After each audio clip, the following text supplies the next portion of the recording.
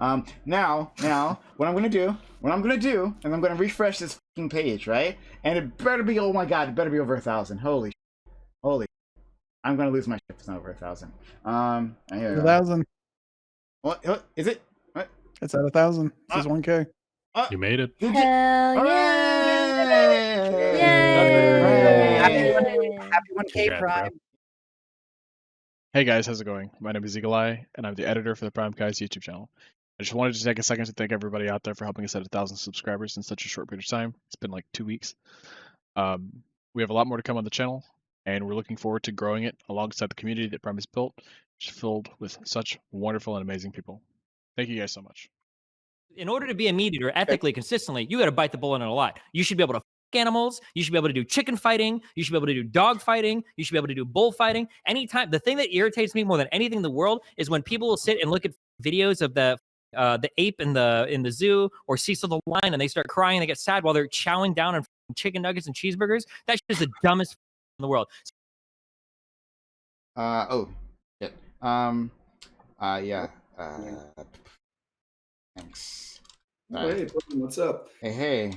Thanks so you much. have not hit me up for that chick's number, man. I've been waiting. Oh, I forgot about that. Send me. What, you forgot? Send me it. That's kind. Send me the number. No, you can message me when you want it. Okay. All right. Hold on. She's worth more than you not for it. Hold on. Thanks. Oh, am I allowed to be here? Is it okay? Yeah. Why not? Yeah, why wouldn't you be? No. Okay. Yeah. Why would it be not okay?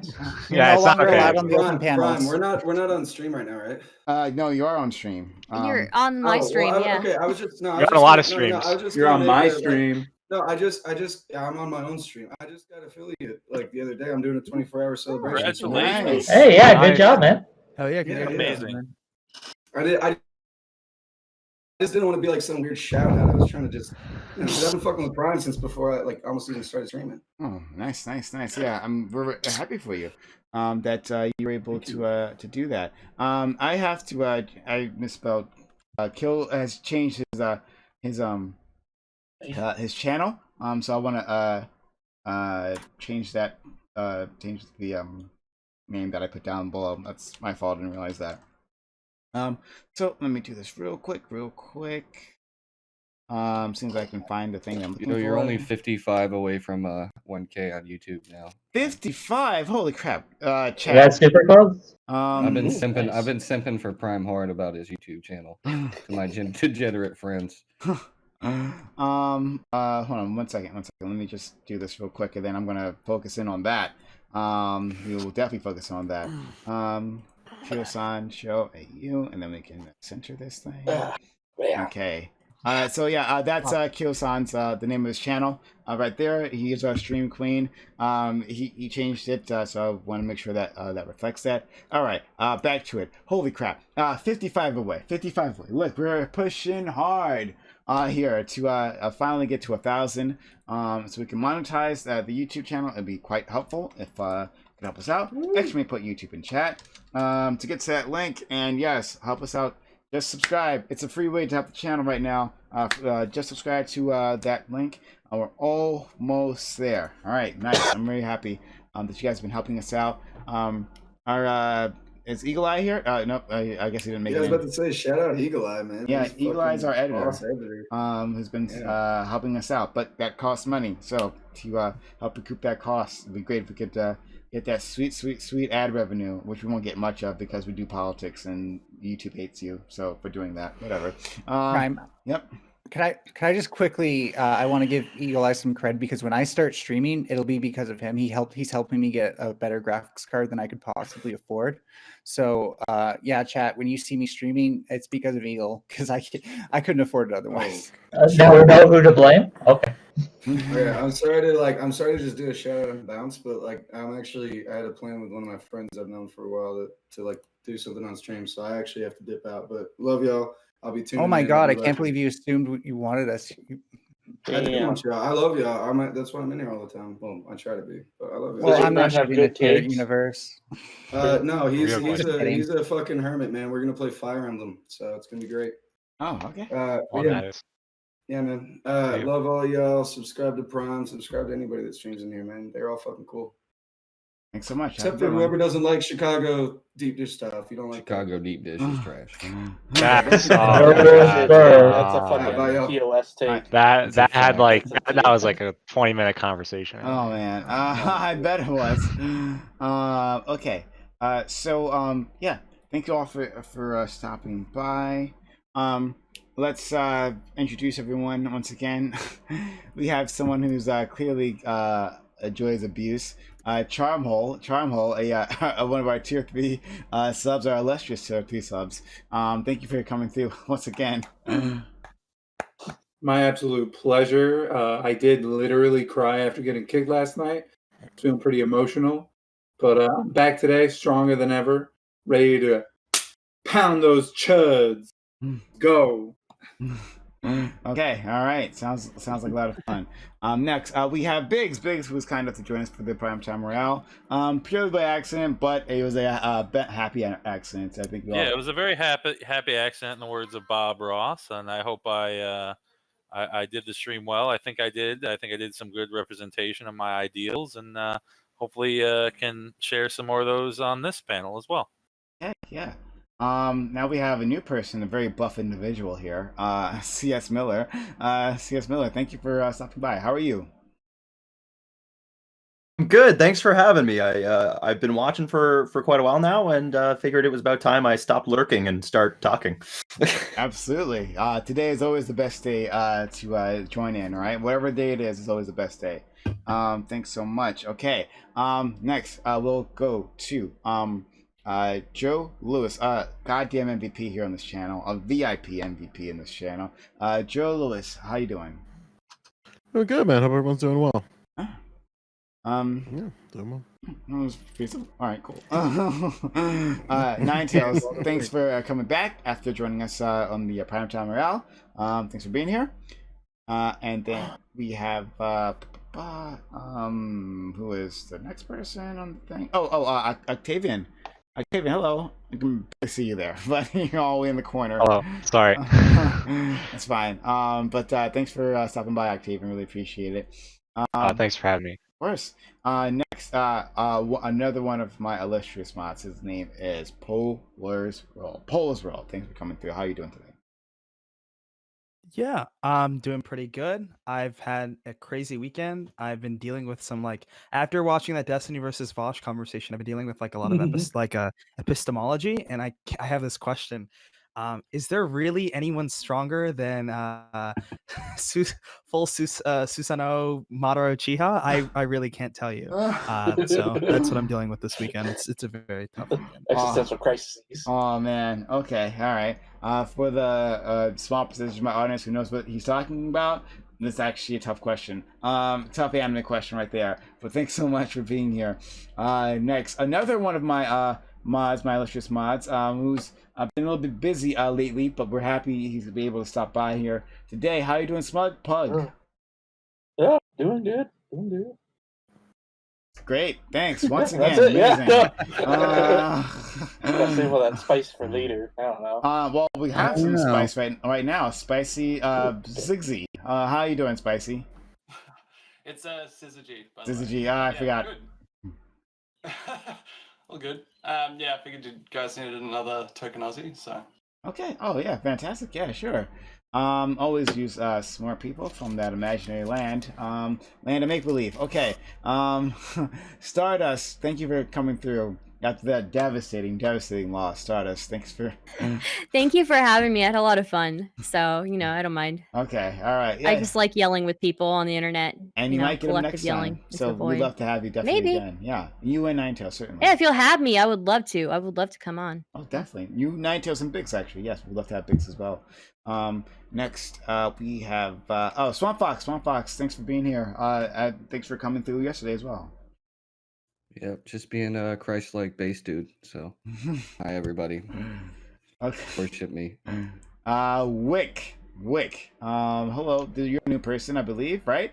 I am very new. New to this stream, at least. HJ Fudge in chat. You may have seen some of my comments, angry or otherwise. But I just thought I'd stop on, say hi, and give my opinion on some things too. Okay, fantastic. Last but certainly not least, we have Revolt Rise. Revolt Rise, who's apparently shy today, doesn't want to show himself on camera. But Revolt Rise, thanks for being here. Thanks for having me. And I'm not. It's not that I'm shy. It's that I'm working, and I get double time on Sundays, which this counts for. So sorry, but not sorry. Fair enough. All right. All right, that's everybody. Thanks for being here. All right. So we talked about some interesting topics during the Primetime Morale. We could try to revisit those, or if you all have something you really want to discuss, let us know. We can jump in. I'd like to respond to Polar. Oh boy. Go ahead. Go for it. The most powerful is clearly Goku after he hasn't nutted for a month, just blowing a load. That's the most powerful. Okay. You know what? Yeah. I would say I don't even respond to this stream anymore. I have to stop. Gonna answer that. It's gonna be seriously It's TOS. gonna go a little bit further, but no need to. I'm sure. Okay. All right. Yeah. So we so first we'll revisit those topics, see if you guys had anything you want to respond to. We had the maybe we should avoid the suicide topic. We had the responsibility of if the U.S. should stay in forever wars, which I thought was a really good topic. Whether the U.S. should continuously engage in those wars. We had the topic about the Atlanta massage parlor shootings and whether we can trust the cops to actually handle this case. And can leftists who constantly criticize America's past injustices, can they be patriots? So if there's anything there you'd like to respond to, now's the time to do it. Bastiat had a great rant against Redneck. That was awesome. He came in here and just went completely off. I mean, he was absolutely right. Like, we are in a forever war with Afghanistan. The kids that we mixed with back in the day, now they're old enough to vote. So, I just think it's part of the world, right? It's just how it is now. Syria. Like, how long will Syria be in a civil war? Is civil war now just their main economy? Is it their main economical export? Like, I have to assume, yeah, right? Like, is that how it is? Like, is that how it is? That like we are just stuck in these wars? I disagree. I don't think it has to be. I don't think it has to be. It is now, but we can intervene in a military way without causing the damage that we have done in many countries. It's not impossible. We cannot do it the same way we have been doing it. We have to learn from the mistakes we have made in things like Vietnam and things like Afghanistan. But I don't think we should do it near as much as we have been. But if your question is there ever a time where we should step in militarily? Then the answer is clearly yes. There are times. It's just where we draw that line. we already are, though. Agree. There's so many times, like, for example, like, when we look at these instances of, because there's times when we otherwise say that we justified in U.S. intervention or U.S. military intervention. Like, more commonly, we'd say World War I, World War II. We justify those as like the U.S. rightly going there. Korean War may be a little sketchier, depending on if you're a part of the tanky crew or not. That may be a little bit more divisive where your feelings towards the Korean War. However, though, in those instances, the scale of success and the scale of a victory was otherwise overt. This is a section of geographical area that we now have for our particular side. But however, though, I think nowadays when we look at like more recent types of warfare, in particular when we talk about guerrilla warfare and the hearts and minds types of policies, is that's effectively when we go in and have like these types of resolves. This puts us in the forever war because these are the situations where we don't actually have a solid foundational change that we could actually implement in these areas. And because it's all on a subjective scale of the hearts and minds, that keeps us in these fucking forever wars like Vietnam, like Iraq and Afghanistan, because the arbitrary and subjective nature of when we decide when to pull out. And and as was said by Charmel correctly, we're at a time where kids are getting killed in Afghanistan for a war that was started over an event that they weren't even fucking alive for, that they weren't even in existence to be in.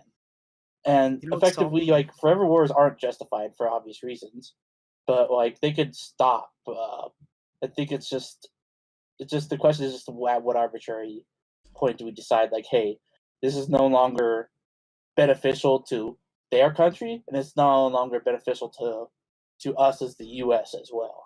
We went in with no exit strategy. That's Yeah, why that's we, that's why we're that's still the there. point. But you know what would make this situation a lot That better? was the point. What would make the situation a lot better is if we had a consistent policy goal from the executive branch. Okay, it's times like these that we need base dictators. In the sense, I'm fucking there. Wait, one of the things that we face with foreign policy law is that you have different people leading executive branches with different, like, complete foreign policy goals, right? And that's up to the way that, like, the general populace sees that. I don't expect, like, the most Americans to understand the intricacies of, like, why we're in Syria or why we're in the Middle East, because those things can be highly complicated. That's something that's difficult to be left up to democracy. If you compare ourselves with a nation like Iran, who also, like, engages in the Middle East, right? It seems like the kind of things that they push out with, like, their Ayatollah tend to be a lot more consistent because there's one person in power. No, now I'm not no authoritarian, but like I think that's a point to realize is that, like, whenever we talk about forever wars, it's not forever in the sense that, like, like we don't necessarily have policy goals, because in some cases we don't. That's completely true. But it's also the fact that we have different policy goals, even with differing presidents. Look at Syria in comparison with, like, Obama versus Trump pulling out, and not supporting the SDF, like engaging in those forms of warfare completely different ways, or engaging with Turkey completely differently. It's like it's like just one of the flaws that come along with the system that we have, but that doesn't mean that it's a complete problem that can't be addressed. So yeah. Well, maybe we could use veterans as a vehicle to show people why we shouldn't be in these conflicts in the first place. It always seems like lefties want to kind of like passively like just shit on veterans one way or another, when I think that we could probably use veterans as a vehicle to try to end these conflicts. In what way? Well, speaking as a veteran, someone who has served for 6 years in the military in the U.S. Air Force, that's going to be mixed, because there are a lot of the culture there does celebrate, and it does glorify war in a lot of ways. That's their job. That's what they're trained to do. That's what they do. But I think focusing on the effects on the veterans and how the U.S. has failed its veterans in so many ways would be the more effective take there. Now, I do have a question. I'm sorry, I don't have everyone's names, but from the speaker before you, would you be in favor of something like a foreign policy version of the Supreme Court, which transcends the elective process or something like that, as a way to kind of smooth that edge? Kind of has something like that. It's kind of called like the legislature, He's right? asking me. I think, right? You're asking me. Yes. I'm sorry. I'm sorry. I don't know people's names. Okay, yeah. Just so I would say that one of the values of having it in the hands of the executive branch would be that, like, one, you can react in, like, very, like, swift actions, right? Instead of having to go through, like, boards and like having people like to like, you have the Supreme Court that votes necessarily on that. And that's something that's really interesting. Maybe potentially if these were like people who were, I guess, really well educated, but can do things extremely quickly. That's the value of it, right? Like, you don't want every single, like, foreign policy vote to go through the Senate, in the sense that, like, or the House, where it's like, okay, peoples, where are we gonna publicly, like, bomb the next, like, terrorist base, right? Like, I don't think anyone necessarily wants that, but there is, like, it's interesting to think that, like, what if we did set a standard, or what if we made, like, very clear policy goals that, like, presidents had to follow? It may be an interesting idea. I mean, they already do, right? I mean, like when the Senate and like when they vote on these kinds of things, they vote on like policy left and right limits, right? They can say like, okay, like you can executive branch can approve swift action in these cases, right? Like for me, it's a big thing of like us being locked in with like NATO and like inner alliance like things, right? And I would say part of it is like it's either the inability or like the like just not wanting to of like other nations of like building up their military and dealing with these things, right? I mean, I would say that like issues in the Middle East have a lot more national security concerns to like European nations than they do to us, right? But they are allowing us to like shoulder a majority of it because we've been doing it for years, right? and they just don't want to spend more money on their military because they're just like, oh, fuck it, right? We'll just let them have America deal with it, right? Because like they're also in NATO and they're our allies, and they can take care of it for us. I think like a big part of it like needs to be us being a lot more stern and like a lot more like foot in the ground of saying like, look, like we're pulling our people out. Like this is the date it's gonna be happening. Like y'all either need to ramp up your military to deal with it yourself, or you're gonna be shit out of luck because like we're like kind of allowing them to like not shoulder us into like saying like, oh come on, like you guys already been there, you're doing such a good job with it, you know. And I feel like we just need to just like tell them like, no, we're done. Yeah. Well, I think I disagree with that in the sense that like Why do you disagree? So yeah, I'll go into that. So specifically, like setting hard dates or being like they're coercing us into doing this. Well, to a certain extent, I mean, I empathize with the position. I.e., if you're Afghanistan, like if you live in a country like i.e. like Syria or Iraq that the U.S. has caused a lot of problems in the sense of like establishing like anti-government groups and then causing harm in the society, and then you look at it and it's like they helped create this problem, like, and them pulling out would just make things a lot worse. Do they have the resources? I'm talking about Afghanistan specifically. Well, don't we already know that like the Taliban won't engage with like the U.S. Like any form of like U.S. like ceasefire in the sense, and we'll just keep expanding? Like we just make that problem worse, right? We've engaged in this, area, and to just pull out completely and make things worse as a result of ourselves seems to be a bad idea. While I agree, well, that's what I'm saying. Like there are other European nations that have like vested interest in the area, i.e., like Germany, you know, France, Italy, like the UK, right? They have more of a national security, like direct national security concerns with this issue than we do, right? And they need to be fronting a lot more of the the force of like dealing with it than we are. You know what I mean? I don't think we disagree here, but I think that it's important to realize that as reality is now, as it stands now in these situations like Afghanistan, is yes, that would have been the preferred option, but we're past that now. We're in a situation where if we set a hard date and we pull out, that it does create more problems. So in the future, are we past that? Say that one more time. I'm sorry. How are we past that? And like what capacity are we past that? Like what well, do you mean? We've destroyed their system of government in a lot of ways, and yeah, we've done a lot to build it up. No, we didn't. You don't think we? You definitely. We've been building up their system of government for years. For like last 10 years, we didn't destroy anything in Afghanistan. What? No. Please quantify what we've destroyed in Afghanistan. Well, they had a government that we came in and we infrastructure, people, buildings. We destroyed. We killed a generation. We killed the infrastructure.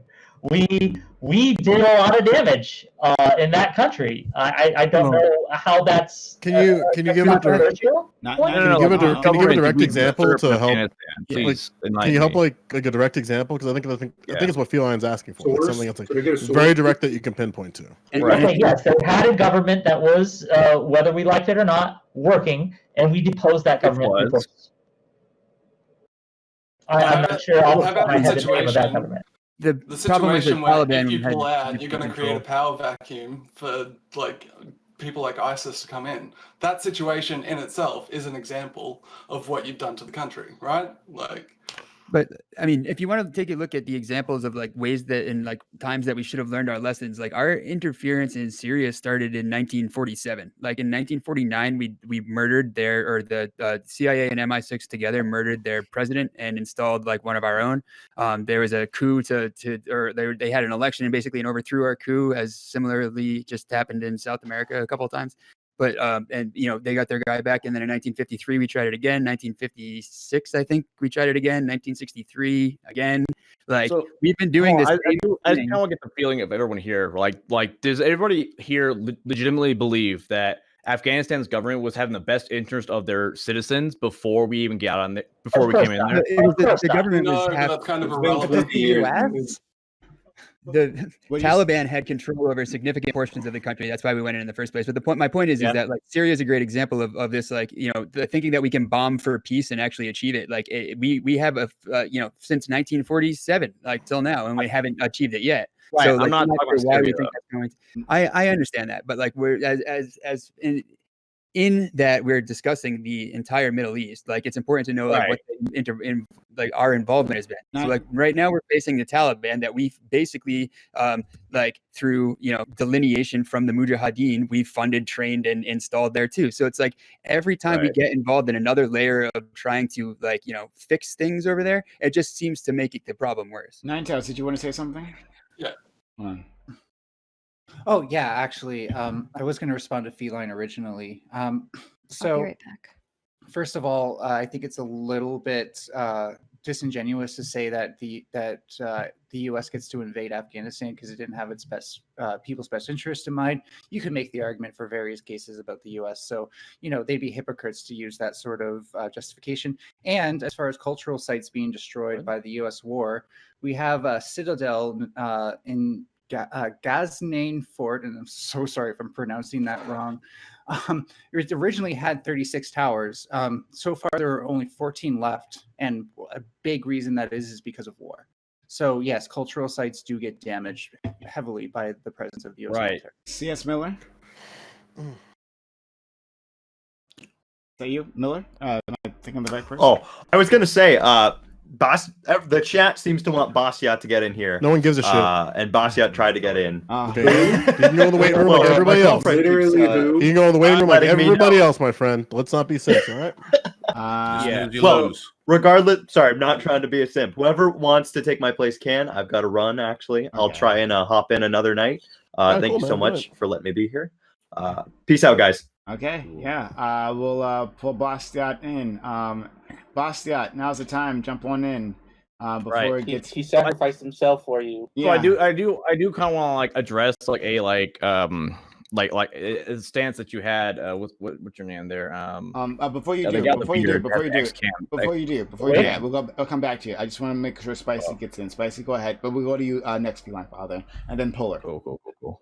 Yeah, there seems to be this idea, particularly among Americans, that America has this kind of responsibility where global politics is involved to step into countries that particularly aren't maybe liberal democracies or along those lines, where they have a responsibility to kind of fix the government, when realistically what you're doing is making the situation exponentially worse, right? So, okay, these people can't treat their people like shit, but then you're going to go in there and create a situation where the people are treated like shit. Like it's only making it exponentially worse, Yeah, right? but all the NATO forces are there still too. It's I mean, not do you have like a problem? So, they like, do you pulled have the out. problem with the intent or the impact? Oh my god. Well, I don't think the intent Oh my is God, genuine, question. but I think the impact is not good too. Yeah. No. I would No, we disagree literally with that, we actually. have the most prisoners, not per capita, but also in the world. Okay, like war and prisoners, prisoners of war What does is the our prison business. system have to We do have the with nuclear it? subs to do this. Wait. Are we hard pivoting because the question was poor? Like, what's the problem here? Yeah, we're Like- hard pivoting right now because we don't have a real answer. To the I asked question. him like if his issue was the intent or the impact. He's arguing, it seems to be, correct me if I'm wrong here, that you have a problem kind of with both, right? Obviously, the impact matters a lot, right? Like the impact of the actions that we do, whether it be in foreign conflict or interpersonal conflict, is incredibly important. However, if the intent is that we're trying to help or try to, for whatever X or Y reason, like you can disagree with that. You can disagree with the intent that we're trying to do or what's been like telegraphed or displayed, but you know what I'm saying? Okay, I'm trying to so say? if you can point to a country that America has been there's a person I'm talking to who's clearly Australian, and there's someone else who might be American who's having a really shit take right now, not letting the Australian speak. So obviously we should probably let the Australians speak because they're the minority. American politics. Let's go. Ooh, that's a little yikes there. All right, Spicy. go for it, friend. Anyway. Go ahead, Spicy. If you can point to a single situation where America has invaded a country and then installed a liberal democracy, then I will cede this point to you. But I don't think that there is one. Japan. Like, That's the easiest. Kosovo. I mean, yeah, but you did have to eliminate 2 of their cities for that. So. Yeah, it was. What do you mean by eliminate? Hiroshima is fucking thriving today, mostly because of the respect that America grants them. Can we stop a military coup? Like the Noriega shit? We didn't have to kill Noriega to get that done. A point is, the point is well taken that it is no easy thing to charge into some country on the other side of the world and just install liberal democracy from the start. I mean, I don't think that means that the notion of trying to, especially if you are already brought into a war like we were in World War II, where we didn't choose to be brought into it, we were kind of dragged into it. I think it's a good thing to then say, well, since we're here, we're not going to, leave some autocracy in our wake. I think it's a reasonable thing to try and do. Like, yeah, if we didn't go into Afghanistan for the purpose of installing democracy, but while we're there, it's I think a thing worth celebrating to say that, well, we're not going to just leave the Taliban in our wake, the literal handmaid's tale of human governments in our wake. We're not going to condemn half the population to slavery and brutality under a government whose first guiding principles seem to be brutalizing women. So I think it's a worthwhile thing to say. If you're there, Well, yeah, but realistically, it's like saying congratulations, Afghanistan. You're being I did skip Polar, and I'm not sure if Feline Father. Did we ever get a chance to get back to you? So nobody get back to me yet. No. Let's skip to Feline Father, then we'll go to Polar, and we'll jump back to Hell someone else, please. Yeah, no, yeah. So I just want to kind of point out like the like hypocrisy and like what Wick was saying earlier. Wick was saying that the government that was installed before we got in there, the Taliban was okay. And then I brought up the point. Are we really saying that, like the situation is that there before was better? And then he was like, well, of course not. And I kind of wanted to like clarify what his claim was there. Go ahead, Wick. Okay, so first of all, I never said that it was okay or the Taliban was a good system. They were terrible. They were horrible. But we did not go in there because the Taliban were being dicks. We went in there as a response. No, we actually went in there because the Taliban were being dicks. Yeah, because they wouldn't let us get Osama bin Laden, right? Yeah, in a sense, but we were there way before 9/11, guys. Yeah, I'm not too sure. I'm not too sure if Wick is. We were in where before 9/11? We were in Afghanistan doing other shit in another capacity way before. It's just like some weird CIA dig. No, like, it's just, we didn't have boots on the get on the ground internet in and just type in. I don't understand. I don't understand Wick's point. Okay, Because you keep fucking talking over him. Holy shit. He needs to get to his point quicker, okay, Joe? I know you should. then tell him to talk fast instead of interrupting him. Goddamn! Prime, put that guy in 1.5 speed, okay? Gotcha. All right, sounds good. Wick, give it a try.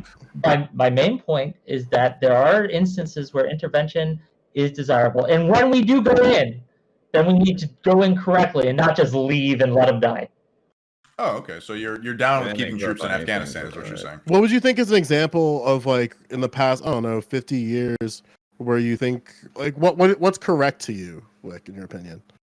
Like, what do you mean? What's correct? Like as a policy, or as a? Can I point to some thing that we have done in the last 50 years that has? Yeah, sure. Like, because again, like with your experience, you're a veteran, right? Yes, for 6 years. So what's an example of something that like you may have seen that like you felt like this might not be the right path like down, but you know what I'm trying to ask here? I'm not sure, honestly. Okay, so like, what is something, let's say in the past 10 years with your service experience, that you thought was not the correct path chosen? Because you said that like there's instances where intervention is, yeah. So what has the military done in the last 10 years that I feel have not been a correct path for the military? Like, I think that we are way too, as a country, interventionist right now. I'd like to pull back on that. So that as a policy is pretty bad. As for my personal experiences, I've been mostly stateside. I was a crypto linguist, so I cannot speak to any specific action. Gotcha. Okay. Let's go to Polar, and then back to Bastian. I think Joe's question earlier, like talking about the intent, but like the impact of like foreign policy is really interesting. It's actually, those two things are directly correlated, right? So it seems like when the U.S. has like very clear policy goals or like direct ones, their outcomes tend to be a lot better. I.e., look at like Operation Desert Storm in comparison to the way that we handled Saddam Hussein in what year was it? Yada yada yada 2000 something. I don't remember. Okay, before I was born. That's something like that. Yeah. So and then when we think about democracies, it's not like the U.S. is just terrible at it, right? Like it's not like we haven't done things in the past, even in the past 10 years. Look at like us supporting the SDF, right? Like the Kurds, the potential for having like a democracy in that area. But what we tend to see is differing administrations causing like these really bad effects in the area, right? So it's like that seems to be one of the issues is we're not consistent, right? We have to have very clear policy objectives because foreign policy can go very bad very quickly. Okay. It's not like, oh, here's a bill, like here's what the bill's going to do. You cannot predict to like super high accuracy the way that other nations and other states will react to those kinds of things. And that's what I was trying to say earlier, right? In regards to like clear policy goals, especially with this stuff, right? Especially when it comes to NATO, right? And our coalition allies in regards to these things. Just like, let's not forget, right? Like, it's not just us doing these things, right? It's like a majority of these things are like NATO missions, right?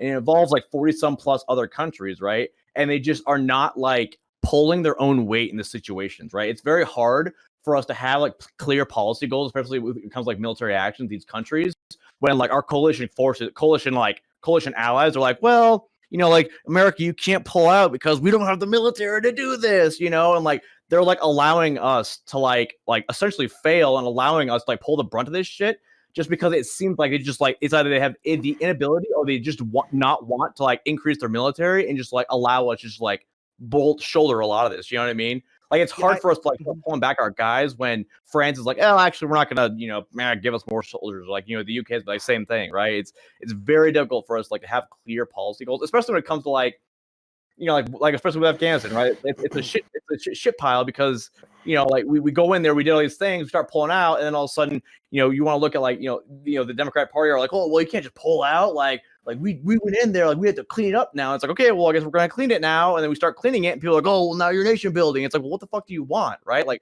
nobody's consistent in their messaging at all. It's always just like a Phelan, can I ask you a question? Well, so like what we see a lot is sometimes the US will do things unilaterally.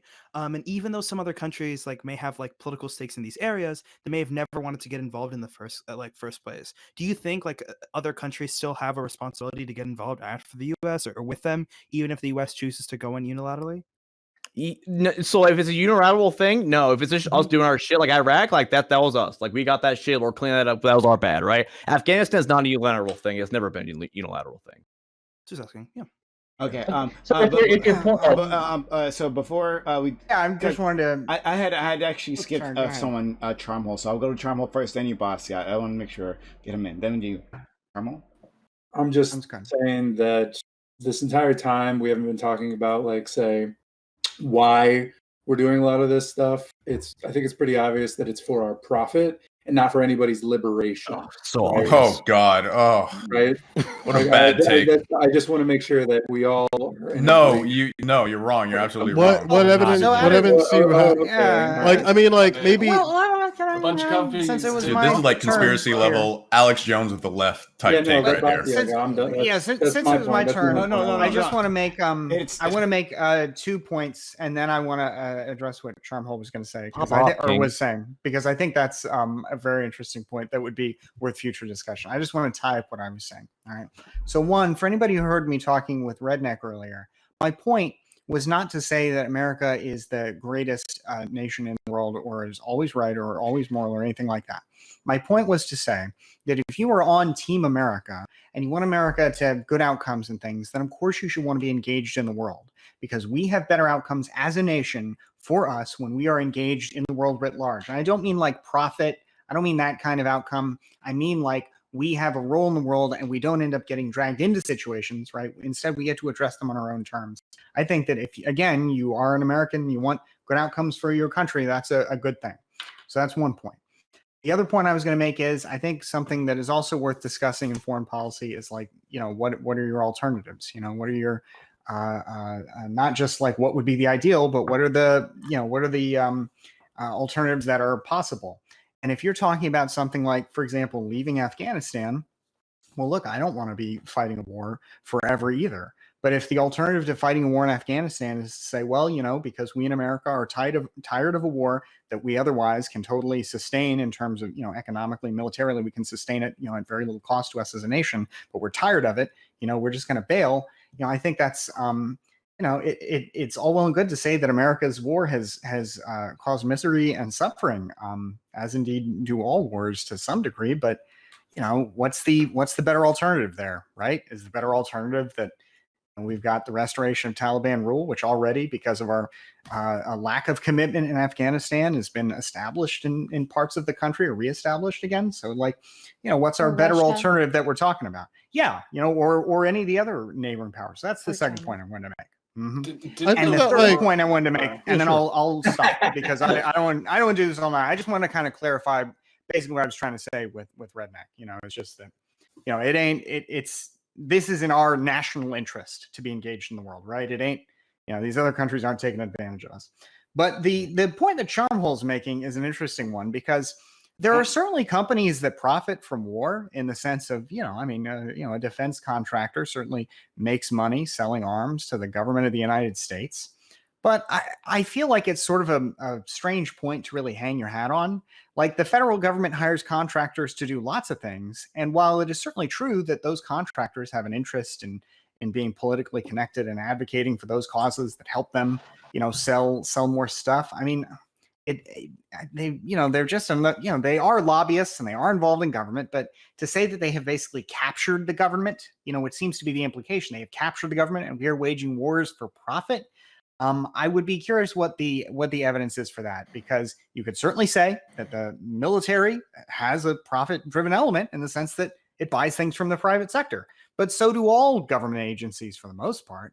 So what is it that makes you think that we are engaged in war for profit? Like, is everything the federal government does for the profit of its contractors? Because it's a pretty big and extensive claim. So, I mean, you need practice to get better at something, right? So if you keep doing war, Prime. What? I wanted to make it a point too about pulling out too quickly without like giving a shit. If you look at like any bases overseas that we have when they get locked down and their economy completely fails, it's not just a hey, we pull out and the Taliban takes over and kills everybody. There are multiple factors that are conducive to the Taliban coming through and taking over everything right after we leave. It's not just we're not there to kill anybody anymore, so everything goes to shit. It's part of it is those people count on the economic ability that we provide to them by having bases, having jobs there that they work at. There's contracted out locals to the bases. When you take all those jobs away, you're just creating another fucking bullshit. To Feline's point and to Feline's question, if his point is we should go in less unilaterally, I don't think there's disagreement there. Yeah, I don't. Wait, so hang on. So Charmhole. Yeah. Bassiat said, there's a lot of words there, boss. I'm gonna try my best here. So like he said that basically there was certainly there's companies that profit from war, but he feels like that it's sort of like a strange point to just like hang your hat on unilaterally. So I guess like to reinforce Bassiat's question here, what makes you think that we engage in war for profit? Because you said you need to practice to get better at something, but I don't know if you were trying to make a little more elaborate point there or.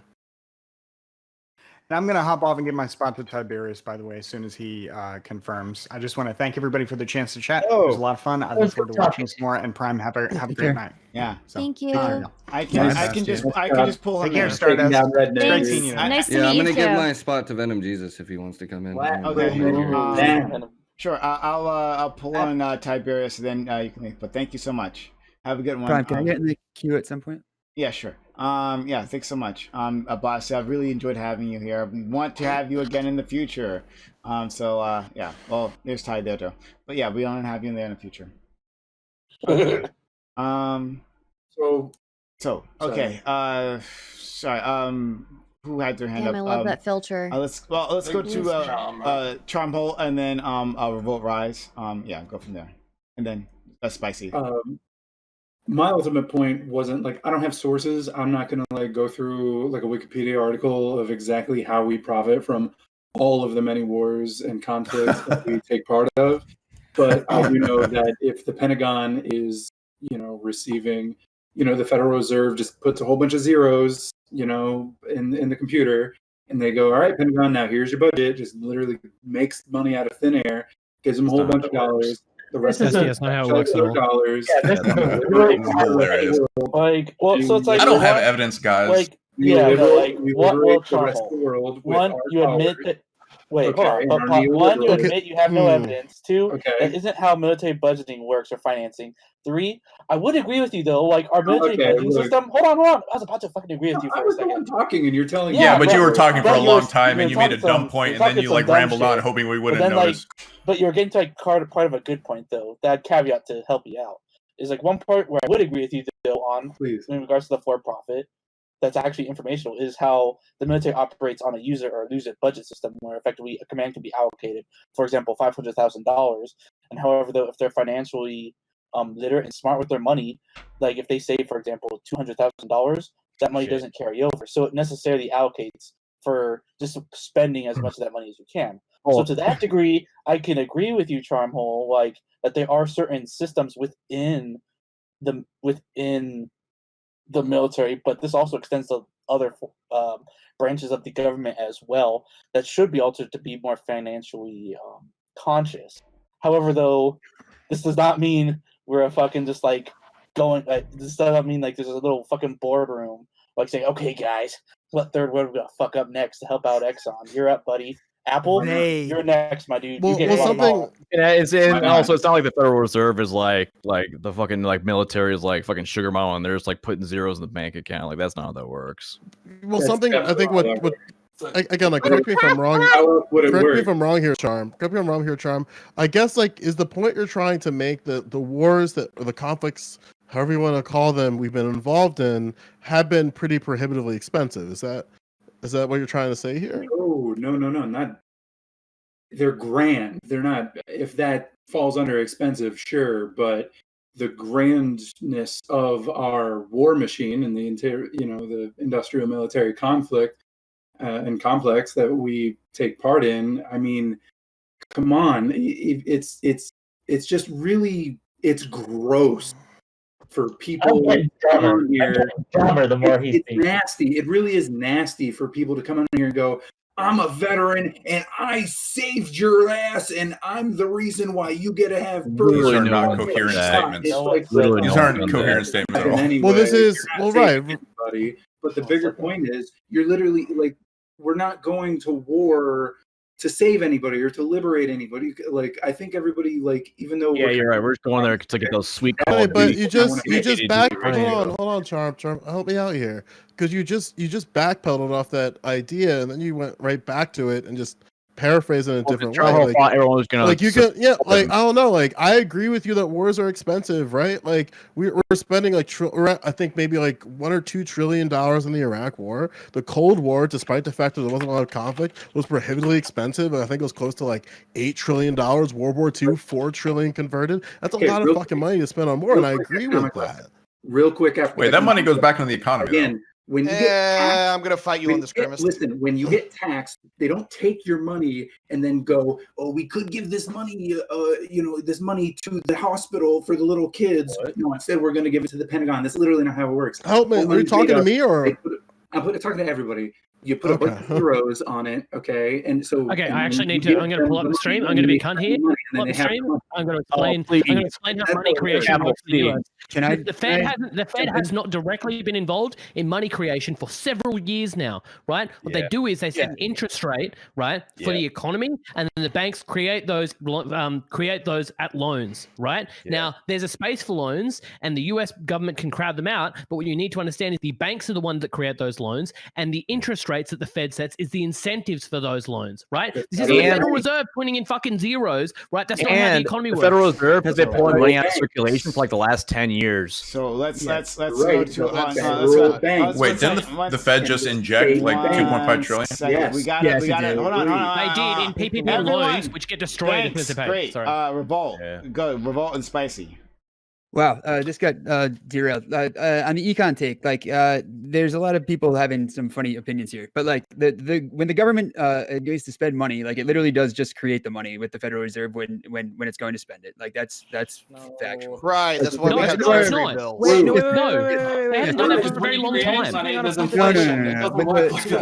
I ask a question to Revolt? Revolt. So would you consider like the way of looking at with the Treasury note and like banks will like actually create like money in that sense, where the U.S. like writes, I'm gonna fuck this up so badly, where the U.S. writes or the Treasury writes a note for the future that whole conversation. That's what you're referring Promissory to, right? bond. Yeah, well, yes. Well, there's two different things here. So we've got government spending, which is exogenous, right, which is coming from the Federal Reserve, and what Kiyo-san is correctly pointing out is most of 90% roughly of our money creation is done endogenously by private banks, and that's like that's fine. But I think that kind of like is like way Like off fractional reserve banking and everything. So that's Right. right. Fractional reserve banking hasn't existed in the US for a very long time. We have no yeah, exactly. So like that's one point. But like going back to like this is a point that Bastiat brought up, and I want to take this back like to what we were talking about with the Afghanistan conflict, and are we are we there to fight a war for profit? And the answer is like it's maybe kind of. It's so nuanced that anybody who thinks that like you can summarize it as we're there for profit is insane. There's tons and tons of pressure that are involved. This is the only point I want to make. Holding land is profit. Okay, making dollars in a bank, that's one thing. Okay, but it's not the same. Holding land, holding country, that's profit. The conflict is so No. Wait, how is land can holding lose value, dude? How is holding? The US doesn't hold Jesus the land. Christ. They're not annexing the land. They don't hold the land or anything, right? Like this is not how it works at all. But okay, right. So where are you getting this information from? How do you have such a misconceived view of reality? Around the country, right? What? Iran, I thought we just move on and we just continue. We just ignore him as a troll, and we have some other conversation. I don't think. Hold on. That's a little disingenuous. It's like I don't think he's a troll. I just think that like correct. Can I just finish this off real quick? Like Yeah, to say that there's no precedent for the United States fighting wars for profit is also kind of crazy. Like if you look between like about 1900 and like 1930, 1935, something like that, we were in like Cuba, Puerto Rico, the Philippines, I mean, I agree. Honduras, Nicaragua, Mexico, like all fighting on behalf of American Fruit Company, right? Like, I mean, so like we have done that kind of stuff before, but that's not what's going on here. Like that's Yeah, I don't think that's a modern Iraq as being profit motive is just nuts. So that's one thing. The second thing I wanted to bring up, like Bastiat hammered, like made this point, and I want to push back on it, but broadly, and to say that like. To say that we are intervening with like good intentions is possible, but we need to really look at like the fact that what we're intervening in is a situation that has resulted from the last time that we intervened and the time that we intervened before that. And like these situations that we're involved in are literally what they call blowback from a previous attempt to do, whatever it is, like, like stop a fascist dictator from murdering his, the plebeians of the country or whatever. Like we've done this a number of times, and like and the result just continues to be this compounded like effect of all these other issues and all these worse dictators and all these worse terrorist situations, on and on and on. So like that's one thing. The other thing is like we are where we are in Afghanistan right now, as far as I understand, and I'm happy to be corrected, but to my understanding, the Taliban has more property, money, soldiers, weapons, vehicles, and influence than it had in 2001 when we got there.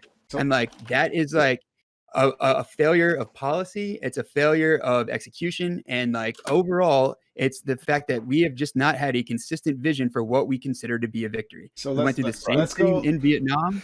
We went through the same thing in Iraq, like recently. Sure. Let's go to Spicy. Yeah, so I wanted to speak to a point that Bastiat made while he was here, which was that he said we could stay involved in these conflicts at relatively low cost. Well, a quick Google will tell you that the US has spent about $6.5 trillion on wars in the Middle East in the last 20 years. Doesn't seem like it's that economically viable. Shit, what was my other point? Fuck it. Don't worry. Revolt, are you saying that like with all of that, like one part of your central points was that so we can say that we're intervening with good intentions, but we still need to analyze why we're entering in the first place. Is that a correct characterization? We need to have a much broader view of what the impacts of what our intervention is causing, right? Because like there's secondary effects and third effect, like a third tertiary. Tertiary, exactly. So and also just to that point about say the $6.5 trillion, like $6.5 trillion is like essentially nothing. Like we spent like 31 or 32 trillion dollars in 2008 bailing out the world's economies and like printing money to hand out around the world. Like it's really not a financially burdensome amount of money, but what we can also that's a look at. massive amount of money. That's an incredible amount of money. Well, yeah, I mean, it's. Well, I mean, like, I think Revolt's trying to say is, I think Revolt was trying to say is comparatively, based on the other spending that we do, like. Yeah, I mean, I can find any do you comparison to make any statistic. Wait, but do you disagree with that point? Hold on, do you disagree with that point? Like, yes, comparatively with the spending that the United States government does, the amount that you described is not that much money. Do you disagree with that statement? No, but in Okay, counter cool. to that, Cool. I would say Cool. And just shut the fuck up. And just shut the fuck up. Don't keep digging. Don't keep digging. No, You said no. I'm cool. I'm cool. I don't care what you have to say after that. I don't. Compared to what? Yes, it's compared to its own budget from previous years. That's what it's compared to, and when it's compared relative to its own, to itself from previous years, it is not this drastic hike. Obviously, if your argument is, well, my personal account is not the same as the fucking U.S. Treasury, obviously, yeah, that's a huge fucking distinction. But no one's making that claim. It's compared to itself. That's $6,500 for each U.S. citizen. That's like in taxpayer money, right? That's a fuck ton of money. Yeah, and like also a fuck ton of money is a $1.9 trillion package, and we get $1,200 from that. That's why I told you to like stop digging, man. Like just don't dig. I'm with you on this. You spend a lot of fucking money. The color of your shirt and the background color lights in your room are really matching your mood tonight. Yeah, it also matches the room of your mom, so it's okay. Hey, you want some ice? Okay. How are we feeling? The fire department. Put out that burn. Okay. Go ahead. I think that we're looking a lot on the impacts of what we're doing and not the. I think we've been focusing when Joe asked the question. I think it was Joe that asked the question of, do you have the problem with impact or intent? And I think we're really focusing on the impact of what we've done and not the intent at which we're going into these wars. I think that like a lot of times we focus on like, oh, the war failed and like therefore like we shouldn't intervene in other nations. I mean, you could look at like we've had similar intents to like try and stop people from being murdered in like Yugoslavia and like other nations that we've intervened in. Obviously, I don't agree with all intervention within what the United States does or that NATO does. But like I think a lot of times we come into these things, we're like, hey, we want to fix this. We have like kind of good intent, and a lot of times like to fix the problem. But a lot of times we have a lot of execution failure and not like a direct plan to what we need to do and direct objectives that we should have when we go into these nations. I think that's really more what we should be focusing on. And that's kind of why I was trying to make it the point like earlier, right? Like a lot of like the end, like our backstop in like these situations, right? These missions and like or like what are like pull out like objective is just never like easily obtained because again like our like coalition forces and coalition allies who are also part of this, right? Like again, like NATO's not just us, right? It's like a whole bunch of other nations. They just are not pulling their own weight in the situation, and I think it's just like a side effect of like us being like the world's like defender, like we've having bases in like Australia, Japan, like other countries where like we're only there for like defensive strategic reasons, and I get it. But at the same time, like because of that, like it's allowed other countries to kind of like take advantage of like our kindness and take advantage of like our positionality and say like, well, America, like you're a lot more strategically positioned to like deal with these things. Like we'll give you some money, but like we're not gonna like put our own troops down there to deal with it. And it makes it really difficult for us to have a whole plan when like that's the situation, We can solve that problem by having better execution. As again, I'm sorry, I'm terrible with names. Octavian was saying that we can solve that issue by being better about how we intervene in a situation. But wouldn't you agree that sometimes the United States doesn't even agree that their execution was poor? You're absolutely right, Joe. Like it's always a damned if you do, damned if you don't situation when it comes to like always. But I think the poor, like that's why I kind of think like I'm always so confused about this sometimes because there's one side that like even just like the reasons why we're there in the first place in certain conflicts we don't really have a consensus on. Like maybe the government could do a good job at making their intentions clear, right? Yes, exactly. And Afghanistan is pretty obvious. I mean, yeah, but I mean, that's not true. That's not true. It's That's pretty. What do It's you pretty mean that's obvious. not It's pretty true? obvious. A lot of things. Boomer, you weren't even alive when this shit was happening. Okay, everybody knew why we went into Afghanistan. What? Wait. I didn't know. I was in No. fucking middle school. Wait, so when we Yeah, have the exactly. Afghanistan Well, all the people- adults, stop, excuse stop, me. stop. Yeah. When we have the Afghanistan, I'm more than people, you. when we have like generals and like people like who are leading parts of the military, not even knowing what like their objectives are or who they're specifically fighting. Like that's not a clear goal. Like Well, that's no, clear. The reason for going into a country, the reason we went to war with Afghanistan is so we could get Osama bin Laden. Like nobody doubts. Nobody questions that. Does anybody remember the public hanging of Saddam Hussein? Yes. That was way later. Oh, but okay. remember he got sodomized? That was wild, dude. No, that was. Dude, I remember that, That shit. I was at my first girlfriend's house. And I Oh, that woke was up, it somebody like else. I'm It was sorry. Gaddafi. I'm so racist. Oh my god, I just did the most racist thing in the I'm just world. gonna. Oh my I'm just god. gonna deafen during this shit because clearly you guys are fucking stupid. But anyway, keep going. Yeah, So anyway, like we knew why we went into Afghanistan. We knew why we went into Afghanistan. 9/11 happened. I'm so sorry. That was so racist of me. Oh my goodness.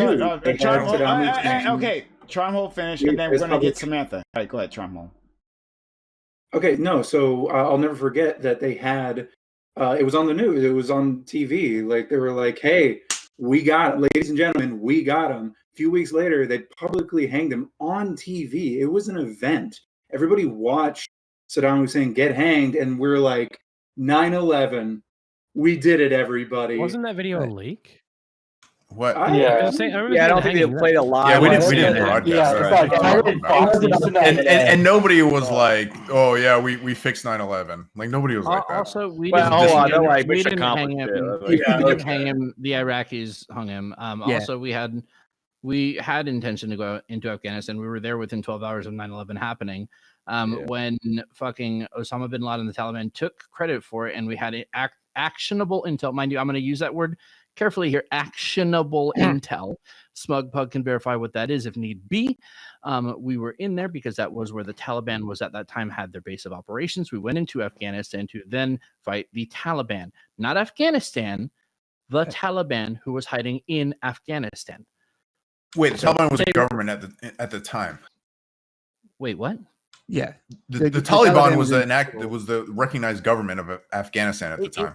Not in every place though. To be honest, not in every fucking place. It's really weird how they work out there. I guess that's. I didn't true. understand it, but yeah, It's a new thing that they're bringing brought to the government as like a actual work, like political party almost now. Well, yeah, the Taliban was controlling Kabul and like something like 50% of the country. Yeah, they still do. I saw like just seeing a recent graph. They own they own like a third, then like over half the country's in a quote unquote. It's a little bit different now. It's okay though. It's okay though. It's okay no, because now they're our allies. So right. Talk about fucking awkward. I spent first half of my military career fighting these guys, and then my last deployment in Syria fighting alongside of them, going, "What the fuck is going on?" Well, they're moderate rebels now. So we always come out on top. What do you, Samantha? Can I ask you a question? Fuck no. Yeah, go ahead, dude. Is it gonna be about platforming fucking Nazis and like Doobie and the fucking Nazis? Who is that? Cigarette in the mouth. That's pretty good, yeah. Hold on. Remember, we set precedent. We set a very clear precedent that if you make some fun of somebody and then like they She have to can come come on in and here. defend I'm not themselves. stopping her. I'm perfectly fine. Platforming. I mean, Fnatic did drag Ico and nothing happened. So I liked it. I just thought the Stig thing was funny. So go Polar. Yeah. What's up? So you talked about like fighting alongside them, like against ISIS. What do you mean by that? Like, I'm curious. They were out. So in Syria, they were fighting alongside like the Peshmerga and us. Yeah. Like literal Taliban. The enemy of my enemy is my friend. We took it there, like literally, which was really weird because I thought a lot of these kids were fucking had the heart of a cat, right? And I was fucking scared shitless of their dads. Like their dads were fucking something. Their dads fucking got 2 pins in my back and a fake fucking knee. And these kids were fucking pussies, dude. Yeah. But regardless, they still were there and in the fight and helping. But Generation X, am I right? Yeah, fucking Zoomers. Yeah, no, it's weird now. Like now that like the activation and like Kabul especially, it's like they're trying to bring the Taliban into the government as like almost like an actual political party now. Well, yeah, right. And they're threatening to like as soon as we leave, go right back to fighting war to take over the rest of the territory, start abusing women again, doing all the horrible. Yeah. So things aren't going well.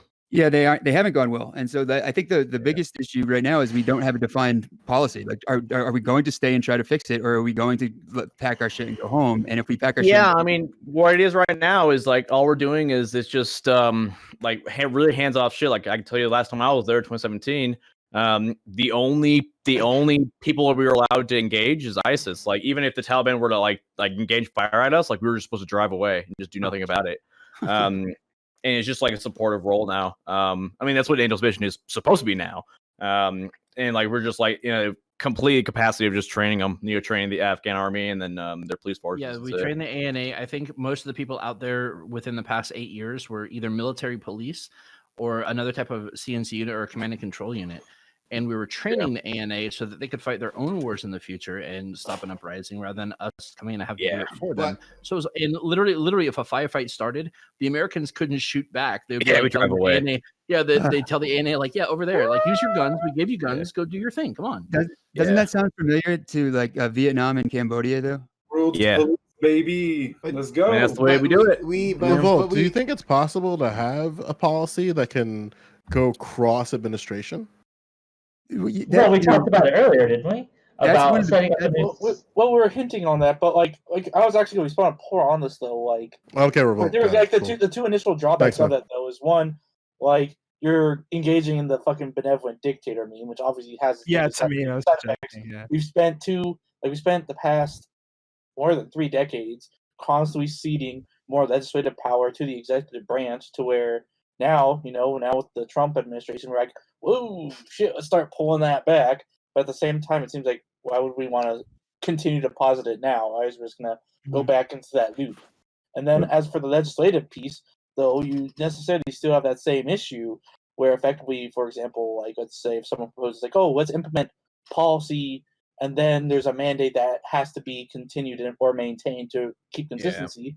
But the issue of this though is like you'll get instances where like, for example, hypothetically, we'd have like in Trump's final year of fucking 2020, execute Order 66. Yeah, it's starting to wind down, and they implement the policy that's also legislatively passed. That like if any Iranians cross over this border, into any other country outside of there to engage in fighting, the U.S. will actively bomb the fuck out of them, and do all this overt military action against them. Now, obviously, if this carries over to a different administration, that administration should otherwise have that right to get rid of that policy that would otherwise be negatively impacting the country on the whole, and like to otherwise like force people to maintain policies prohibits the ever-changing situation. Yeah, I agree with you, Smug, in the sense that like ever-changing is important because like the way that the way that foreign policy tends to work and our engagements with other nations can change very quickly. It seems like it's a very like hard balance in between like individual power, right, in the sense that like you're giving the executive all this power versus like aspects of like democratic control, which may take too long to respond to specific like conflicts and actions. So it's like it's an interesting balance. It's also interesting.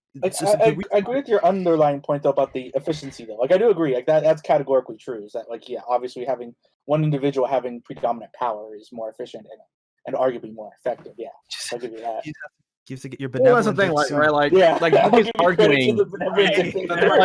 I don't think anyone's arguing that the legislator should, the Senate should be able to should have like so controlled where they vote for every like airstrike, right? But like it's just like the big thing is just like the Senate's ability to vote on like acts of war, right? And then it gets just really complicated when you like start to talk about like, okay, what's considered an act of war? Like what kind of stuff like is out of like the left and right limits that are set by NATO and set by other things, and like that's like. I wanted to engage with Joe on one thing. He said like, can we imagine policy that goes across administration? I think we see that all the time, Joe. When it comes like the fact that war is a good, like that war is an easy tool that can be pulled out any time against U.S. enemies, right? Or just for U.S. interests. They don't have to be enemies, just for U.S. interests. The fact that the Afghanistan war has survived, was it into the 4th president, right? Or maybe into the 4th president. Yeah. And it looks like Biden is going to not honor the agreement with the Trump administration to pull out from there. And even like you could say that like, well, at the very least, he needs time to like to come up with his own plan, right, to leave. But as far as I know, I don't see him making any moves like that. I think it's always the same case, right? That these, especially when it comes to these basic principles, that in foreign policy, especially, these things just kind of continue on. We see them again and again. There's an institutional inertia to them all, and they continue on that. When it comes to maybe cutting services, right? We've seen that like this whole neoliberal string of presidents, right? When it's talking about like cutting services, it's not like we can't. It's not like we won't cut Social Security. It's like by how much? Like how much would you cut? Republicans will do drastic cuts, and Democrats will do shallower cuts, right? So if you're asking, like, do we see a continuation in policy? And I think it happens all the time. What do you think? Yeah. It's no different like comparatively, right? Like we can watch Woody Allen movies from front to back and think that the female leads are captivating, but then there's like this clear pattern of an individual that he chooses to hire within those positions. So I think like when we look at it in terms of like foreign policy and stuff like that, I guess what my question is like, how can a president or administration just like be able to just change course to something totally different? They can't. But they can because again, like these aren't like decisions that they're making unilaterally. Because again, like these are like agreements that we made with NATO and like our coalition allies, right? Like they're not going to let us just pull out like that because fuck, they know they can't fill the hole, you know. And they've been not wanting to fill the hole for years. There's an element of like dishonesty that occurs, right? So that like the president might not even know like what the situations are, and it's not even like very clear what our entanglements are until they get into power. So they might have made some like promises during their campaign that we're going to pull our troops out of Iraq, we're going to pull the troops out of Afghanistan, and then they get there and find out that shit, like here's all these other layers and levels of things that we didn't know about. Yeah, like even think of like the policy of the border wall, right? Where Trump was like, I'm going to build a big, beautiful wall that's going to go all across the Mexican border. When in reality, it's like, well, actually, sir, you're probably just going to improve some fencing and then just add spots that was already going to exist in the first place. But even then, and I'm super sorry. What? I'm super sorry to interject, but who is the person with the filter? Oh, that's Alchemist. That's me. How are you doing? Freaking you the fuck Oh, out. dude, that's a dope filter. I appreciate it. Oh, that's a really great introduction. I appreciate that. Is it really? Okay, Is it really? I have a hot take about the filter. Don't I don't like entertain the this. filter because the Don't deer's entertain looking this. at me with shifty ass eyes. So Okay, you're being an enabler. I Bro, feel you like it's anti? judging me. Are you anti furry right now, bro? No. I'm being discriminated. I feel unsafe, Prime. In the words of a panelist, California, I will go as far as to call them fucking degenerates. So You know what? I owe Infinity. Yeah, I may not be a furry, but it's okay, dude. Whatever makes you feel comfy, as long as you're not hurting other people. Joe, you're being so Wonderful, bad thank faith you. right now. I'll debate you on this later. Great. I love you too. I know. Shit, fuck. I had a point. Now it's gone. God damn it. I don't know if I agree. I don't know if I agree with like his characterization that like the Republicans cut Social Security and like Democrats like cut it less, and it's like this like continuation of policy. At least like the data doesn't seem to pan that out. I mean, in, like, what? where, Hold on, like, we saw Well, that during there is hold on, a clear pushing of neoconservative policy that goes across administrations. Yeah. Shit, I mean, Well, what do those you are- that's the pushing of the best policies. That's the Conservative problem. Party hasn't had like a fucking like an ideology of like any consistency for the last like 20 years. But sorry, Kyo-san. I was just about to tell you, Polar, but Kyo-san fucked me over, right? So I know what this conversation is sorry. going. I'm excited to hear this goes. So go for it. Kyo-san, why is it like we saw this during the Obama administration, right? Where Obama was begging them. He's like, "Oh yes, I'll do a deal with you. I'll do a grand bargain." And grand bargains means like Republicans make a demand, right? And then we like hem and haw, but like move our position over to their position. They don't move, but we move towards them. We saw this. They tried to cut Social Security, and they failed because Republicans wouldn't go along with it. Like when they were giving them what they wanted, then they didn't do it. Like it was amazing. So like, so is there like a particular policy we're talking about here? It's he's specifically referring to passing the ACA. Obama and Biden were like, hey, if like if we if we want to compromise with you guys, and if we're like, hey, we'll pass the ACA. I know you guys want to cut Social Security. In exchange, we'll cut a little bit of Social Security, and I think it was Medicare. No, I don't remember what the other like social program was in exchange for us getting the ACA passed through, right? Is the question whether or not we try to work with the other side? Was that a mistake in that case? Is that the question here? No, I think Prime's just making the point. I don't even know if I necessarily agree at this point, but I'm gonna try to do my best to sum it up. But like Prime is trying to make the point that even though like what we tend to see is that presidency from like any group that's in power, even to the next one, will have some underlying consistent action. And he would say the Democrats will cut security, like Republicans will cut security, and then Democrats will cut it less. So there's some form of like consistency throughout that. I don't know if I necessarily agree with that, but it's Prime if I'm misrepresenting. Yeah, it seems like well, I wouldn't necessarily agree with that because like with that added context of it, it's like it's not it's like because like the right wing would just be like, oh, okay, we're just gonna there's this one bill, okay, we're just fucking yeeting out like a chunk of Social Security. But like when you're characterizing it as just like part of it though, like we're leaving out that huge trade of the Affordable Care Act of a whole fucking healthcare system though necessarily. So it's not like yes losing part of that system is bad, yes, and like ought they not do it? I don't know because that just becomes utilitarian calculus at that point. So I'm pretty sure Prime would then here say that the Republicans just chose not to vote on it at all. So there was no compromise. So that's Wait, something didn't they? Yeah. So from what I'm trying to catch up on this, because it's like Obama's years were like early on for me, right? So I have to go back and reread a lot of stuff about the Obama administration. From what I can see, he chose not to include it as a part of the 2015 budget. Is that correct, or? Yeah, he didn't. He chose not to. My understanding, after they chose not to, and get to help it pass through. But then I think Prime would make the point, therefore, then that the Democrats even proposed doing something like that, like cutting Social Security and doing this in exchange for the ACA. That's just how democracy works, right? Like if we don't have the votes, you got to get them somehow, right? Well, Prime would also say that they didn't necessarily need the votes. I know seeking for Prime here. No, you're doing a good job, Fuller. Prime was a child when it was getting passed, so no wonder. I'm a little bit behind on like the Obama era politics. I'll be real here. Yeah. So if I can't remember, yeah. A little bit. Yeah, I was gonna say, like as this last COVID bill though showed though, was like necessarily though, like there's no guarantees that there wouldn't have been that same instance as well from this bill back then when people were even less progressive at that time. I think I think the point probably would be, I would probably say that maybe like I would say that the Democrats are probably a little bit more, I would definitely say this, neoliberal back in like just as like a scale. We're probably more neoliberal back in 2008, and then was that I don't remember what specific year, but now I think that the differentiation is actually becoming a little bit more apparent. I would say a lot more apparent with like the pushing of like certain progressive politicians. So one thing in 2008 we were pushing the ACA, which is not neoliberal.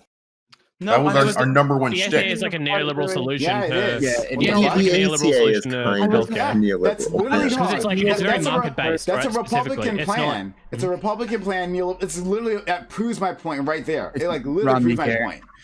Wait, okay, so let me look. So Grimace, I'm not necessarily Republican plan. Why did the Republicans vote for it? No. Okay, now you set me off. We're doing this. No, we're doing this. No, we're doing literally like a Republican governor. No, we're doing it right now. So in conjunction with Barney Frank in Massachusetts made that happen. Hold on, it came out of a Republican think tank, right? The Heritage Foundation. The idea came out of there, right? No, one provision came out of the Republican think tank, and that think tank came out with that idea in the 80s. And then Romney passed it, right? Romney passed it, and then Obama passed it as well, right? The Republicans were backing it until the moment that Obama said he was for it, right? They're like, this was a good plan. It was the senator from the God damn it, I think it was from Tennessee. It is a good plan. I agree. Who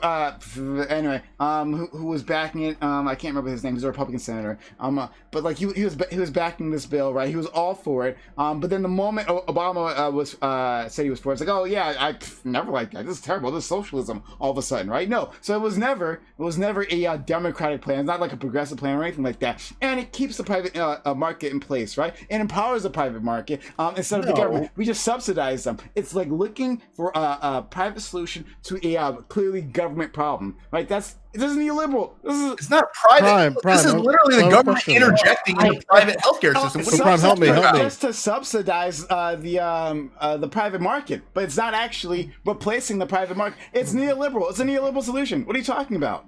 Prime, help me. It also So, like, it leaves in provisions to change it in the future and add a public option. What are you talking about? Where's that public option? It's incrementalism. You can't have everything at once. Option now? Right? Sorry, what? Like healthcare is 1/6 of our economy. You can't just tear it I down. heard public option somewhere. Hold on, shut up. I heard public option somewhere. Where's that public option? Sorry, Grimace? It's still on the table if you guys got your shit together and stop complaining that the entire world isn't communist yet. So now what you're doing, a wonderful goalpost movement. Wonderful. I love this. Great. So that's every social safety that we've ever passed. It always expands. What do you mean? Grimace, you're moving the goalpost now. Now you're saying, okay, well, sure, this plan might be private market, but like the next plan that isn't actually up on the table, that we haven't actually passed, right? That'll be progressive. And that means something. The next step is to add a public option. I agree. And we can definitely do that. And that's a part of Biden's. I agree. We should move the ball down the field, but it doesn't negate the point that I was making. That's the neoliberal plan that the Democrats pushed, that Obama pushed, and he was never interested. No, he did not push the lack of a public option. Put your fucking hand down, this Scott. Holy shit! He did not push that. He had a compromise because Lieberman would have filibustered it in the Senate. What are you talking about? He had to eliminate the public option. Holy shit! Hold on. He did. He didn't fight for it. Hold on. Obama and the neoliberal cabal get rid of the public option. They had no choice. President Obama, if they want to get healthcare passed. President Obama came in with a fucking mandate, right? He came in with a huge wave, right? To the point that literally Lieberman was terrified of him. Do you remember that moment when Lieberman, when he first came in, because Lieberman had like supported his opponent, right? Okay. Lieberman had supported his opponent, and then there was a moment where him and Obama, like Obama puts his arm around Lieberman, talking about like, oh yeah, Lieberman's my friend now, right? Despite him. Oh God, are you trying to read body language right now? No. I'm telling you, this is exactly what happened. This is a I thing agree. It happened. It doesn't mean that they're like in on some conspiracy I'm not together. saying what the fuck? Who said conspiracy? Why are you mentioning the fact that they're hugging each other? Shut up for a second. And let me fucking make my point. Then you can make your point. Holy shit, right? No, I didn't say it was a conspiracy. I'm saying that Obama had him. Like you're saying, like, oh, well, he would have filibustered. Obama had him in the palm of his hand. The palm of his hand, right? Like this guy. No, he didn't. No, he did. He absolutely did. Holy shit! Shut the fuck up. Everyone, shut the fuck up. Also, I'm muting you all. I don't give a shit. Don't interrupt me. Thank you. Great. So he had Lieberman in the palm of his hand because Lieberman supported John McCain. He backed John McCain in that election, and so like it was like a comeback to Jesus moment. And at that point, right, like, especially since Obama had decided that this was his first task, right? This is his mandate. He's going to work on healthcare, right? Then if Lieberman's the guy, then you put pressure on Lieberman. He was weak at that point. That was the time. But Obama didn't fight for it. He was more than happy to get rid of the public option. That's absolutely. Hold on. So what he does, he puts, who does he put in charge of it? Who does he put in charge of actually making this happen? Rahm fucking Emanuel, who takes plenty of money, took an endless amount of money from the medical industry, from the private hospitals, from literally anything like the drug companies, I think as well. He's taking all money from the private insurance industry the entire time. So he puts that guy in charge, right? So that guy is going to undermine the Obama mail. He's going to undermine the private insurance industry by pushing the public option. No, he fucking killed it right in the cradle. No, Lieberman killed it. I don't know why you're blaming. No, there's more than one. There's more than one culprit. Yes, there's more than one culprit, right? But like Obama did not push for this. He did not put his executive muscle into that. All right. You can respond. No, like the reason that we didn't get the public option is Joe Lieberman made a public statement that there's no way I'll ever support this bill unless they eliminate the public option. You can go look that up if you remember. Yeah, correctly. Sure, great. It has nothing to do with Rahm Emanuel. It has nothing. And you put pressure on them. Like it's not like. Oh, can I finish? Oh, sorry. Finish. I'm sorry. Sure, and if you remember, because you're acting like you were like a sentient adult at the time, but. We had supermajority in the Senate, if you remember, and we wouldn't have to worry about this stuff. But what happened? That's right. Ted Kennedy died. Yeah. And then we couldn't replace him because the special election led to a Republican being elected. So we had to have the House pass the Senate bill that nobody was happy with in the beginning because Lieberman decided to make it so to pass in the Senate, they couldn't have the public option. Like that's how that's how it went down. And the fact we have these social safety nets in place leaves us the ability to enhance it in the future. That happened with welfare. It's always expanded. Social Security, it's expanded. We just need to stay the course, okay? We need to stop fucking panicking like this. Okay, are you done? I just want to make sure. I don't want to talk with you. I didn't want to talk with you. I just want to make sure you're. Thank you. I appreciate that. Okay, yeah. You're fucking wrong. Anyways. God damn! I gotta get the last word. No. So the timeline. Hey, I thought you were gonna call your mom a hoe. It's at the end of that. As far as I know, the timeline is correct that you have, right? But I'm saying there's one senator that is holding this up, right? If that was the case, it was actually just one senator holding it up. Then why didn't Obama either put pressure on them or give him something he wants? Like he has the big pulpit, right? No. Yeah, no, I'm not talking about caving into him. I'm saying that if Obama actually, holy shit, who's talking over me? Please stop it. I don't like it. Thank you. If Obama has this as a priority, if he decided this is what I'm going to do, this is what I'm going to make happen, right? Then he has levers he can push. He can actually put pressure on them. He can go to a state. He can either campaign against them, or the other side of it is he can offer them things. He has the blue pulpit. That's what the blue pulpit is there for, to actually push the things that you care for. But he didn't care for it at all. This wasn't a priority. Never a priority. Tell me how he should have bullied him. I literally just told you. You can literally say things to him. What do you mean? You can campaign. You can literally campaign against them. You can say we're going to pull funding away from your campaign because he's going to have a fucking DNC, right? Well, he didn't get funding from the DNC because he's not a Democrat. You can say that. Well, then you cannot caucus with the Democrats anymore. You can go to state, let him know that exactly what he's done, exactly what he's keeping away from his.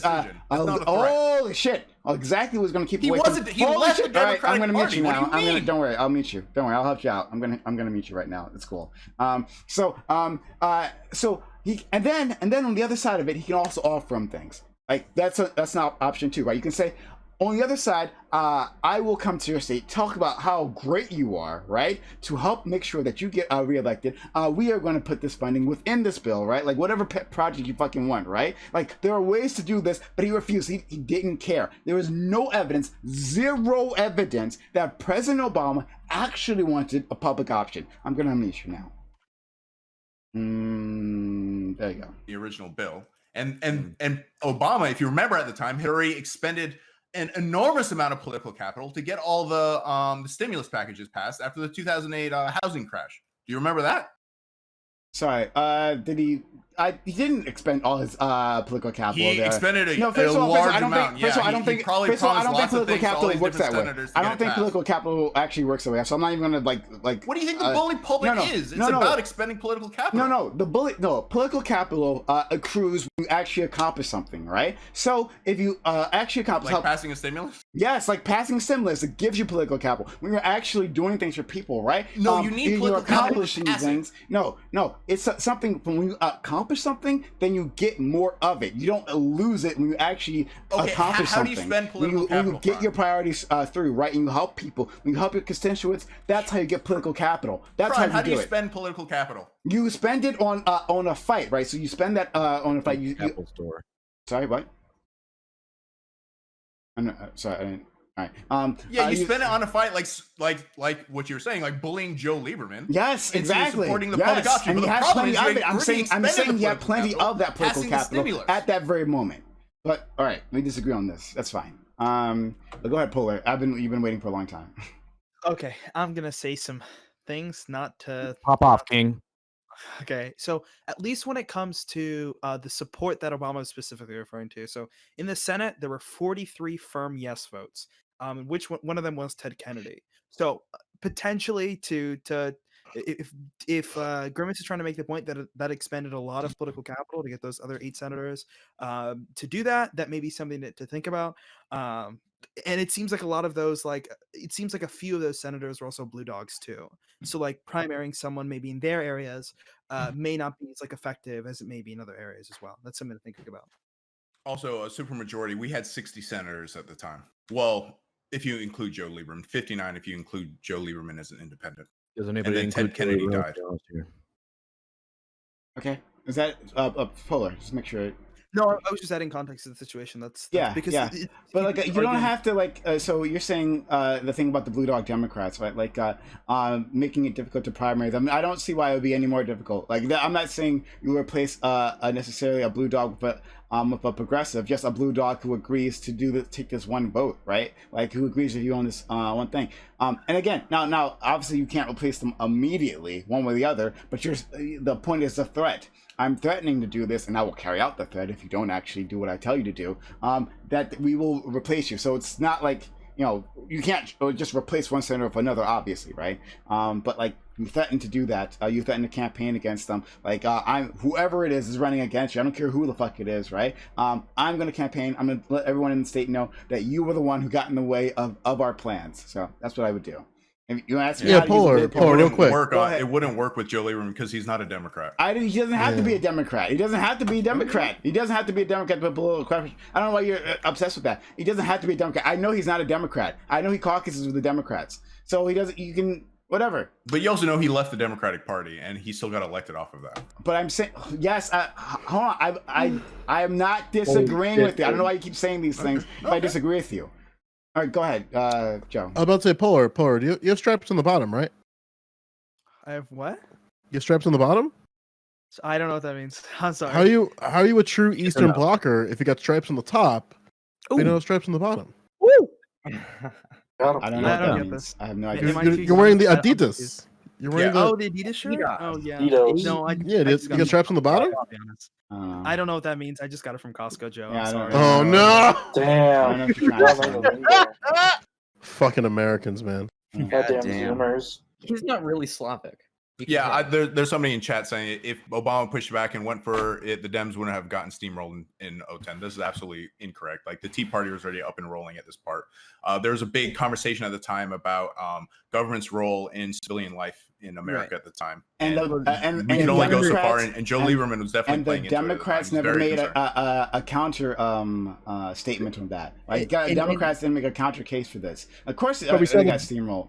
So well, they made the case for the stimulus. They didn't have to be a counter argument, right? They passed the stimulus despite this. But the people didn't get anything from the stimulus is the problem. Well, it has nothing to do with this conversation. Nothing to do with this conversation. No. We're talking about healthcare here. We're talking about ACA. Right. Sure, we can talk about the ACA. But like, the point is broadly that the Democrats have continually failed to provide for to improve the the material conditions of the working class in the country. That's absolutely wrong. That's what the stimulus did. Do you remember Cash for Clunkers or whatever it is? That's definitely improved the material conditions. The whole passing of the ACA in the first place put 15 million people with healthcare, and then they didn't have to spend their capital on healthcare at the time. This is definitely improves the material conditions of citizens of the United States. And something I gotta make clear, and I'll go back to your Revolt Rise, is that I'm not saying that he would have won. Right, so I'm not even making that saying, well, if he followed my prescription, obviously he would have won. No, the only point that I'm making, and so we don't forget what I'm actually saying here, the only point that I'm making is that there is no indication that President Obama actually wanted a public option, right? That he actually didn't want exactly a market-based solution, which is exactly what he got. The thing that he actually, everything he put in place would have led to the outcome that we got. That's the only point that I'm making. So not that there's a guarantee that simply putting pressure on Joe Lieberman, however much pressure he could have brought to bear, would have been successful. Only that he didn't do it. He didn't bother. He didn't bother to fight at all because he never actually cared because he's a fucking liar. But anyway, Revolt Rise. Wait, he campaigned for this. What do you mean? Revolt. Yeah, but holy shit. Oh, okay. Oh, yeah, that's it. That's it. You just said there was no indication he wanted it. Exactly. But the guy literally campaigned on it. That's right. That's right. Are you serious? Round and round the mulberry bush we go. Politicians, yes, that's right. Politicians, they say things on the campaign stump, and they absolutely mean it, right? Every single politician. What you're basically saying is that doesn't matter. I'm going to ascribe his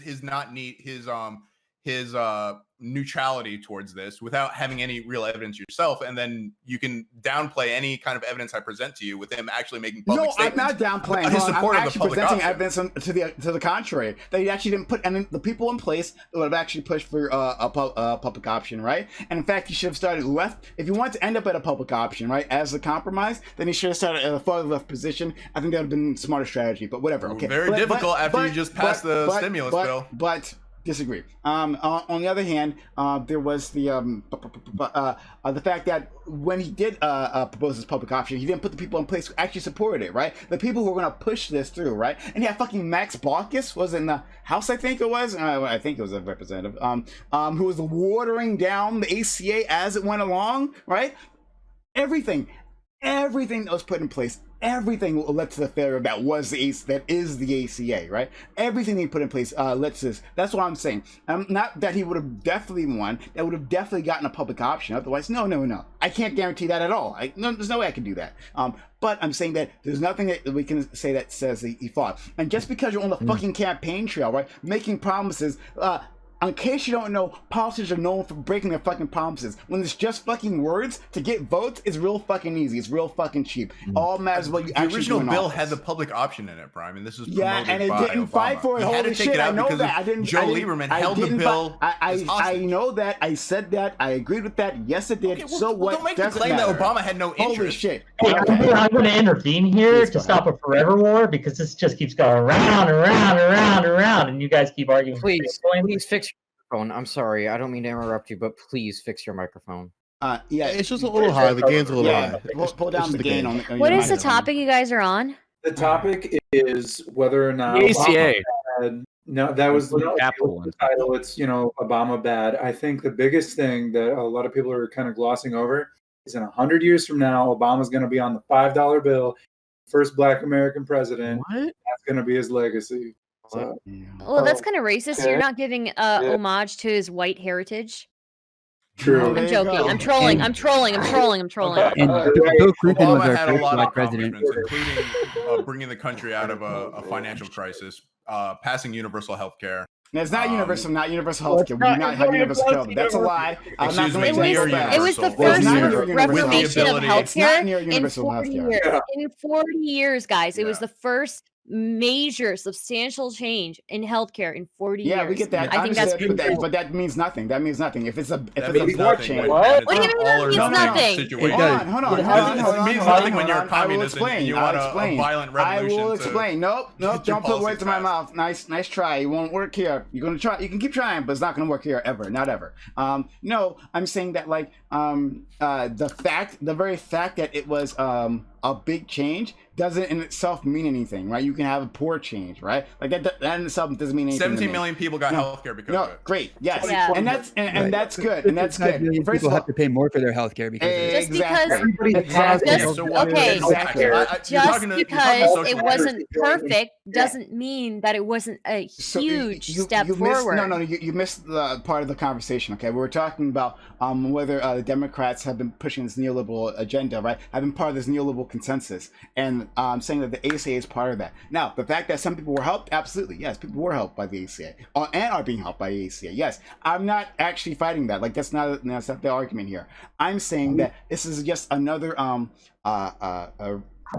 piece of evidence to show that Democrats have been part of this neoliberal agenda for the past fucking 40 years or 50 years, or however long it's been. So that's the point I'm making. That's it. So when you say neoliberal agenda, Biden's Prime, got what the you're most talking about is progressive like policy calm, of any incremental, candidate. measured changes to the legislature. Yes. We all Yeah, have. he does. We're in a fight. He categorically does. That's not a no to We're in a we all fight. agree. Can we all agree that we have access as Americans to the healthcare? What we have problems with is the out of control costs, right? If you want to go to the doctor, it's not that hard. And in fact, I seem to recall some kind of downer like opiate problem that's going across the country. I doubt that's because of a lack of healthcare, right? It almost downer. A lot of people. So I do want to give you guys a tip, right? Like for people who have trouble, like who don't have insurance, right, and have trouble like paying for really exorbitant medical bills, right? If you go to the ER and you speak to the hospital staff, they will if they find out that you have no insurance, they will significantly reduce your bill and they will set up a payment plan for you if you ask them to. However, And that's why the cost for other people who can't afford it is so much higher. But that's, and it's still ridiculous. Like the pricing is ridiculous. Finish your point. well, I was just gonna say, however, our whole health insurance situation is really bullshit, if you ask me. Absolutely. And the ACA did fix that. Somebody just said in chat false. Like, no, that's absolutely true. You don't have, if you go to the emergency room, you don't have to pay. Oh, no. Maybe he's passed underneath Reagan. Well, I don't know. I don't know exactly what Gosh was talking I don't know about. about paying, not having to pay the bill, but they will reduce the amount for you significantly, and they will help you with a payment plan. Yeah, right. And that's how they work. Because they want to make some money, vice none at all. That's why. Well, they have to cover the costs of like whatever basic equipment they part of it, use. Grimace. It's part of it. Yeah, They have to cover their costs, dude. You think that Well- that shit's free? Well, no. I'm not saying it should be free. That's no, the point. I mean, it should be, but like, it costs money to even acquire the equipment to take care of people, right? So they have to cover that much, right? Right. So prime. So like when we're talking about like the problems that you're laying out, right? Do you think it's possible for? I mean, maybe it was already articulated, but do you think it's possible for a president to make a huge shift against the norm when it comes to these policies?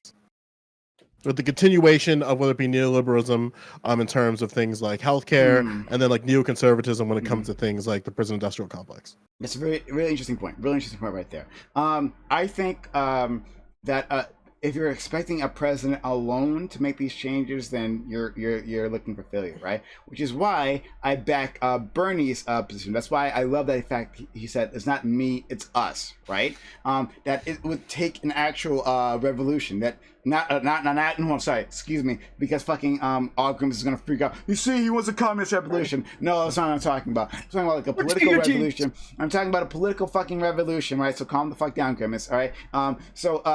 Like it takes a lot more. So even then, so this is why, like, if you actually listen to what Bernie was saying, that like even if we did elect him, the thought that he would actually get to accomplish much of his goals was still slim, right? Because still, well, what he actually needed, right, is a change within like the Democratic Party, a change within the base, right? Like so, like from the ground up. So we need to start electing progressive mayors, governors, like city officials, all the way up, like to change the democratic machinery, right? So that when we put the president, a progressive president, right? Hopefully a socialist president one day, but like a progressive president on the top, they actually have an institution beneath them that will back them, that will actually help them out. We have senators that are going to vote for them that you don't have to fight with, right? Like not like you could get rid of all like blue dogs or whatever the fuck, right? You can't get rid of all the conservatives, right?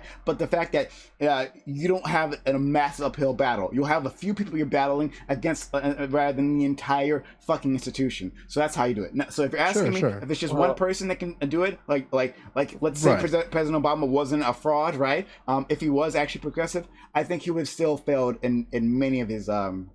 Because then like one thing you can definitely argue, and well, something you can argue, maybe Prime or Grimace can agree with this, is that for conservatives, right, it seems like they are trying to do what you just described, like laying the pieces down at the local, all the way up to the mayorship, and then all the way to the federal level with the House of Representatives and Senate, but they're trying to get pieces together so that when they finally get that their great hope or whatever that looks like, then they're going to be able to push policies and like strong arm through it. Is that a correct assessment? Yeah, and can I also like put in a little thing with this? So like, coming from like a little more central right perspective on this, one of the biggest gripes and issues that I had with like Bernie's plan, like the way they were trying to push forward like Medicare for all and things for the nation, was like they were being very like dismissive to like the other underlying costs as to what was making it was so expensive, right? And like they just wanted to like push this through without giving any consideration of like the other things involved, right? For example, like dealing with the exorbitant cost of like administration, right? Or the fact that physicians make way more money than they should be, right? And like the stranglehold that the AMA has on like the whole medical training process like of physicians and how they have control over like these medical codes, right? Like these like other things that need to be addressed first before they could just like slap a price tag on healthcare for all and like iron in all these issues into the system, But that's, I mean, they Wait, did. are you saying that doctors are paid too much? No, they're Yeah. not paid. They're No, not paid that's exactly enough. what I'm saying. Yep. They're not paid enough. Let's go. They're probably not paid enough. not And paid. Medicare for all. I would agree with Feline Father on this point. So if you want to make the point that like one of the issues that we have is the cost of education is really high, along with getting certified, and that kind of results in the reason why physician rates are so expensive is because of the barrier to entry to get into that market is like very difficult, right? If you want to make the argument like that we want to reduce these barriers to entry and then like lower pay later, that's probably a conversation to be had. But I think Feline Father is right on the point that like when it comes to dealing with healthcare is one of the most like fastest growing costs of it's the fastest growing industry and like one of them at least out of like all of the US industries. And this is why some nations engage with just a public option because it tends to be a little bit more like it does a better job at like keeping costs lower. There's this thing called the healthcare triangle. Three of the things. There's universality, there's cost, and then and there's like quality. Yeah. So it's equitability, like equitable cost, right? And then having a good quality, because like, and that's another thing too, right? That's like never talked about. It's like the fact of like how big the United States is, how many different demographics we have, right? And the actual cost it would cost to actually have an equitable system across the whole United States. The UK in it alone is dealing with this issue, and they're having struggle with how small that continent is, right? But like, if you want to be able to have like an equitable system for the whole United States, the government not only needs to take control of like the actual training of physicians, so there's enough cardiologists, there's enough like fucking like respiratory specialists, there's enough like primary care physicians to have an equitable system across the whole United States. Like nobody actually talks about these other things that like need to be implemented first. But like if the first thing they want to do is just we need healthcare for all, we need to get healthcare for all, right? But like the minute that like if that even gets passed, right, like we're gonna have a system that's gonna be garbage, right? Like absolute garbage. It's gonna fail immediately. Why? Let's let Zellen's been waiting. Then we'll go to you. Yeah, I think one of the major things that especially leftists have is like I feel like you have this picture of Bernie that is actually somehow farther left than he is. I mean, he's not that far left. By the way, not a Democrat, by the way. We keep mentioning Bernie Sanders and like how he's going to pressure Democrats when he himself is not a Democrat. Well, he's not in the Democratic Party since 2012. To make sure he didn't get the nomination. Lost twice. Yeah, he was since 2016. He's been a Democrat officially. Like he's the. No, he's not. I mean, he's part of the DNC. He caucuses with them. He's registered. He's registered on the website list. DNC. You're wrong. Wait, no, is that true? Did he actually register and become a Democrat? Yeah, that's the only way. way. That's the only way he was able to run on the ticket. Yeah. Wait, no. You can be an independent underneath DNC rules and in some states run for the nomination. That's how he did in 2016. But that's not for Congress. It's only for the election. It's only for right. So currently Bernie Sanders is an independent. However, if he were to run, laughing at me and saying I'm wrong. If he were to run again, he would have to, as a Democratic candidate, he would have to be registered as a Democrat. Out there. I just love to put this out there. So you're wrong. For the Socialist Party, by the way. Spent $1 I mean, billion unless you like losing. Man, I didn't even get to get my point out. Yeah. You're also spent. Hey, hold on. Zell, everyone, shut up for a second. Everyone, shut up. Zell didn't get to finish his point. Zell, go ahead. I think he's glitched. No, he's not. Is he? Okay. So the thing is like the healthcare that you guys seem to want is like so. Like it's not tenable. Like you want everything from like every little surgery or cosmetic thing to be covered, as well as the major things. Like the way that hospitals make money in socialist healthcare systems, like Canada or most European countries, is you charge out the fucking ass for every little thing that isn't necessary. That's not true. Hold on, Zell. Help me, Zell. Help me. Please help me. You're like, what do you think people want? What do you think people want? Be as clear as you possibly can. Absolutely. sometimes it feels like what they want is they want no money to be involved in healthcare, and for people to just do healthcare out of the goodness of their hearts. No, from everything from Okay, breast let's expansion to not to cut you off, but let's start there. By show of hands, do you think anybody in this panel, like can do for the better than statement, like no money should be involved in healthcare? Do you agree with that statement? Just by show of hands. You mean Wait, what do you mean no money? Wait, what? He said Care should be No, like no, no. He's asking free, which one of like, you are no communists. money We want to see involved. that. There is He funding. means Like there's a like- funding I mean, element. one in second, Medicare one second, hold on, programs. because I don't no, understand. but that's the question. Like well, does anybody agree with that statement? I do. I don't know what that statement means, though. It doesn't I don't think money should be involved. Right. So Zell, expand on that. Yeah, absolutely. Because do some of the people on here believe that, say, if somebody wants to have a breast expansion or Botox, that should be on the same level as somebody who needs a CPAP machine or a heart surgery? No. My girlfriend's already E-cup, so I'm good.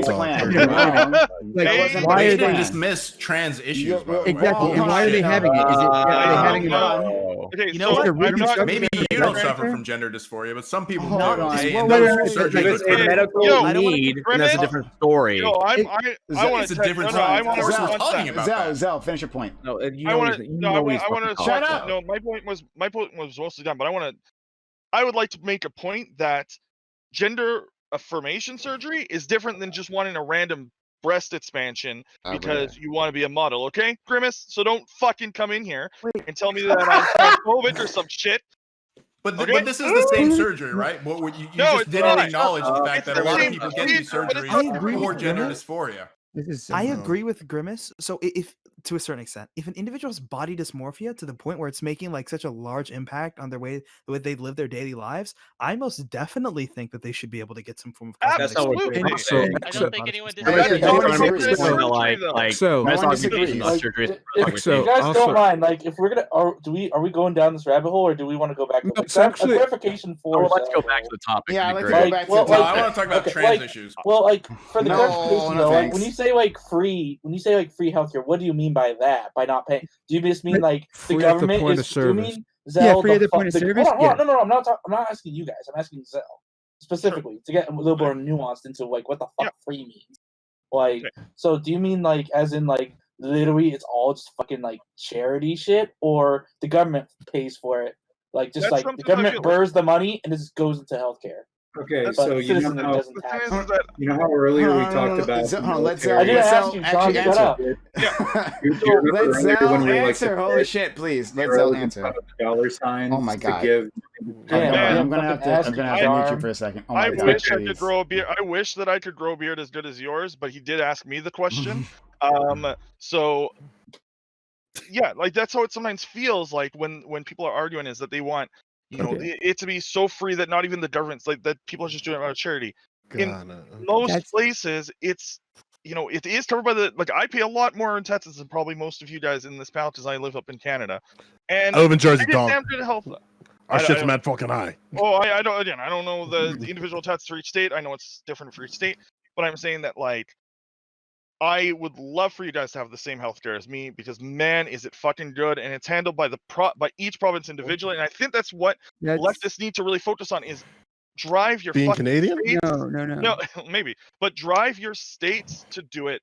No, Stop no, no. pushing it. Stop pushing it on the federal level because you're not getting anywhere. It doesn't You're matter. not It getting doesn't convinced. matter. You're Realistically, total right. liberal fucks. Wait a Listen. second. I partly. Can I- Wait, you could do it. You could do it at both. You could do it at both levels. So, like, currently, one of the things that's currently inhibiting U.S. healthcare, and this is one of the things that was brought together before. That was actually I think someone else mentioned it, where if you just take the current U.S. system and make it free, you're going to burn yourself out so fucking quickly on cash. You're going to hurt yourself, right? The reason why, and a lot of things that the U.S. people don't understand when they look at other people and say they have free healthcare, right, is that the government owns a lot of those assets, right? They own the hospitals. They employ the people directly. They don't have any of these middlemen bullshit, right? They don't have to pay other companies, right? The US needs to build up this infrastructure before it even thinks about going to full-on single-payer healthcare, right? This is mainly why I advocate for a multi-payer model, right? Nationalize. So, even at a state level, or nationalize. I mean, if we're gonna we do don't want to do that though. Mhm. A nationalized system is not what we're after at all. In fact, like what we are going for in the U.S. is going to be completely like, or relatively unique. I don't think there's another example of it anywhere, but like the market does certain things well. Okay. So let the market do the things that it does well. So we want private hospitals, private doctors, and we want the government to pay for it. We can use the monopsony power, right, of being the single payer to negotiate. Australia does that, to be clear. Right. But the point is that like even just simply switching the system over, leaving all the private businesses that are currently there, all the private hospitals, private doctors, leaving everything in place, switching to a single payer is going to save us $450 billion a year while ensuring more people and saving something like 68,000 lives. And that's according to like a compilation of 12 different studies. And there's been a more recent study that's more thorough that's been done by I want to say Stanford University, but don't quote me on that. And I will provide it if you guys need it. But it's quoting $650 billion starting on day one that we will save. It'll cost us less. And right now we are paying some of the highest rates for the lowest outcomes anywhere in the civilized world. And the only the only way for us to move forward and to get out of the mess that we're in is to get rid of the private insurance that is lobbying against us making these changes. Like that is the primary issue that we're facing. As far as like the cost of doing this, like it's like Bernie, you can go to bernietax.com. It's still up. You can look at Bernie's plan. Everybody is going to pay up to 4% of their income for their health insurance. And like the less that you make, the less that you would be contributing. It'd be free at the point of service. And that is the most crucial part of the whole deal. And it would universally cover everybody in the whole country. Yeah. So Evolve, just out of the curiosity though, like because I'm honestly curious about this system, but like if you still maintain the private, and I'm not even necessarily against it, but like if you maintain those private entities but still have that government side of it though, like what actually regulates like just artificial price increases or arbitrarily price increases? Because there's only one payer, so which creates a monopsony, right? So the government would have the leverage to dictate the prices. But like even considering that, talking about doctor pay, right now the largest single expense in opening a doctor's office is the filing of paperwork to all the different insurance companies, right? So by eliminating that alone, like doctors will actually be able to make more while achieving this $450 billion a year savings. Well, that's what I'm saying, right? Like the highest cost, like hospitals and like physician offices is administrative cost, right? But like for the administrative costs to like actually come down, they actually need to have like a like universal like system even of just filing like billing paperwork and everything, right? And they get and the reason I say like physicians get paid way too much is because of the AMA's like involvement in like the training physicians, the AMA's involvement in like creating codes, like what physicians are worth and what they are needed for, and like in hospitals, right? Like there's a reason that like in the United States, like physician like training is the longest and most extensive it is in the world for no fucking reason, right? Like in the UK, like if you go to like become a physician, like when you go into college, like you're not going to get like a bullshit 4-year degree in economics just so you can apply to like apply to medical school. The minute you go into higher education, you're immediately in a medical program, right? The United States is different in that regard because the AMA is a real dick about it, right? And there's also a reason why we're always constantly low on physicians is because the AMA artificially like creates like this scarcity of physicians, right? We have ridiculously dumb like requirements for like physicians being able to immigrate into the United States. Like after they go through our like residency program, they have to go back to their country of origin for 4 years before they can apply for a citizenship, right? Like that's what I'm talking about. Like those are the things that we need to like iron out and get rid of before we can even like feasibly create like a very equitable system throughout the whole United States. Well, college cost is the biggest obstacle there, right? That I would agree, Revolt. That like I think, and I also think Phelan did kind of talk about that. Is that like the required like the edge like the barrier when it comes to education is lower, and I think that's an important priority. So I completely agree with that. But like Revolt, you mentioned earlier talking about like the reason why. I would say that to put this out, I don't think it's just lobbying firms that are creating that create the reality, whereas it's difficult to get Medicare for all like pass through. I would also say like the rates of people not wanting to lose private insurance, even though they not necessarily understand what like the policy actually means, is probably one of the bigger deals. Now, whether that's caused by lobbying firms or not, I don't think this is as relevant. It's a pretty established fear in the States that people will lose their private insurance healthcare, that kind of stuff. I would say it's probably the largest barrier, and we see that in polling. I agree, but but to that same point, right? So we've got like most of the reason why people are assuming that is going to be some kind of negative thing for them to lose their private health insurance, right? Is because of efforts that have been done with advertising and lobbying money from the insurance agencies and health insurance conglomerates, you know what I mean? Like directed at candidates who are supporting them and blah, blah, blah. But like, okay, that's fine. And I'll see that point that there it's a more nuanced issue probably, but there's also the fact that like the pressure from our politicians or like the pressure from the country, right, is overwhelmingly now in favor of a single payer healthcare system. Like I think the polling is 62% or something like that. And obviously there's some variance, but like the fact that there's not even a effort to be bringing these bills to the floor at this point, with 60% of the country is asking for something, is a huge issue. Like if it's not lobbying, then like what is it? Like there's some other very fundamental. I would also say that it probably has to do with the structure of the way like the U.S. represents its like representatives with the House and the Senate. I would also say like while I do agree with the point that like lobbying plays a large effect on this, but we could probably apply that to a lot of like other major political areas. I think you're right in the sense that if we wanted to like change this, you probably have to do a completely different advertising campaign, and work on that pretty steadily. Yeah, I like the private insurance line. That's no one's gonna lose their private insurance. If the best way to honestly implement is the way that they do it again up in Canada, we have private insurance up here that supplements, a lot of the stuff that the government does. Because again, the government, you're guaranteed life-saving things, you're guaranteed things that are going to improve your life. But I think Charmel, I think you're trying to talk over me, but you have actually muted yourself. Yeah, and you were unmuted, He did it Charmel. himself. You were unmuted.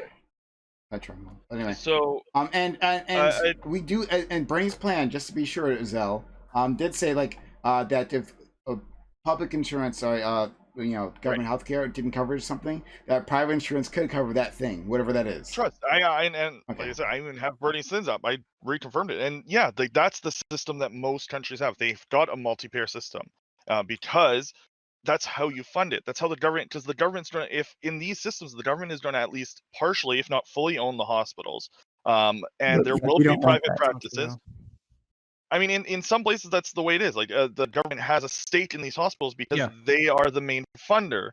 They're private on the cost like the UK with the NIH, like it's failing because of that. Yeah, I want to. But I understand the NHS isn't the best. Okay, yeah. And the VA too. Yeah, sure. So in Australia, right, we have to have multi-payer system with the bulk billing that was mentioned before, right? Bulk billing here is something that's like where the government covers the cost of a private procedure, right? And that usually happens in doctors' halls. Now that's getting cut down, is like people don't like bulk billing because there's like a delay in the payments and the government charges less than the private citizens. But the cost of procedures here is lower than America and lower than most of the places in the world.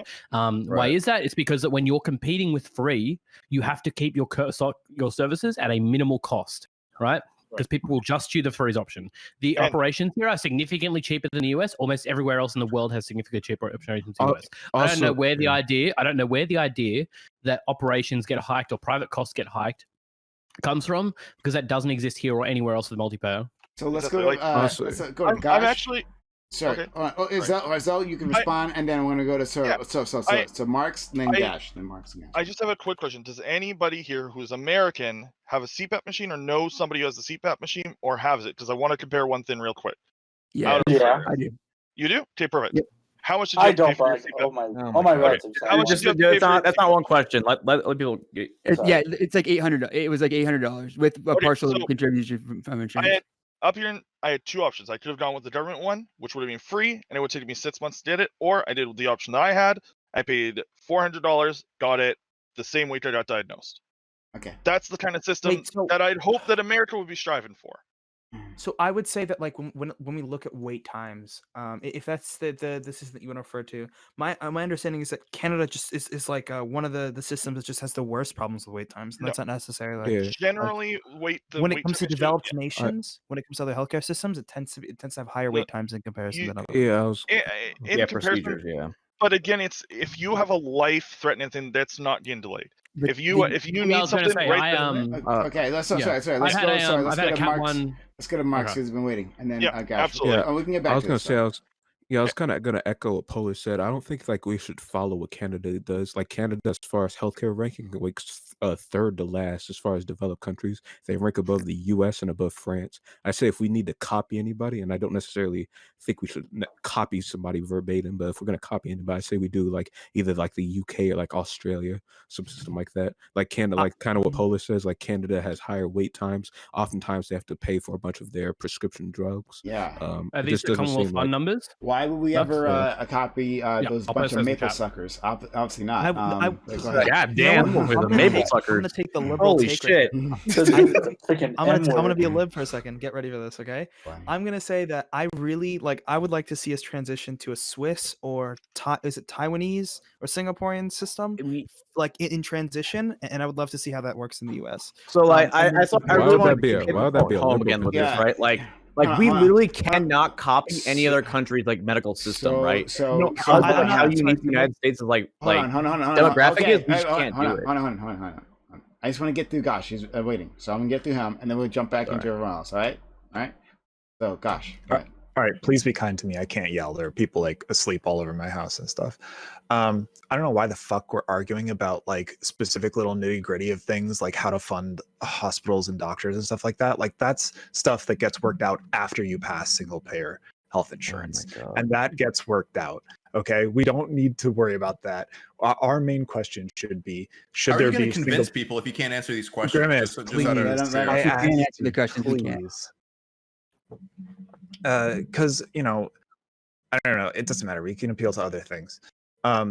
Second of all, Medicare for All phases in over 4 years. So I don't know why the fuck everyone is talking like this is going to happen overnight. This is a 4-year phase in that reduces the eligibility age for Medicare. So we have 4 years to prepare this and get this ready. There's all sorts of, administrative stuff we can manage in that time. We can do things like Prime said, like start nationalizing hospitals if we have to, but we probably won't have to. We can probably still have private hospitals because Medicare for All allows for private hospitals. It just doesn't allow for private health insurance. Plenty of hospitals already take Medicare, so we're just leveraging the existing system. All we're doing is getting rid of the administrative burden and for-profit, profiteering middlemen of private health insurance in the United States. That's basically what the bill is doing. I don't know if people understand like how the government works in the United States, but it's not like a bill get passed and everything changes overnight. Okay. We have a bunch of administrative systems in place. There are entire like sections of the federal and state governments that work together to accomplish the goals set forth in bills. This is not like some catastrophic thing that would destroy the United States if we passed Medicare for All. It is something that we could definitely do and work out. We can work out certain things after the fact. We can always change it if people don't like it in 4 years. We can go back on it. It doesn't fucking matter. Why is everyone so afraid of No, trying there hasn't been a new social things? program that's been rolled Because- back in like Because they're so popular. Right.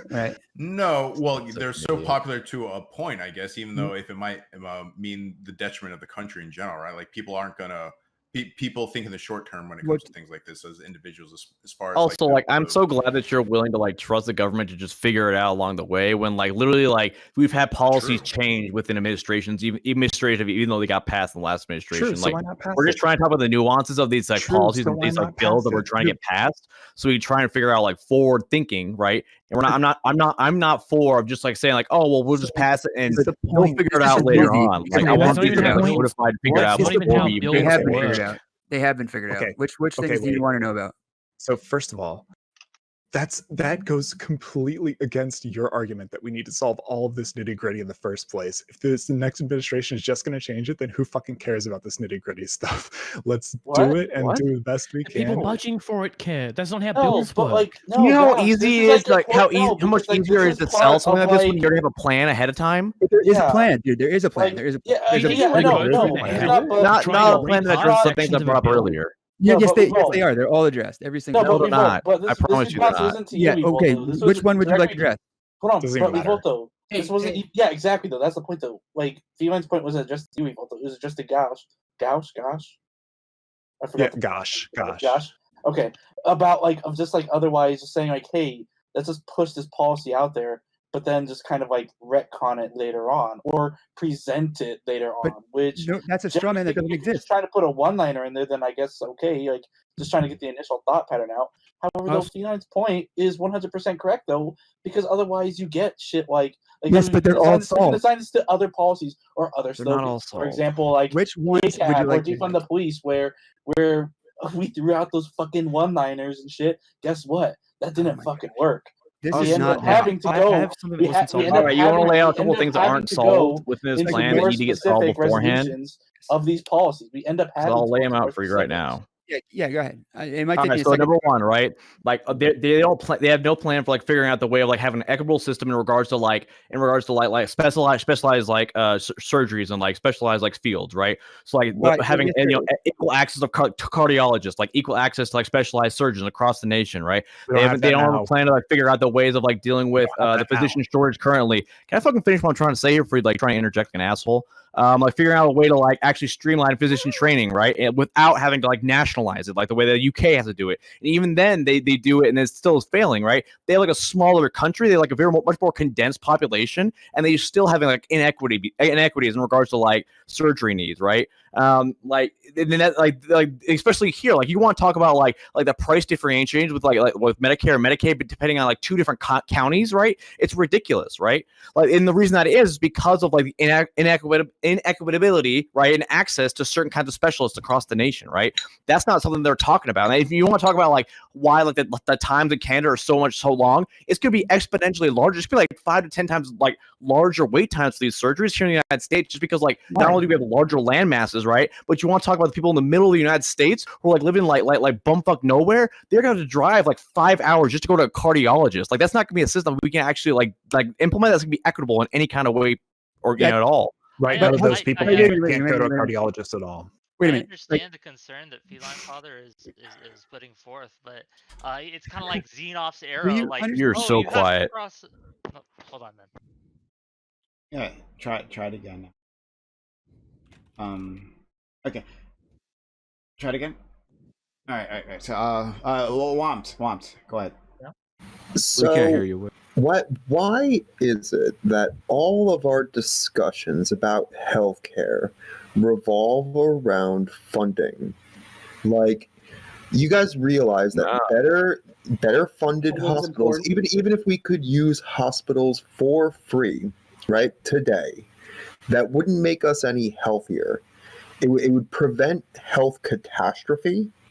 But we need to focus on making, I don't know about your country, but in the United States, we need to focus on making the people healthier. And what we need to be focusing on for that is our food supply, because it's in bad fucking shape. Is this a deflection what do you of this mean? topic? I don't Is know. that what's going on? No, I'm sick of the garbage conversations about healthcare because we don't actually talk about leave, what bro. makes Hold on. healthy. Yeah, so what do you want to talk about? Wait, I want to ask something. What do you Like, mean by I our wanna- I food wanna- I supply wanna- I is in wanna bad talk- shape? Wait, What do you mean? Way too much preserved foods, way too much sugar in our food supply, way too much. It's like the Can you walk gum and industrial chew food that just we're out of eating curiosity? is Is not that possible great. for you? Huh? No. Are you capable of walking and chewing gum? I actually want to talk. Yeah. Well, yeah. We'll So- just apply that entire situation. You can multi-thread. We can do both of these things. Oh gosh, it's trying Sure. They have nothing to do But with each other. my gripe is that this is all that gets talked about is how we're going to pay for it, not how do we make the people healthier. Well, that's because it's a Wait, separate wait, wait, conversation. wait, That's why. No, it's not a separate conversation. It's not a separate conversation. Just preventive care. Gosh. Exactly. I totally agree with you. Charm, you're muted. Hospitals are. Can I chime up real quick? Hey. So, I actually... Hold on. Let Gosh finish his point. Gosh finish his point. Hospitals Let are me not next. just for Let me next. emergency care or surgery or whatever, right? You're supposed to be going to your doctor regularly. You're supposed to be going if you have like for example, I have a toenail fungus problem right now, right? If I didn't have good health insurance, I wouldn't be able to go. Yeah, it's not good. Okay, and at one point I had pneumonia for 2 months and didn't know it because what were my symptoms? I was tired all the time, like I couldn't walk across the room. Okay, but I couldn't afford to go to the hospital, and I had the ACA insurance. I had the best ACA plan I could get in the area, but I couldn't afford to go and get my X-ray. Okay, so it's not the case that like health insurance and going to the hospital is only solving people once they're already sick or something, right? Basically, there's a lot of preventative stuff that goes on. There's like breast screenings, colon screenings, right? What is all the other stuff? Prostate checks and stuff for people who are older.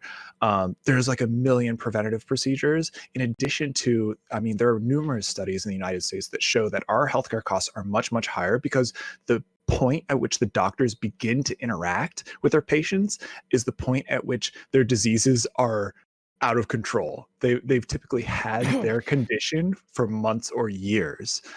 That's why so many people die. But isn't that great for the healthcare industry? Like, don't they get paid not more when they let it No, get to the worst point?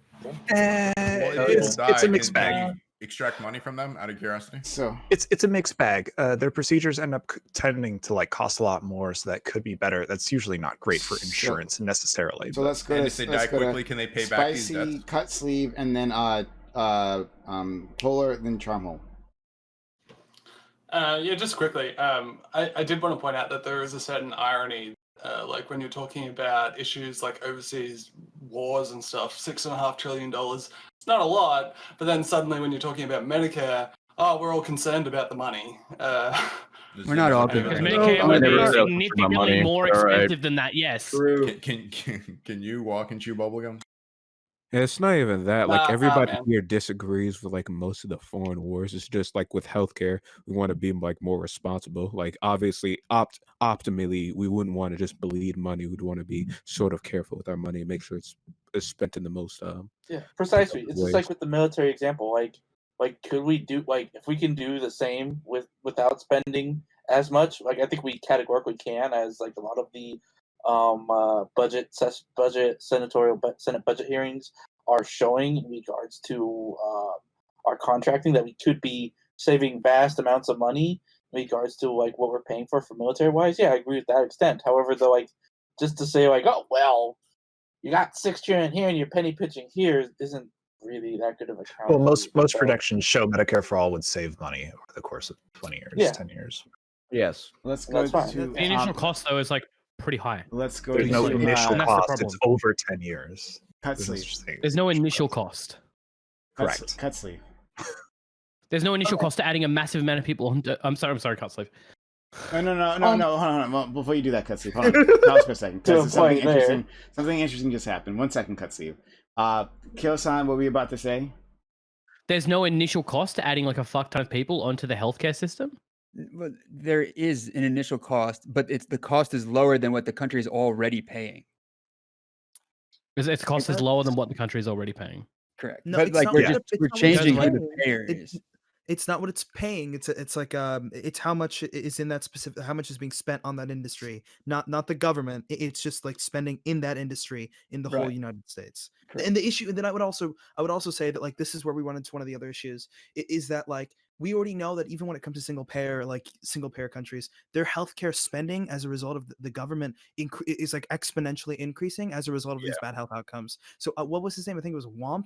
Does make a good point in the sense that like preventative care is important because healthcare is increasingly becoming more expensive, as well as what we tend to see with a lot of public goods is that people are less likely to control spending if it means like stopping some form of like increase in the quality of that public good, i.e. some forms of utilities, so that what you'll end up seeing is that people are less likely to like increase their own taxes as a result to improve these systems in comparison to like a private firm, which will automatically increase as a result. That's what we tend to see with some like current social systems, like social welfare systems. I would then ask, with this specific policy with Medicare for All, the Bernie Sanders plan, is that I actually care about the way that this is being funded, because even with his tax increases, there isn't enough money, and that was just something that as a policy wonk that I cared about. But like there wasn't he didn't necessarily address that in the plans that he gave out. But I don't expect him to either. It's not as a campaign, like it's not really his job to give it super exact like way of how he's going to pay for it. I don't expect that from any candidate. Yeah. And we never require it for. Oh my God. Ugh, that's another rabbit hole. We don't require That's it for not- other people. I agree with you. Like Okay. we don't necessarily require that for other. Like it's just something that I think about as just a policy Okay, basis. fair enough. Cut sleeve. We've been waiting quite patiently. Then we go to Charmhole. Right. So I just have like a moral question and like also a pragmatic question. So like how is it moral? And I know it's like kind of pragmatic, but like how is it moral for you to go up to like rich people or like people who already have private insurance and say like, hey, you will save more lives, but we're gonna have to like force you to take money. Like they obviously don't want to be in this universal care. So how is it moral for you to just like It's only unconstitutionally just take their money?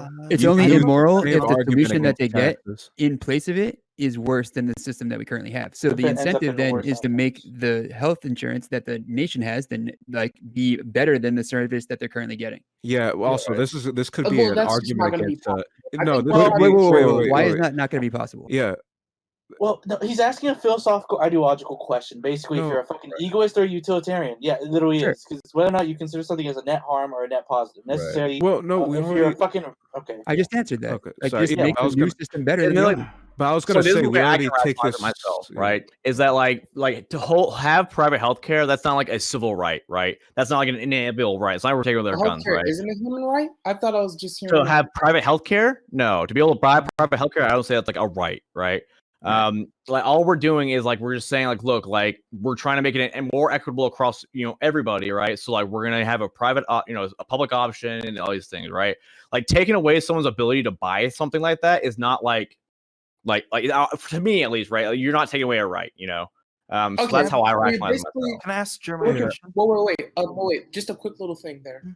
So what you're basically saying is, if you're not paying for a right, the government has the ability to take away anything you're doing, as long as it's not a right. I mean, if they vote for it, if through the democratic process they vote through, then yeah. Yeah. Also, what I was gonna say is that this could also be an argument against taxes. I would say that once you're like in a society, especially in a democracy, you implicitly consent to whatever the society's rules are at the time, and however they might change. Right. So that's just how you have to function within any like state. Can I ask Jeremiah? Right, like for example, right, at one time in the United States, it was okay to buy slaves, right? But then we took away their right to be able to own and buy slaves, right? Would you say it was immoral for us to do that? No, because you do have like it is a human right to have bodily autonomy. Right, and then some people would say that's a human right to have health care. You can't have bodily autonomy. Wait. Go ahead, Polar. Yeah, so I already kind of know Jeremiah's like moral position on this. So Jeremiah, I have a question. Is it the fact that they're being taxed as a result to increase this, or like the tax to have this system, or is it the fact that they're obliged to engage in the system and losing their access to private healthcare? Which one? If it's both, or do you mainly have an issue with one or the other? It's like you're taking away their right to have a private citizenship, and I guess it'll be like kind of both, where it's like So would you? Yeah, so I understand from my understanding of your understanding of rights, is healthcare a right to you? Is in like the same of like all other rights as well that you would say is like are inalienable to a certain extent? you have a right to your own health, but you don't have a right to like a government's healthcare. So what- I wouldn't say like, because if I go to like Africa, I wouldn't have a right to their healthcare. Sure. No, I wouldn't say it's So do you think in the a U.S. moot like point. would you? No, I'm curious because Jeremiah, you like I know you like value rights in this sense. So if we don't value rights like healthcare or like access to healthcare in comparison with other rights that you may hold, then is it really like a right in that sense? No, I it's not. 'Cause, like, I think a right has to be something that we have always held. Right. So the right to bodily autonomy is something humans have always had. You still have that. Wait, Cut Sleeve, would you say? Wait, Cut. No, it's not. Wait, wait. Right, I actually don't agree with that. the right to healthcare Humans doesn't have make sense in this sense because there was no healthcare like 300 years ago. I mean, you have bodily autonomy. You can do hold whatever on, you hold want. on, okay. Well, I mean, there was So care, Jeremiah, you, but not in I the didn't know that not was in the your modern name sense. till now, but but not in the modern sense. Jeremiah, I didn't know that was your name till now, but you can answer the question that Polar asked you. Then we gotta have to move on to Charm. He's been waiting patiently. You said I have a chance to respond? Yeah, please. Okay. So first, I kind of disagree with Mom's like initial thing where it's like you always have to have the right these things, because slavery, people didn't really have a right to their own body until the 19th century, or like when they rolled back slavery. I do think like the right to some things is No. Oh yeah, you can respond to me afterwards. But I do think the right to things like kind of should, in generally most cases, carry on throughout wherever you go. So like, I do have a right to free speech, and if I go to Africa, I assume that I have a right to like speak freely there, and if I don't, that would obviously be a problem. But if I go to like Norway or something, I wouldn't want to have like a right to their healthcare. I wouldn't expect to have a right to their healthcare. And now the whole discussion on what's like the fundamental bad thing is one, it's a two-parter. So one, you're taking away their money and forcing them to opt into a system that they don't like, which is bad. Which I consider bad. That's Can I part. ask? Can I? Wait, one more. Part two is you're taking away their healthcare. So one, you're forcing them to opt into a system that they didn't like want, and two, you're taking away their healthcare right now. Okay. Now Wait, go. wait, cut. Can So I ask a direct question? So, Jeremiah, would you say that democracy is bad in that sense because you sometimes make people like engage in activities or use their money on things that they didn't necessarily want? Democracy is neither good nor bad. It just doesn't scale well. Wait, I asked him? Okay. Yeah. I didn't ask yeah, you. like I wouldn't say like yeah, that would be like a problem with democracy. And I know you would agree too, because like if Bill Gates is in a room and two other people is in a room and they vote to take away Bill Gates' money, it doesn't make it excessively make it right. So you would also say like there are flaws with democracy, which is like, you know. So you would I may disagree. Like, so would you say that democracy is like the most moral system? I just very quickly. Would you say that it's the best system that we have in that sense? No, Like, not like, it's not most moral. I think a republic is probably the best system. Wait, hold on. Cut. Yeah, America. Woo. Okay, Marks, make your point, and then we have to go to Chamo. He's been waiting very patiently. Yeah. Just like a hypothetical, would you disagree with this? Let's say, and this actually happened in World War II, the top individual tax raised to about 94%. What if there was like a billionaire in World War II who claimed that he didn't support the war effort? He thought it was immoral, like he didn't want the United States military to be in Europe at all and participate in this war. Would you say that it would be immoral for the government to take taxes away from that individual? So essentially what your question is, so let me repeat your question back to you. You're saying if the tax rate was like extremely high, like 94%, like in the case of like World War, do you think a rich person has the moral obligation to reject the fundamental premise of his taxes being that high, right? Not obligation. Do you think the rich person, because he doesn't support the war effort, like just morally speaking, and he doesn't want to fund it, do you think that he should have the right to just say, no, I don't want this tax? Or Yeah. Yeah, I guess you could apply my argument to taxes and specifically the war tax. it wasn't a Yes, it wasn't a war. because It like, was just income. well, wait, tax. okay. So yeah, for like war and specifically, it's because that comes back to you in ways unforeseen. Like in healthcare, the difference between this and healthcare is like you're just removing their better healthcare, and they're not getting anything back except probably like a worse version and a like universal one. Wait, how But in does this instance, you're paying for something, but you're getting it back in ways you don't even understand. For like you to live in America, someone else had to protect you with the guns, and you paid for that.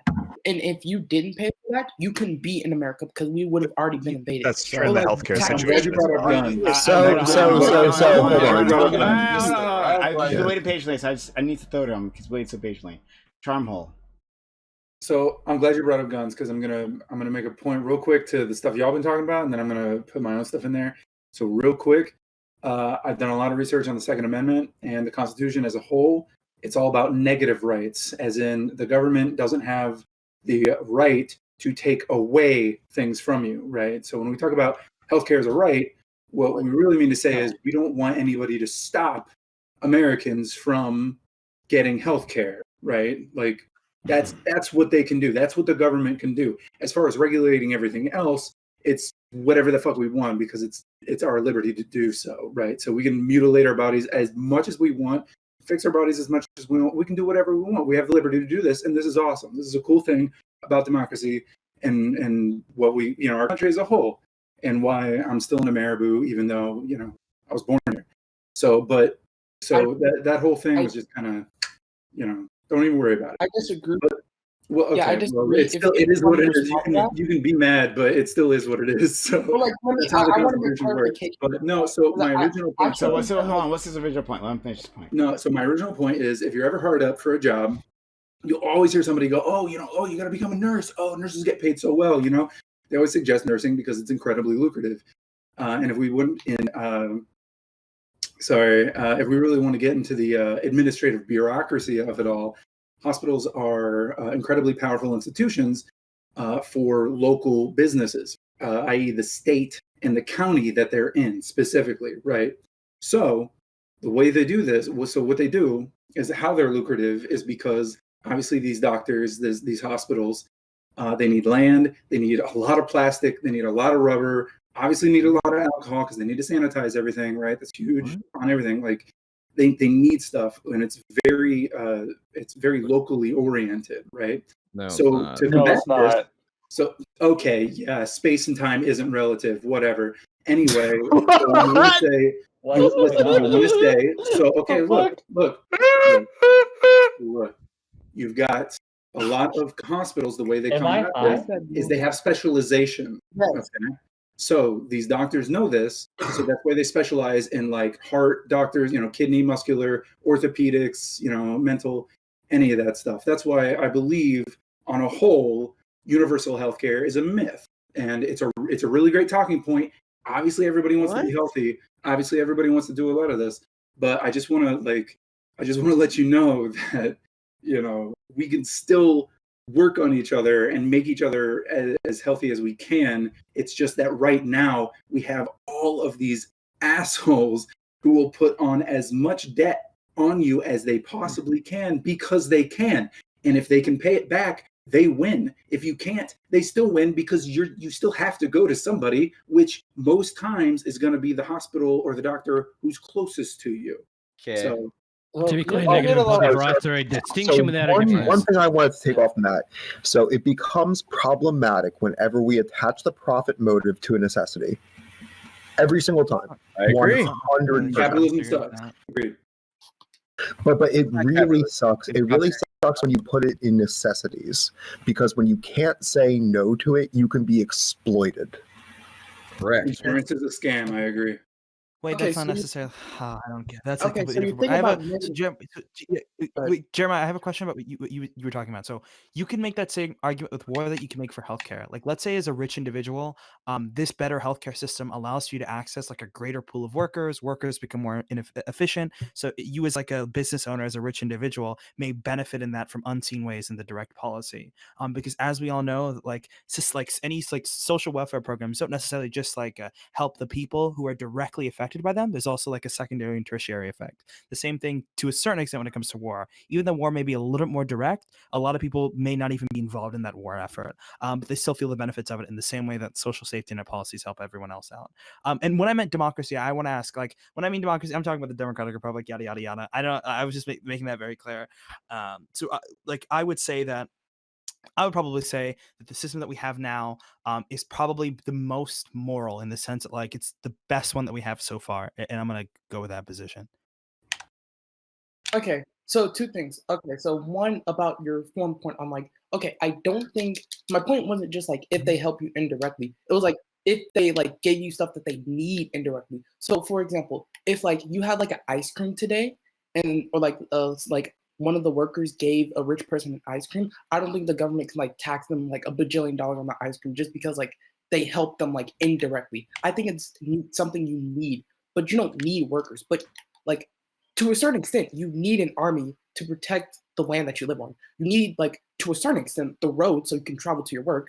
And to a certain extent, you need water. And that's why we can tax you for those stuff. Like, you need We need electricity. roads, though. Like Yeah, why do you need we that? don't necessarily like. Wait, Well, it seems like these there's needs so are much like you need arbitrary, to but go. like, Let like, him finish. Let him finish. Okay. Yeah.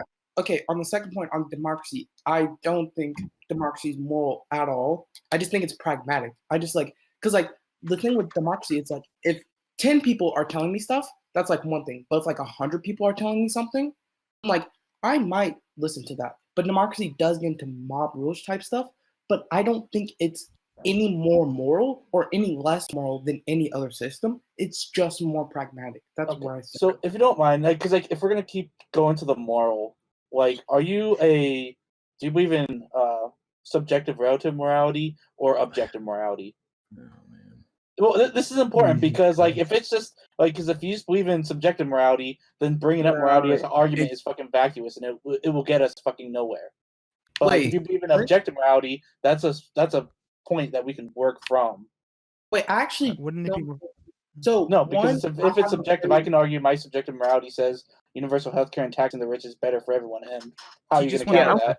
I'm also interested in like how you rationalize like being able to like okay with like everyone paying for roads and everyone using the same roads, but like you can't rationalize that same argument with healthcare because you don't need roads, right? Nobody really needs roads to survive, right? True. Well, no, really. True. Society No, really, needs you do. roads. Like our economy, like Society doesn't need fundamentally, the quote unquote market of our market economy is the infrastructure that we get to the goods to the market. But no, look, bro, like, so, like, you could pay for private roads, like you pay for like your own toll roads, right, within a city, right? And then like you know only certain individuals can ride on that road and they pay towards the road, right? But if you don't pay for the road, then you got to walk to work, you know, not take the road, and like it's the same kind of argument, really. Also efficiency, like we what could point have is like that? a really inefficient economy and not have Okay, roads. We sure, don't necessarily sure. need it. Let me ask something. Do you think you Fuck need your cars? roads. Wait, do you No. think you need cars? No, we don't need cars. How we get No, it? we don't need cars. Holy shit, Brian, what is this panel evolved into? We don't need cars. Hey guys, do you guys want to talk about anarcho-primitivism? Hey, let's all go back to the Stone Age. Wait, do you need a job? Yes, I need a job to get In the this shit that I system, yeah. want. In a pragmatic sense, you do. No, you don't. In a very Yes, you do, or pragmatic else sense, you in die. the world No, you today, don't. you need a job. Oh my No, god. you don't need a This job. is Alternate getting reality. No, but check this out, right? Hilarious. Check this out. Every There's actually a big farm- difference between roads and healthcare, right? Because if I have a heart attack, I don't have a choice if they take me to the hospital, right? Like there's no like costs like forced upon me with roads, right? So like in fact, if anything, like you say, like universal healthcare and having healthcare is more moral than forcing me to pay for someone's road. Right, no. Okay, but What are you talking about? No, You get to because the hospital without any healthcare can be fucking forced upon roads. you, right? Here's Wait. what I think. I'm in agreement on like I think people should pay for universal healthcare if they want to. You shouldn't have to force people. That's not universal. That's not universal then. That's not I universal. mean, my bad. But people should pay for like what would it be called? Because like it would be applied to everyone. You would be paying for a system that could be applied to everyone. So I would call that universal. Sure, in a that's sense. a public literally option. every- Roughly, that's a public option. That's why I keep saying universal healthcare is a myth. Round table is the horseshoe. Thank you, Yeah. Brian. I love it. This is Wait, how is it not universal if you're paying for something that everyone Not- can? Kyo-san, if everybody needs to pay for it. you're about to explode over there. Okay. So what do you You're right, guys it's way guys for think it about to come plant from the taxes. medicine? However, you can still What get do you private guys healthcare. actually think about plant medicine? Using plants as our medicinal. That was the eye with a pen. No, fine. Let's grind up some herbs. Yeah. I Too many people talking. Oh my god, too many people talking. Polar, you want to ask me something? Yeah, so I was going to say I finally figured out the answer to that question earlier. Like who's more powerful than Madara Uchiha? Anyone who has the ability to sit through this conversation. Oh my god, This motherfucker right here. God damn. I'm struggling right now. This motherfucker. No way. I love you, Prime, for letting us have this conversation. Thank you No, I for love stripes how on this- top, no for stripes on hosting bottom us over here. with this God damn. beautiful All right. conversation. I love all of this dialogue. It's all very needed. Oh, wait, hold up. I love This the is memes actually too. stupid. Wait, someone settled this. Universal healthcare like is described on the way everyone can get it. Not everyone has to pay for it. that's just for dumb fuck Americans, okay? Hey, you can't come out of you can't come out of that shit when fucking China owns 30% of your export, right? Wait. Don't even start with the China bullshit. Can I just No. Dude, guys, when we're talking about universal healthcare, we're talking about a system of administration. We're not talking about a different system of healthcare. We want a system that everybody is involved in, so that we don't end up with a two-level healthcare system like we have now, where the rich people get good healthcare and everybody else gets fucking shit. Like that's exactly what we're trying to avoid. The same thing could be avoided and has been avoided in a lot of countries as far as education is concerned, because they've outlawed private schools. Like that's one of the techniques. Like this is exactly what we're doing here. We're making it so that rich people have to get the same healthcare as the poor people, so that we make it good for everybody. So the rich people will get it's just good some health. spiteful shit. Also, you don't No, want it's not people to spiteful go shit. like It's the opposite of hundreds of spiteful. dollars of debt just The because. way you universal explained it was healthcare is to very get the spiteful. It's not spiteful. The It's point the of opposite. universal healthcare is to get the Your boot of words are financial dripping ruin in off the spite. throats of the ultra poor in America. That's the point, okay? That's certainly one of the points. Can I just take the panel's temperature? Just who supports universal healthcare? Like, should we have universal healthcare, or should there be some people who don't have access to healthcare? Oh, like everyone should have access and the ability. Everyone should That's have a complex insurance. Oh my gosh. Yes. Access. I fucking love access to Mate, healthcare. I have universal healthcare. I used to last night to go to the hospital. I'm probably going to pay like $30. So yeah. How the fuck are you paying $30 to go to the hospital? What are you fucking like New South Wales? It's like a shit state. Victoria, man. No, So, honestly, I avoid your healthcare system like a plague, because I don't need someone to give me pills, and the only time I'm going to the hospital is when I need to use the emergency room. All you need is vitamin C, vitamin D, and zinc, and you'll be okay. Are you guys familiar with medical? Dude, I just like rip my fucking vape. Wait, I don't need to see the doctor at all, okay? All you my fucking jewel. Are you into Eastern medicine? Is that something? Oh my god. Wait. Everyone's clowning on him, but like, Womp isn't entirely wrong here. I've been prescribed medicines that I didn't need in the past. I've been misdiagnosed. I was misdiagnosed with asthma. I was prescribed antidepressants. Just didn't help. Get to your point. Okay. Like, nobody cares about the personal anecdotes. Like, that's the Womp thing isn't on these roundtables. entirely- It was a very short amount of time to interact. So my position is entheogens only. Like So I have just plant medicine. Plant medicine thing. Exclusively. So no prescription. Part of Hold on, I want to hear his guy. I want to hear his stance. I want to hear his stance. The problem in the United States too is that pharma has a lot of power, and you're allowed to advertise pills on TV. I've hardly ever watched TV, but if you actually watch TV, there are tons and tons and tons of pharma ads on TV for pills you don't fucking need. And But doctors there are highly... also tons and tons of ads for medicines that could actually be beneficial to you in your life, right? Yeah, but you have no way of knowing. That's why in better That's countries. true. Do you think I would argue that the advertisers don't actually do anything drugs because don't serve a purpose? your physician's True. the ones that's prescribing it to you. Like, I can't just go to like my doctor and be like, "Give me that medication I saw." Yeah, on the actually, internet." you can. Like, You clearly you never can't- had a no, prescription. You literally can. no, People hold on, have you can request. Okay, hold on. Yes, there are like fucking garbage ass Request it physicians from your that do that fucking shit. doctor. But like, No, that's But- every physician.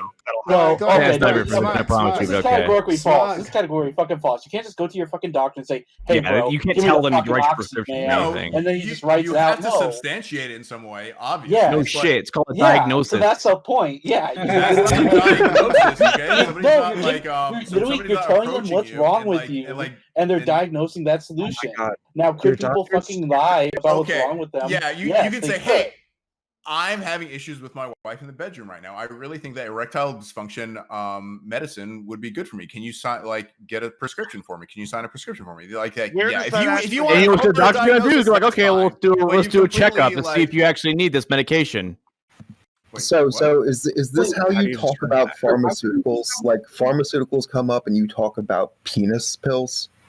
Yeah, Doesn't I matter. do. These pills What's the are problem? important. It's Right, extremely my point- relatable to like it's a everybody. very- Hold on. it's I'm very curious. I'm curious as to childish like Gash's take here though. Like what are you trying to get at here when you were talking about like all these medications that you were prescribed that you didn't need? Doctors have an incentive to sometimes prescribe medications that people don't need. Doctors have incentives to they work with pharmaceutical companies. Like this. They can, yes. So yeah, I would call it a shitty position, but shitty physicians are literally deals, everywhere, But right? those doctors are literally fucking. If in these So this- instances where all these I'm saying doctors is are this- actually, if they're in instances where these doctors are actually found to be engaging in this particular action, they are fucking outed from their fucking job. That's not true. They are Right. not. It categorically fucking. You think doctors who overprescribe fucking oxy do not instantly get outed by the state? By the state regulatory agencies? This is so fucking ignorant of the actual system. So here's some real talk. So GlaxoSmithKline, I think the number 2 or number 1 producer of vaccines in the United States. They are in court or have been in court for a case where they were prescribed off-label. Womp, say it again. We couldn't hear you because Feline wanted to fuck you over. Oh, okay. So GlaxoSmithKline, the number 1 or number 2 vaccine producer in the United States, is in court or has been in court for telling doctors to prescribe their medicine off-label, which means prescribing it for things that it wasn't made for. They had a campaign where they encouraged doctors to prescribe off-label. A large Okay, percentage so- of medications and- are prescribed for and- off-label Thank you use. for proving my It's not fucking a point. nicotine. Doctors are like played out here. prescribing things. I Yes. appreciate it. Why don't we just have healthcare where people who want universal healthcare pay for it, but the people who don't want universal healthcare just opt not into That's paying what for they're it. doing right now. Universal How healthcare. about we way talk past about that. our actual healthcare instead of talking about how we're gonna pay for it like every other fucking normie does? Wait, no, cut. We already Because have how to that. pay for it is Wait, like, cut. Cut. We already have that though. This isn't 4chan, dude. What the fuck are you talking about? Here's the thing, because if It's we already not? have Pete No. Buttigieg, one of his main points was like universal healthcare for the people who wanted it. So if we had it, Pete Buttigieg wouldn't have that Sam talk point. That was his option on healthcare. Wait, So I he don't was think. making Wait, everyone, yeah. to be clear, No, he 'cause was what- making everyone pay for it. It's just the Yeah. people who wanted to keep their private insurance kept their private insurance, right? Okay, I'm sorry. This is the multi-payer system that most countries have. Yeah, We Pete can't just let the Buttigieg also anti-science wanted stuff just go. mandatory Hold on. conscription. Hey, how about we just mandatory continue conscription talking also about implies free pharmaceutical healthcare companies for because all. that's actually talking about our healthcare instead of talking about how we're going to pay for it. Yes, I don't understand why this argument gets made so goddamn much. I don't understand why this argument gets made so much. But there's an episode of Always Sunny where one of the characters tries to disprove evolution by saying that science was a bitch sometimes, and he points out that like Aristotle believed that like some crazy crap, and people used to believe that. true. Right? And Science just is a pointing bitch out that like, sometimes. because in the past science has done bad things, that there's a reason to have an everlasting skepticism of it, just kind of baseless. And there's not. There has been things in this pod, or things that just said that are reasonable, and things that are said that are absolutely ridiculous. Right? It is reasonable to be skeptical of the role of the market in healthcare. It is very reasonable to be skeptical of the role of individial doctors and how much power they There have. he is. But it is ridiculous to pretend that that the way that you use medicine in America is this like Blade Runner situation in which companies just are like, you must sell 1 million things of a new super drug. This is not how it works. As Smugmug pointed out, there are thorough boards of oversight, of scrutiny. There's a thing called a Federal Drug Administration. There's actually a lot of like hubbub about this, right? We're promoting. I mean, that we were getting quasi-vax denialism. We're pointing out that the company that did bad things. FDA approved Roundup. Oh my god. Okay. Yeah. Again, yes, because it did bad things in the past. That going forward, it's just Dude, this is a meaningless thing. Roundup straight up killed millions of acres of soil. Yeah, okay, that's bad. Again, That's because bad. a bad thing in the past happened. Going forward, we should have an endless No. skepticism. I'm It is very easy for questioning anything. the It's very FDA easy for seemingly young and healthy guys to go like, "Well, I just go to the doctor when I have an emergency." It's probably a little harder when you're like, I don't know, maybe born with a chronic condition or you have other kinds of disabilities to just like shirk off. Kobe, all don't you kinds of understand? pharmaceutical- Two bad things don't make up. Don't make up Oh my for god. good things. Kobe, clearly you've never Kobe, burned Kobe. stage, all right? You need to try more. That's very true. The next time I have an asthma attack, I'll burn stage. Hey, so Burn Kobe, stage. there's a bunch of studies. I just found one right now from 2014 to 2015 where they found out that the pharmaceutical companies were paying literally hundreds of thousands of six figures. They just said six. Wow. Yes. First thing anybody here is agreeing with that. The first thing I said was that there's healthy skepticism of the market in. That's crazy. I only said a few words, but it's okay. I'll just go ahead and finish. So let's regulate that. Fanatic. Dang, that's crazy. Did you guys know that parents Holy shit. Fanatic. during Don't so worry, I'm gonna parents- meet you. Don't worry, I'll meet you. I'm gonna help you out. I'm gonna meet you. It's gonna be really good. Don't worry. It's great. Alright, I'm so gonna help there- you out there. Go ahead, Fanatic. So there were a bunch of studies. One that they found out in 2014 and 2015 alone, that there were hundreds of thousands of dollars paid to a bunch of doctors, and then $25,000 paid to thousands of other doctors, and that they were literally being paid and incentivized to prescribe opioids. They're partially responsible for the opioid crisis. There's a bunch of different studies. We've definitely recognized like that Congress ended up passing some legislation where they were like releasing funding to try to find alternatives to opioids because they're recognizing we're in the middle of this pandemic. We've been like actively fighting this. The idea that we're going to live in this bubble in which that there's not coercion between the medical, between actual physicians and pharmaceutical companies that are causing this opioid crisis sounds a little bit ridiculous to me. Like, No, I don't think anyone's saying. I don't think anyone's saying that. I'll go to you next. Like, I just want to say that's something what quickly. Kobe was- I just want to say something like- quickly. Fucking Feline, you've been muted for 10 minutes by Ninetails. She says, mute Feline and tell him to stop being a dick to other streamers for me, please. So you've been killed. That's But, go ahead, Smug. Smug, go That's ahead. a good news. like I think anyone was saying like no one's saying like it's gonna be a perfect system. However, though, I think there's this say it acknowledgement. was- Though, well, yeah, no, well, you just made that implication that Kobe was implying a perfect system. The But- first No, I thing I wasn't said. making the implication that Kobe was saying was perfect. What I was pointing out, Go back it to the sounded like he was dismissing the idea. I'm sorry, maybe if I said that, then I must have misspoke. What it sounded like is he was like almost saying, like it sounded like he was dismissing the claims that certain people were making about how dangerous, or I'm sorry, about how much collusion was happening within our medical system. When he started making this claim, the way I gleaned that, maybe it was a bad inference. It sounded like he said, well, when doctors do this, if they prescribe off-label too much or then they're investigated and so on and so forth. And what I'm saying is that's clearly not the case, considering the fact that we have several investigations underway right now. We have legislation that's been passed since 2016. We have God knows how many studies showing how much of this stuff is happening. Like, I don't know where that would be true, where we find any data for that. I think there's plenty of data to the contrary. If you need me to, I can link you several articles on Google Scholar. I can find you plenty of study. I can link you the legislation passed by Congress. This is not something that's unheard of. It's not like doctors are getting punished for this. They are absolutely partially to whatever. There is absolute coercion, traceable, quantifiable coercion from the pharmaceutical companies. Fanatic. The first thing I said was that it is completely skeptical to be skeptical. It's completely reasonable to be skeptical of the role of the market in healthcare. I believe in a completely nationalized healthcare system. I didn't say that earlier. And also, you are citing investigations. So yes, it does seem like we are investigating them. I agree. Not enough is being done. I agree there is collusion, but that doesn't even begin to justify the amount of denialism that was going on between these two individuals here. Okay, I completely agree with you here. But I never made that claim. Wait, can we acknowledge something? Can we acknowledge how much?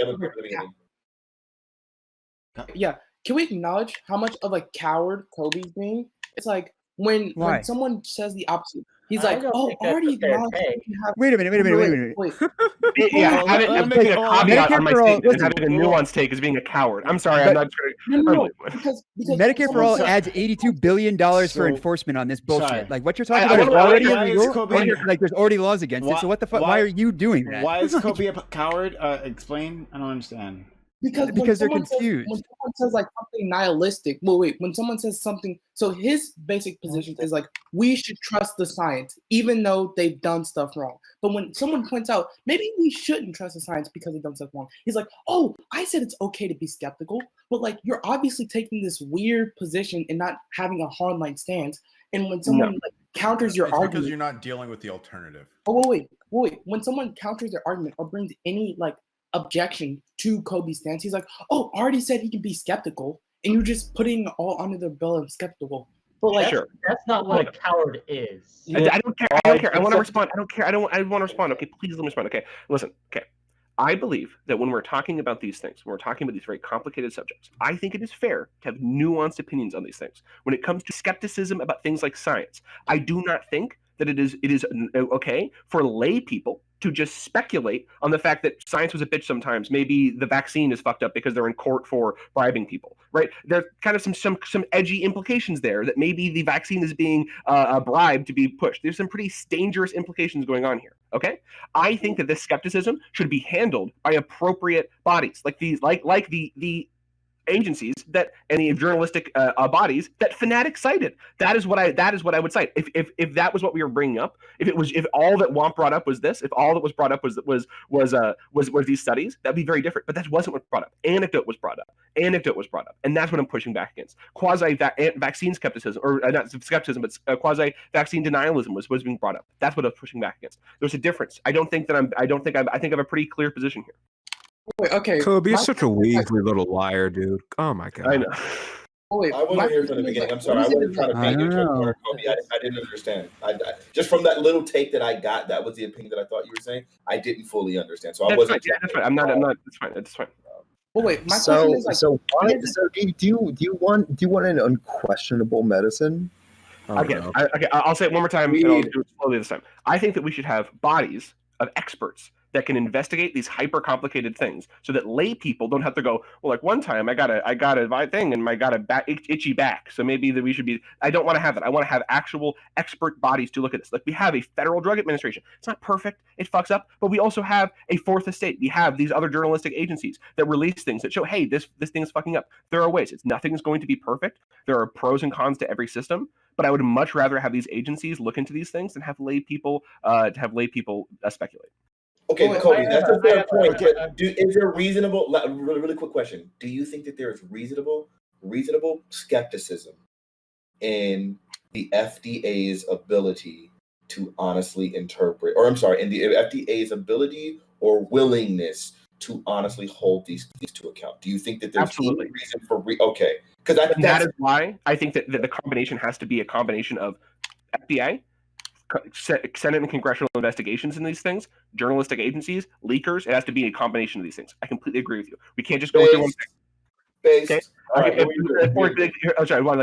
For example, of the vaccine, there has been, as you know, if there was real evidence that this vaccine didn't work, every Guardian, Washington Post, everybody would be trying to leak it because that would be the story of the decade, right? Is that the American government's trying to? That would be the great. I think that there seems to be that there isn't reason for skepticism here. We should be reasonable with our skepticism, or we should be open minded, but not so open that our brain falls out. I just want to be clear that my argument was not based entirely on anecdotes. I was merely introducing those anecdotes to talk about the broader. You maybe shouldn't do that because it's maybe I don't care. I have a question. It's really easy when you're like a maybe healthy young let person. me finish. I'm not a healthy young person. You don't know me. In what subject is it okay for non-experts to opine and to pontificate on? Science, you obviously believe that it's not okay, that there's no benefit to it, that it causes harm. So what subject? Yeah, so I mean, it's a How can contextual, you right? are okay? Because obviously this is what this stream does, is it's none of us are experts and we're all basically giving our opinions. Yes, but I think that like part of the give and take there is the pushback, right? I think that I don't think people should be taken off the platform or banned, right? I think that if they're going to start pushing this crap, then I'm going to push back against it, right? So I think that do I think it's okay? I mean, I think it's permissible, right? I think that there's a context to it. I don't think it's very wise for these folks to come onto a live platform during a time in which people are talking about vaccines and start making some pretty cringy statements. I don't think that's okay, or saying things like I only go to the emergency room when I'm sick, or when I only go to the emergency room. I don't take these. I don't need pills, right? These kind of things. I don't know. I do think there's a context and a time for lay people to be skeptical, or for lay people to opine about. Let me be really clear about a couple of things. I think I'm not against. I'm very, very, very pro science. I'm very sorry if I presented I'm myself not. incorrectly. Science but, is fascist. I'm a physiology major. I'm 100% behind all of the medical advancements and vaccines and everything. All I was trying to say was that while I don't think we should move to a plant-based medicine entirely. I'm definitely going back that way. One of the points that Wompt made is kind of correct in that we do need to be skeptical of the farm industry in the United States. Okay, but the way that I would describe it is that, like, imagine if a person came on here and was doing like 9/11 denialism, and then you're like, well, listen, okay, it's fair to be skeptical of the government. Like, I don't know, maybe we shouldn't. I was just trying to build a bridge. narrative. I was trying to build a bridge and make like one, draw something out of it that we could get rather than just laughing. Are we just going to ignore that science is fascist thing that Charles said? Yeah, That's okay though. We don't need to go down that fucking rabbit hole. That's So all. wait, So- the person who said that, are you right wing or left wing? Kobe, let me clear something up for you, because this might be what you're confused about. I'm not a fan of civilization. I think we really well fucked aware. up. I'm well aware. Okay. I'm I think well we aware, fucked my up friend. about 10,000 years ago and just continued with our folly. I know, 99% human genocide. I know the plan. You know what? This Swamp guy makes a fair point. Womp, go ahead, finish your point. Well, but Wick, to your point though, like what you're saying about your opinion though, like yeah, it's all our opinions. However, though, like I think I'd get hot take. There's a difference of opinion. Some opinions are more valid than other ones. For example, if I make an opinion, hold on, let me finish. So, for example, like if we're in a political discourse like this, because you're effectively positing like, well, what gives like effectively any of us? None of us are fucking experts. So what really do we have like necessarily the right to talk about this? Well, it's because like when we talk about this, generally we have some form of citation or some form of background information that is from those people that we are otherwise simply parroting off from an informational basis, as opposed to other opinions that are being referenced here that are sheerly right out the fucking ass. Then you're correct. There is a difference between an educated opinion and uneducated opinion. What I was referring to was Kobe was saying that he was very against non-expert opinions in the scientific realm, and so I was just curious onto what realms were okay. Yeah, perhaps I was a little bit too hyperbolic. I'm against it without proper pushback, I guess. I was trying to clarify, and I was trying to find where the line is, because there is a line, obviously, in some of our minds, but we all draw it in different places. Okay. Nice. Okay. We did it. All right. So, Womp, Womp? I wanted to hear that because you said, like, do you want to know the ultimate medicine? And I'm interested. I want to hear the ultimate medicine. It's called weed. Are you frozen, What? Womp? A smile. Yeah, he's frozen. Oh shit. Oh, God damn it. No. The pharmaceutical companies. Oh no, he's not frozen. Wait a minute. Hold on, Womps. Are you not frozen? Are you just? I feel like do you not just move? Wait. No, it's Big Pharma getting his internet. Okay. Wait, Okay. All right. Yeah. Fuck, who has the sage? Who has the sage? Fuck. Oh, god damn it. Devil's lettuce. No. See, he moved. He just moved. He's like, it's like slow. It's like one frame every It's like Time one is frame a more second. for him because he discovered the ultimate medicine. Yeah, so. Wobbs, can you understand? All right, I'm gonna Wobbs, He's achieved a new level. if you can hear me, I'm gonna disconnect you, and then you can just reconnect. Well, I'll bring you back in. All right, so I'm disconnect you, but you can reconnect, okay? Because you're having trouble here, so just He disconnect. exists in the fifth dimension right now. Yeah.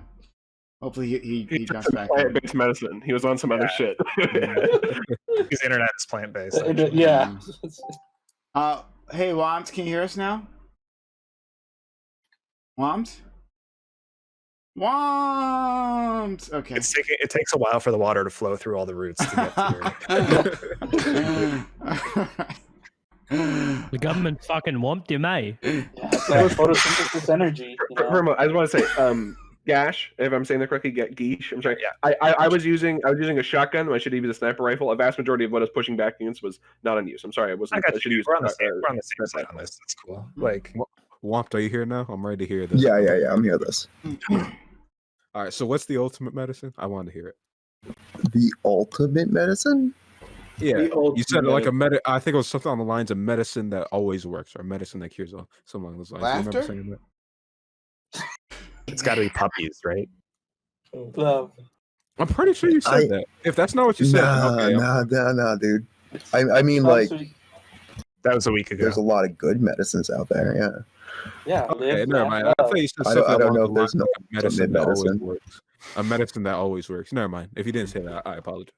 What the fuck would that even mean? I could have sworn. I thought somebody here said that. Maybe. No. And if anyone ever does say that, you just say you're full of shit. Sorry. And not what is it? Sorry, I didn't eat enough candy. Okay, cocaine is plant based and it makes you function better in every single way. No, laughter is the ultimate medicine. That's true. So I think there's some concern to be had with distillation. With respect to cocaine? I think in general. Okay, hold on. This may be TOS. Distillation of what? Like cocaine. You guys can recognize how liquor is more dangerous than beer, right? Like when we distill it down to a pure substance, it becomes much more dangerous usually. But yeah, but that's only 'cause you have more of it. So and also like it depends on what we're distilling, right? So like I could take apples and I could distill them to just the seeds, and I could distill the arsenic out of it. But like if I eat an apple, it would be fine, right? It's not even true of liquor. If like the same amount of alcohols in one shot as in a beer, then it's the same amount of danger. Alcohol content, right? Last time I checked, 5% alcohol content is 5 fucking %, no matter what you're drinking. You know? Yeah, it's only how much alcohol, like ethanol, you actually consume. It doesn't matter how. Right, but I mean, my point remains the same. Like I think that the issue sometimes comes in distillation. I think when we distill things into their purest form, then those things can become harmful in ways that they weren't in a whole form. Well, the only reason they become harmful is because you're taking like a lot more than you would, right? Like you can eat a shit ton of oranges, but you won't get like the effects of having too many vitamins. But if you just start taking a shit ton of vitamin pills, you might get negative effects. Okay. All right. Well, Wait, doesn't that prove I'm just shit, though? saying. No, but I'm No. saying like that's the Like- reason. Like that's the only reason that like he's making the point that it's not the it's not the distillation process that's posing any danger whatsoever. It's just the fact that when things are concentrated, you're getting larger amounts of them. So it's not really the distillation process. It's just the quantity that you can drink. You could drink the non-distilled version to the same amount, and it would still be the same exact amount of orange. yeah, it's like it's harder to drink a pack of beers than it would be to take like 10 shots. Okay. But you're gonna get a shit ton of alcohol out of it. Yeah, but so beer before liquor, never been sicker. I've never. Okay, so I'm not sure what the argument here. What are we talking about at this point? I wanted to. There's no argument. We're all agreed. Yeah, because I wanted to. We're all as a weird brewmasters here. tangent. So, all right, the healthcare thing was actually a tangent to a much larger point that was like fucking 2 hours back now. But over our remaining time, I was wondering if we could maybe move back to that for a second. You don't want to do it? No. I'm just fucking. Okay. I do. I'm a hefty person. Okay. Wait, are we going back to Obama? Well, that and the larger democratic process. Yeah. So I think that Obama and Democrats have been part of this larger neoliberal project for a long time here. And yeah, so the whole thing about the ACA was that, which is one example, and then Grimace disagreed with me, and then we got really deep into healthcare. But yeah, so does anyone agree with me? Let's try that. Does anyone agree? I agree with you. All right. Can I take the democratic process in an angle here? Okay, so say you and 100,000 people form a political group, right? For you to get your voice heard in the United States, you either need to market yourself out extensively or get more members to get your political message out there. The system that we have encourages growth of your political ideology, and that growth of your political ideology must be at the expense of another political ideology that's competing with it. Are we talking about campaign finances? No. I'm talking about political movements in general. They tend towards mass. I guess so. Yeah. Like yes and no, I guess, because I mean, like you can sway other way. Like in the terms, yes, because like you can sway like active political right wingers into the left wing, but at the same time, though, like if you're swaying people who are otherwise weren't politically active at all and now they're engaging, are you actually pulling away from that particular like other opposing group? Well, do you remember the messaging about the Green Party and the Libertarian Party during the elections? Like the messaging on most networks was don't vote for those parties, that's throwing your vote away. Yeah, and the Democrats sued to make sure that was true in a lot of cases too. So we have a structure where even if you start to form an outset party, they're going to tell everyone that voting for your party is throwing your vote away. So basically, you're positing the faults of a two-party system. Then that's your complaint here. Does anyone like the two-party system? I don't. No, I don't think so. I don't think anyone here is in support of a two-party system. Yeah, so No, but how do you cons to all these systems, right? We could have like a Canadian. Yeah, like you just go parliamentary and yeah, like, even within a parliamentary system, right? Like I believe, from what I understand, I think Canada and Israel have, I think they call it proportional representation. So if your party gets over 3% of the vote or whatever the percentage is, you have to have at least some amount of people in parliament, and so you so that has a positive of like we would probably have a socialist party in America, but the negative we'd probably also have like a Christian identity party in America that would have some votes. So there's a pro and a con That's to just it. the Republican Party already. So are you guys aware of liquid democracy? How pure? That sounds How, tasty. I've never distilled democracy that far. So liquid democracy is a direct democratic system with optional representation.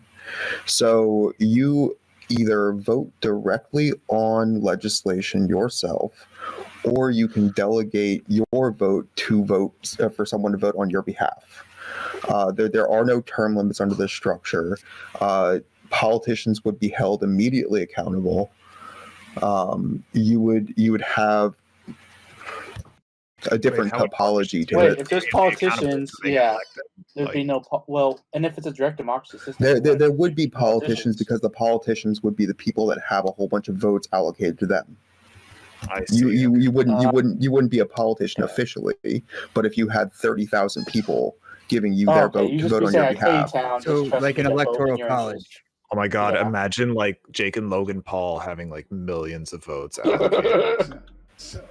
Okay. That's the most functional one I've seen, but it doesn't solve a lot of problems still. Where is this functioning? It's in the idea stage. Somebody has to try it. So. Okay, so it's not functional. Yeah, I mean, at that point, at that point, direct effectively democracy going is into a, easily we can think about how this might work. Direct democracy, just no one's trying it What's yet. going to happen once we put it into the world, right? It's like what prevent? It'd be interesting to try on democracy. It just sounds like an electoral college, right? Yeah. Direct democracy seems impossible when you have a country that is as big as ours and you have to make these very long-term decisions. I would imagine trying to figure out how to build a nuclear power plant under direct democracy. Obviously, I don't think you're sympathetic. Or how to go to space. Right? So I don't believe in the authority of information like you do. Right? You have a different worldview there. And that's the fine. authority of information. No. So this guy here, by the way, he sometimes called the tyranny of information. It sounds like he doesn't believe in information until it's been authorized. What do you mean by authorized? By some expert. Let's have like 1%. Let's have like a 1%. You mean like the research has been done? I literally said that we should have like journalists that like investigate this stuff, and like I don't, you know what I mean. Like I don't think it needs. I don't think there needs to be like a ministry of truth that tells me what is true. Okay, I think it needs to be. There's a little more nuance. Yes, you do, man. That's science. Stop being a coward, Kobe. It's literally science, Kobe. Why do you believe in science? Just admit it, Kobe. You want your Department of Truth, but then you also want the Department of Lies. Rachel Maddow, you worship the religion of science, man. And that's. I'm curious though. Go ahead, Wick. I'm curious. What's wrong with data? The WOMP. Why? What do you have against information? It's not plant based. Are you talking to me? Yeah, you. What is against? Yeah, What do you have against data and information? Why are those things bad? When the fuck was I talking about that? Well, you said the authority of information. You talked about the authority of information, and like you don't believe in the authority of information. Yeah, but I'm not talking about data and information. When I'm talking about that, I'm talking about saying that some things are valid and some things are invalid based on the opinions of an expert. That's what I'm talking about. Hold on, guys. We'll make this very easy. I'll make this very fucking easy. So, Juan, let's say you had to go for a surgery. Would you rather have a fucking doctor who has a PhD that's accredited by the health institution, or would you rather have me do your operation for you? Who do you prefer? Can I do This the is operation concerning. on it? This is fucking concerning. This is just simple. I avoid your medical system like the plague. Remember that. So you're saying you're saying this is literally. Would you rather try if you had if you had to get a surgery? Like if you didn't get the surgery, okay, you have to get a surgery on your fucking liver. If you don't fucking get your liver fixed, you're gonna die. You know you're gonna die from the No. airwaves. Hold on. Yes. No. You I'm have not. the I'm not gonna go with it. I'm not gonna go with it. You're gonna Hold on. die. I'm not gonna go with it. Here, one dude So- I made this very simple. You didn't want to answer it. Now I'm trying to make it very specific, but now you still don't want to fucking answer. Why don't you just answer the simple damn question? Smug nose, do it. I got it. I'll help you. I got you. Now, look, Womp, it's this simple. So you're looking for spiritual enlightenment. Would you rather go through a shaman, or would you rather it be Prime Kai's? Kobe. Both would work. I think both would work actually. How about Yeah, this? that was bad. I really don't like. that example. I really don't like how This you is good frame the drama. authority, because it's not just like, because you framed it in the idea of like one expert, but like realistically, the information that we consider like the information we consider to be true for the built up time over being, time it's by built up hundreds over of people. time. It's been peer reviewed. It's been studied. People have challenged it and tried to like break these theories. Exactly. And then Well, they yes, but my point is by to bring challenging it, that they prove point. it. Well, the point is making it fucking easy to understand, guys. Like Yeah. shit. If Yeah, we're but not, it works. if we're having difficulty no. on this simple premise, then we're not getting to this more nuanced take. Of Okay, compiling. let's. Sorry, go ahead. It doesn't matter. Dash? It doesn't matter. It's fine. Okay. Oh, all right. So I'm trying to figure out, Womp, when does information become more trustworthy for you? Okay. So you're saying not an expert, but then, like, maybe a group of people? If a group of people, or do you have to actually, literally, like, verify every single fact yourself and never trust anyone else with doing that work? I don't think it's either or. Like, some things you do have to trust, but you do have to have trust in those things. I don't have trust in the pharmaceutical companies, for example. So I'm not going to trust what they come up with either. Okay. But like, you do have trust, for example, like in like, do you have trust in like geology? It's just and, like, intuitionism. astronomers and shit, for example. It's just pure intuitionism. Don't worry about it. So I can go and test what a geologist says, right? If a geologist says there's this kind of rock here, I can go to that spot, pick up the rocks, figure out what the fuck they are, and test the knowledge, right? So a geologist says the Earth. A geologist says the Earth is round. How do you, as yourself, prove that the Earth is round? Oh, I don't need to prove it. I've seen it. You've actually No, you haven't. Listen, I'm a You- professional. Have you never seen the curvature of the Earth? No, I have. Okay, I'm sorry. Have you ever Brady. noticed when you look in a straight line, it just keeps going and it's How do you explain that, Womp? Womp, he's fucking with you. Well, okay, what about when the geologist says there's tectonic plates, and underneath those plates, there is a molten core? How do you test? How do you know that's true? It seems to be the case because for some reason we have really hot rock spewing out onto the surface on regular intervals, right? With like volcanoes. So it seems like there's a whole bunch of hot shit under there. Well, no, that's because Xenu is detonating atomic bombs underneath the core of the Earth. Yeah, and there's that, that a superheats the rock. We'll just go ahead and Occam's razor that one right away. Oh boy!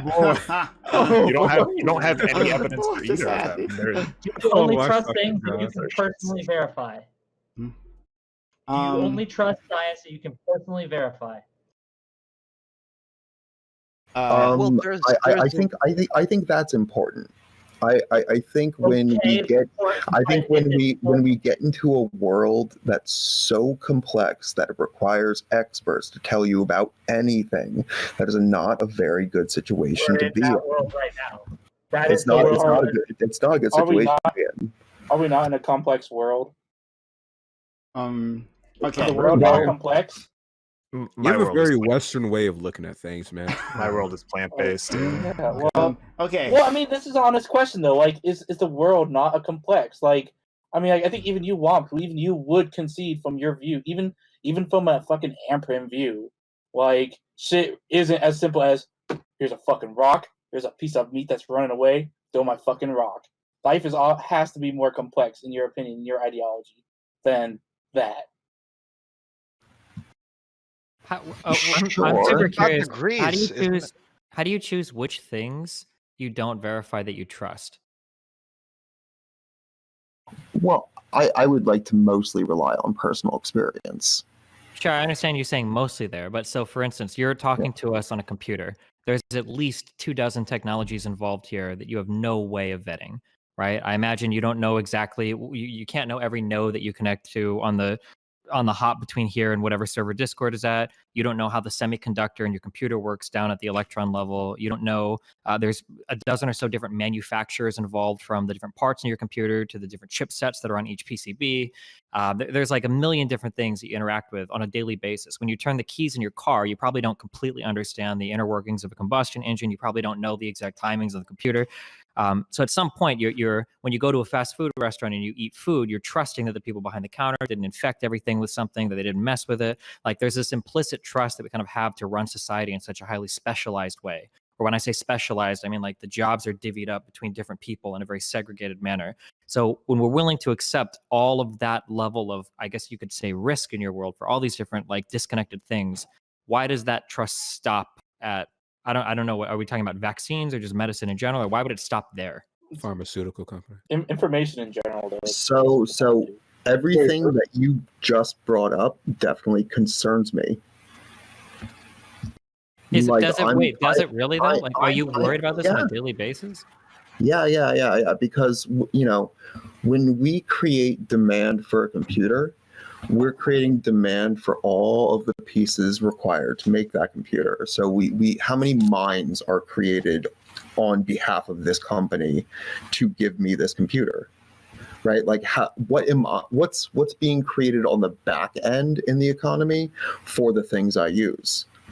Like there's a reason why I want to go back to picking fruit off of trees, because I can't trust none of this shit. Wait, so then why don't you?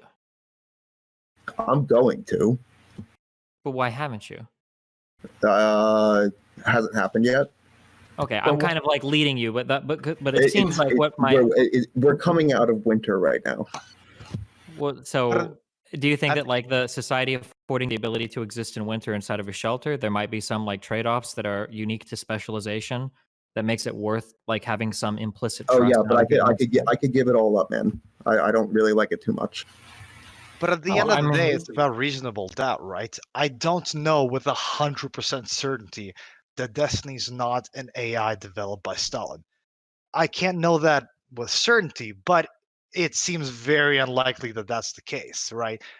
And it's the same with any crazy conspiracy like flat Earth theories or anything like that. Obviously, there's no way that you could 100% know that, okay, Bill Gates isn't specifically, I don't know, targeting you with a microchip. But there comes a point where you have an Occam's razor situation where it's probably not happening. Yes, it's true that I guess 100% you can't trust anything you hear, but there's a limit of being trusting and being, schizophrenic. There's Nazis on the moon type of idea. You have to find a reasonable balance, right? Hey, can I ask a question also about the back end comment that you made? So is your distrust mostly to infrastructure, the infrastructure that is required to make things like computers, to make things like cars and things like that? Is that where your distrust stems from, the infrastructure? No, it stems from the destruction of the planet that we are dependent on for our existence. That's where the distrust stems from. I find this to be such a hilariously human-centric view of things. Like we're not destroying the planet, right? Humans could blow up every single nuclear missile. We could do all the horrible things, and in like 500 million years, the Earth is going to go back to like its own cycles. Like I don't know, like we're not. Yeah, the Earth's core is also eventually going to die out, and then life will cease to expand too. The sun will eventually blow up. How many other species need to die for our fucking blunder? That's happened multiple other times in human history. There have been mass extinctions. That's just part of the human cycle, right? Let's ask. I think a really good question is. I think a really good question is. I would be real fucking ashamed if it was my species that did it, though. The question is like, what does it matter? I guess, or why do you care about that in particular? why are you trying to downplay like the extinction of others? Well, because like it matters, because if it was our species, then we would care. Yeah, but it's not our species. It's not our species. Right now, and also we're all going to go extinct at whether it's the death of the sun or whatever eventually anyway, right? So I mean, like, right now we're treating Earth's resources like a Minecraft anarchy server. We are mining this shit to death. We're killing everything on the Earth in order for us to have very cheap burgers and awesome computers. Right, and cars that fly everywhere as fast as possible. There's also like, okay, well, sorry. We got a lot. Sorry, everybody. Great, we got a lot going on here. All right. So, Mark, you want to ask a question? Go ahead. Yeah. So this is a line of questions. You wouldn't disagree with this. Like a tiger eating like a deer, you wouldn't say that's like immoral, right? Because a tiger evolved on Earth to have fangs and like have its body so that it can consume other animals, right? You wouldn't see that as immoral, right? So let me explain some basics to you. Moral is your personal like compass, right? Yeah. So would I say that goes against my personal ethic? Yeah, I'm asking you because you obviously. Why would? No, I'm asking you a line of questions. You about your own moral framework within your framework. So I'll just say yes, a quick yes or no. It doesn't have to be that complicated. Yes. Wait. Well, you're asking a philosophical question. It's not a yes or no. I don't do philosophical yes or no's. Okay. Do you think that it is immoral for a tiger to eat a deer? It's such a strange measure to put on it. Okay. I can't believe you're valid question. Never mind. I thought I had a line of questions, but if it's this, Welcome to the horse show. Fine. Yes. Yes. Yeah, it would be immoral if it would be immoral if the lion had other food sources. If it could live off grass, then yes, it would be immoral. Wait, but the lion's If it was a process. omnivore. Wait, but as far as we know, the lion doesn't have a very complex brain, or at least like a very simple brain. It simply eats off of. At least I have a better example. My grandma used to own a ranch, and she had these little mini horses, and mini horses are evil little demons, and it would eat the baby chicks sometimes. Sometimes the baby chicks would get there, and they would eat the baby chicks. They were mini horses. They had fed. They had a whole thing of hay. It wasn't immoral for my grandmother's mini horse to eat a baby chick. Do we think moral? Is it moral? It's a silly question. Oh, okay. I can make it base. I'm so sorry. I can make it base.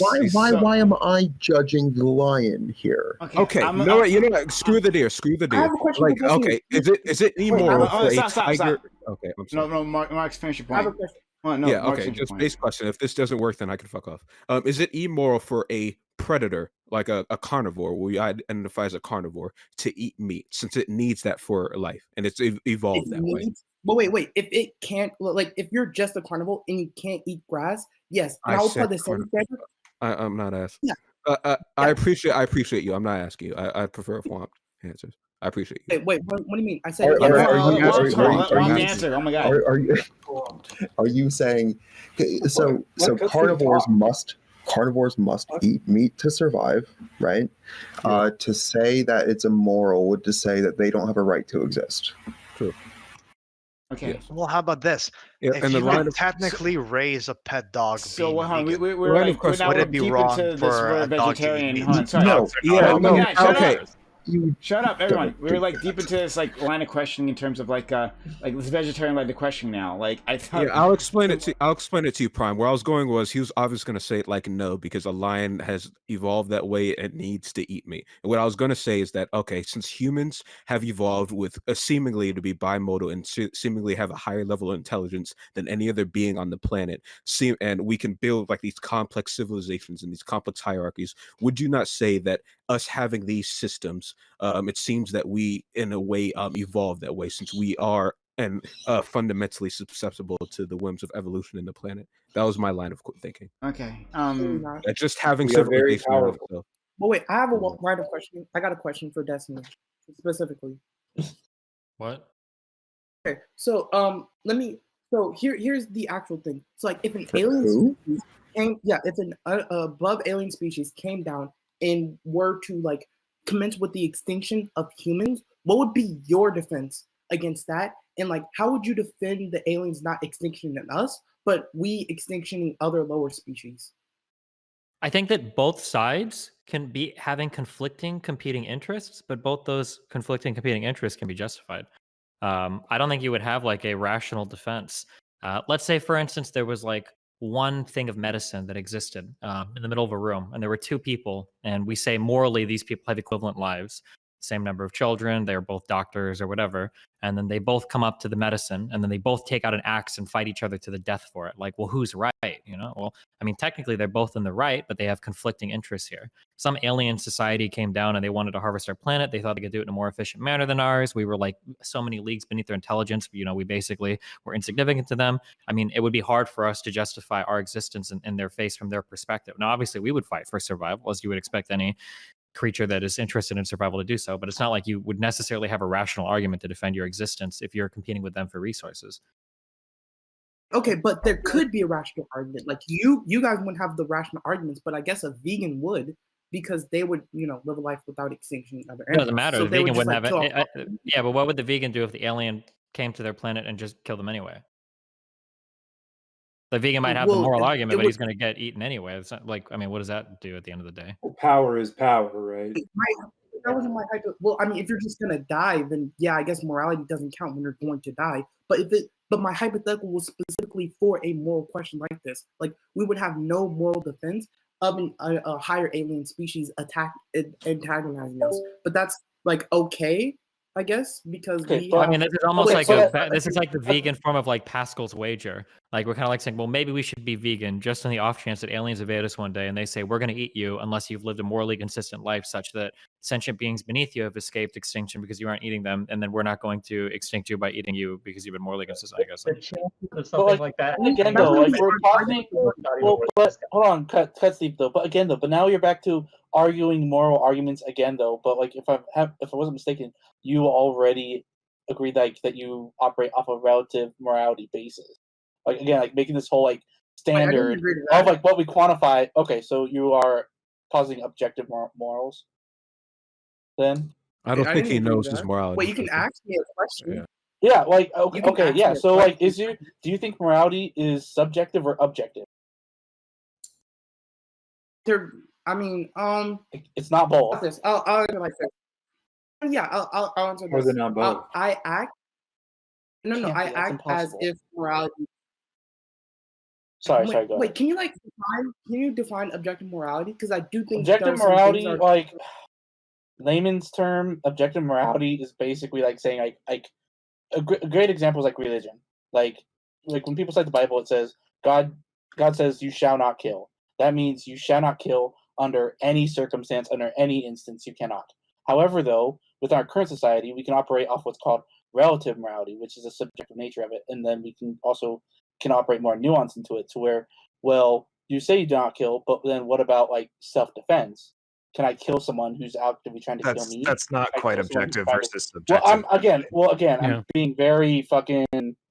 No, I mean trying it's to be like a very totally normie about it to get the point. Okay, Well, wait. Just to be really clear, If you guys wanna So, do it, an objective morality is if you are a more realist. What you're saying is that a moral claim that you have, it like purports to report a fact. It is making a claim that is true. So, like when you say murder is wrong, that's like reducible to a fact of the matter. There's a fact of the matter that moral is wrong. It's not Moral like a facts are yeah. about the universe. They exist Yeah. within the universe and are discoverable. Like, Yeah, it's not like a, oh, I don't like murder, oh, murder, boo, but you're actually like reporting a fact. So some people would say like that's like objective morality. So more specifically, like moral realism is the idea that facts are being reported when we're making moral statements, or they're reducible to like some type of fact. saying morality is equivalent to gravity and Okay, physics. sure, gotcha. Okay, so can I just pose one question and then I'll give you the answer?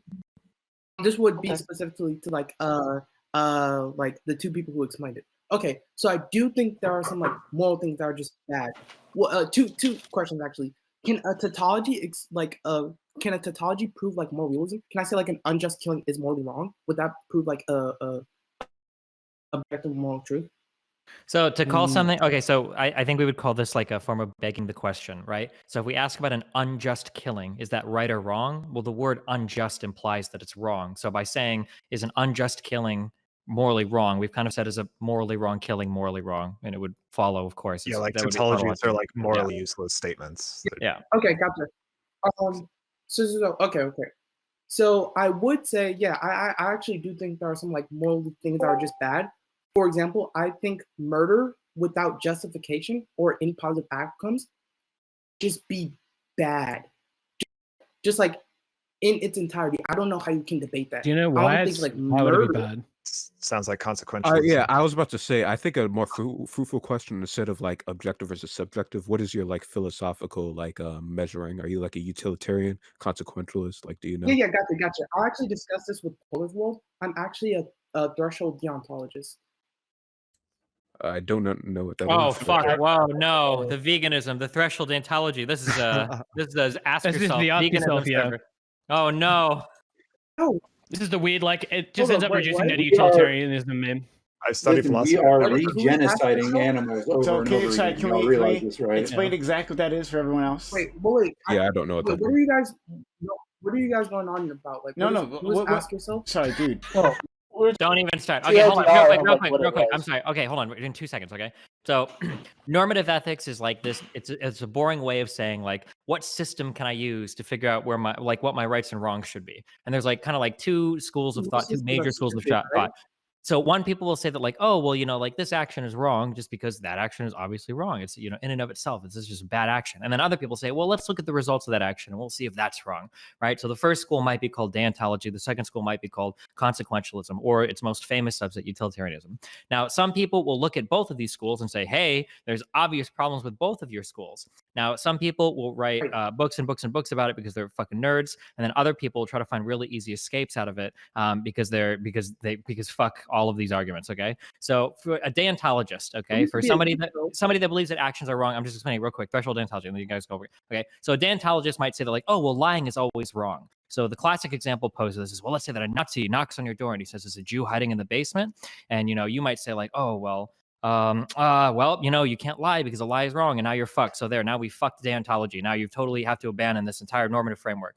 Well, threshold deontologists say, well, okay, so deontology basically commits you to acting good unless there's going to be so much bad that comes from it that we have to do something different. That's once you've met a certain threshold, now your deontology breaks and it becomes some form of consequentialism, I guess. That's like threshold deontology. So you might say, like, could you kill one person to save two people? And a deontologist say, well, no, we can't kill somebody to save any other people. That's horrible. That's a horrible consequentialist way of thinking. And then you might say, well, can we kill one person to save 1 million people? And it's like, oh, you've triggered my threshold. Yeah, you can kill one person to save 1 million. That's threshold deontology is the explanation for that framework. Well, I know what it is. That's why I said it. No, but, other people are asking. yeah, we don't know. Everyone else doesn't know. Don't think your example like broke deontology. Wait, can I respond to this? Because like I actually don't think your example broke deontology. Because a deontologist would say like, yeah, lying's bad, but letting Germans kill Jews is worse. Like they would say like letting murder happen is worse. So that wouldn't actually break deontology. Do you have like a response to that? Well, you wouldn't be the one killing the Jews. You wouldn't be the one killing the person, right? Aren't those consequentialist appeals like out of the realm of deontology? Yeah, it just bottoms out at consequentialism. No, but even if you let someone kill, that would still be wrong. Like letting someone use your car to like murder a school, that would still be wrong under a deontologist framework. So even if someone else is doing the moral action, letting that moral action happen to other people is still wrong. So that wouldn't break deontology. Well, no, I'm looking at the example. Go ahead. This reminds me of like rule utilitarianism versus act utilitarianism, where rule utilitarianists like try to make their rules so granular that it just becomes act utilitarianism. Yeah, I was also going to say, I looked up. Doesn't Munchausen's trilemma break deontology? Yeah. Also, I was going to say, deontology says that an action should be performed off of like a series of rules, whether it's right or wrong, rather than based off of the consequences of the action. This is all so much coke just to make sure But again, to it just justify bottoms the out destruction consequentialism. of this earth.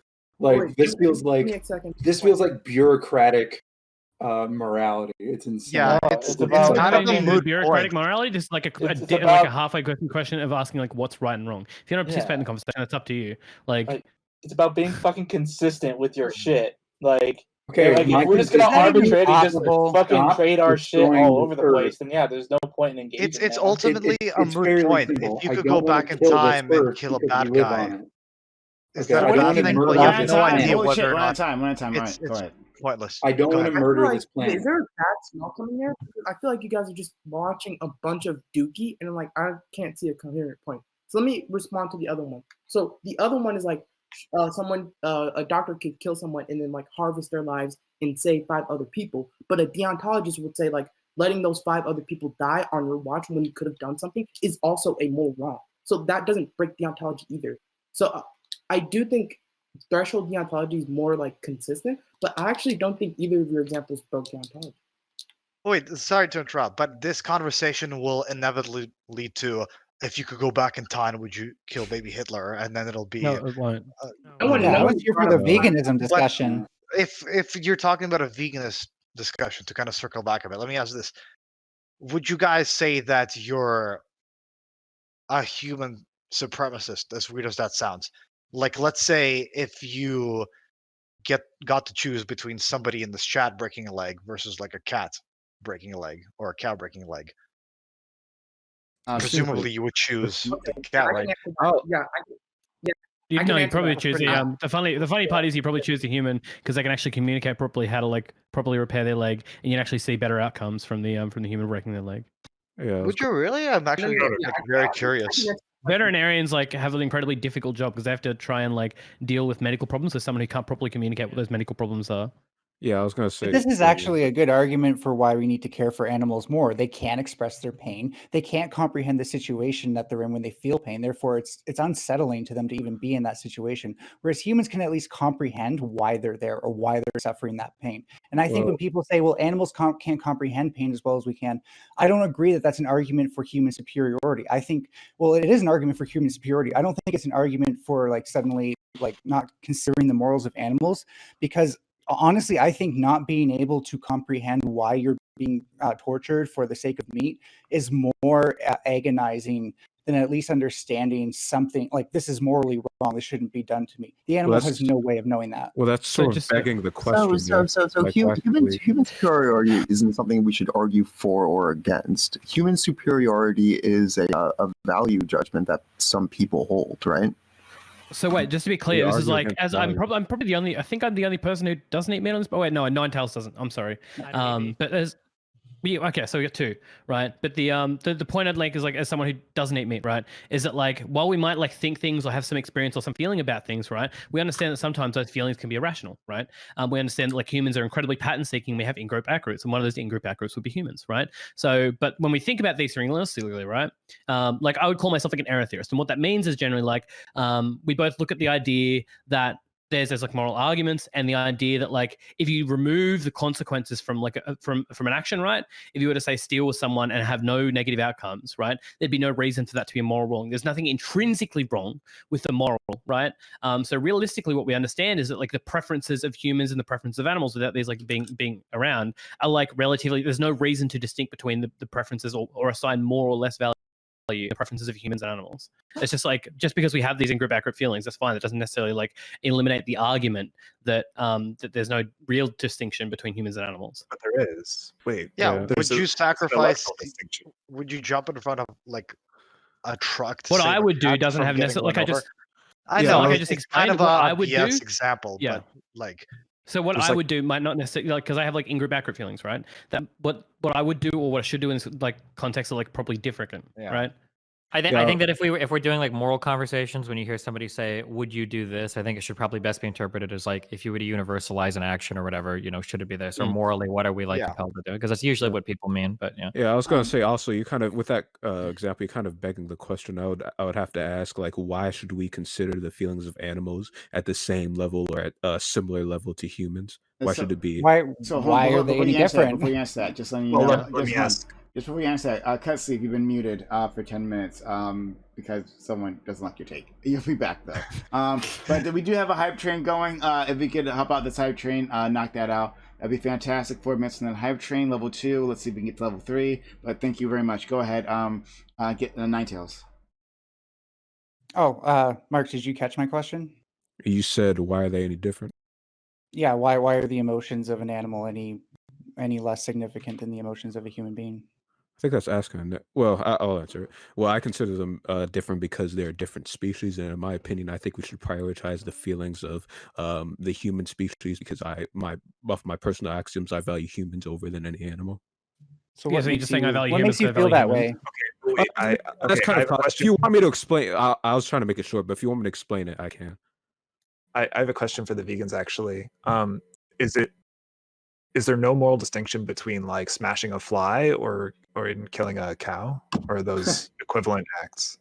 As of I mean, someone else It want to depends answer? on like Well, no, so it depends on like as what of you right now, value, right? In terms of like preferences, not really. No, there's no like underlying moral reason as to why. on the Earth right now, annually, we kill about 16 billion living creatures annually.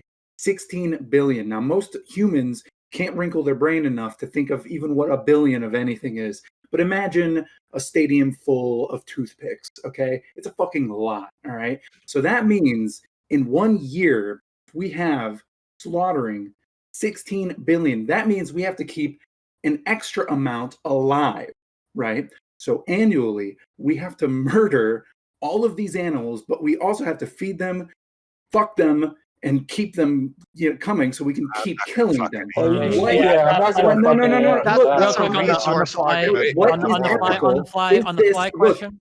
y'all, the question is that I'd like to ethical? hear Ninetales' Is response to it, that actually. ethical? I want all these people with all these extra superfluous words to tell me exactly how that's ethical. Destiny? It's ethical. I don't yeah, think I don't know that for the animals, Hold on, humans one are second. Hold on one ethical. second. Destiny, go ahead. just real quick. Okay, on the vegan question for the two vegans. Okay, so I don't know where you guys are coming from. The standard vegan response that I usually hear is, as a vegan, you're very, very starting, like your meta ethical or axioms are going to start at like, we ought to value all sentient life. That's usually where most vegans start. So if you're valuing sentience, you're looking for an experience like ours.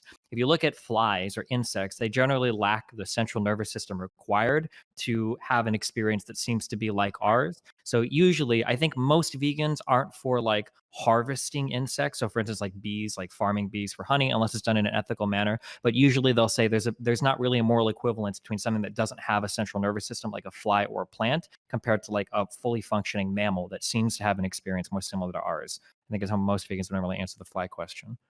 Plus, So just to be clear, I don't necessarily like value sentience, right? I'm like, I'm an air theorist.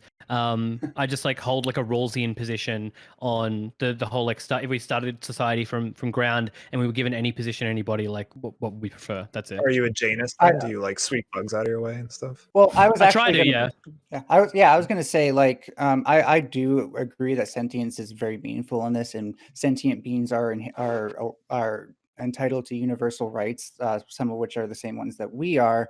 However, I think it's also just morally better if you can put the fly outside instead of killing it. However, I think if you accidentally kill something because you sat on a bug, that's out of your control. And if you would have avoided that if you could, then that's optimal. I mean, that's sort of not the question I'm asking. The question I'm asking is like, I know someone comes and puts a gun to your head and is like, kill this, press this button, it kills this fly, press this button, it kills this cow. You must press one button or I will kill you and your family or something like that.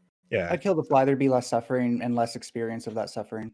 But if you kill the cow, you get more meat and burgers. 90 seconds left on that. 90 seconds left on that hype train. 1 second. 90 seconds left on that hype train. If you could help us out, 90 seconds left on the hype train. If you help us out to get to level 4, that'd be great. Thank you so much. Okay, we'll continue on with this.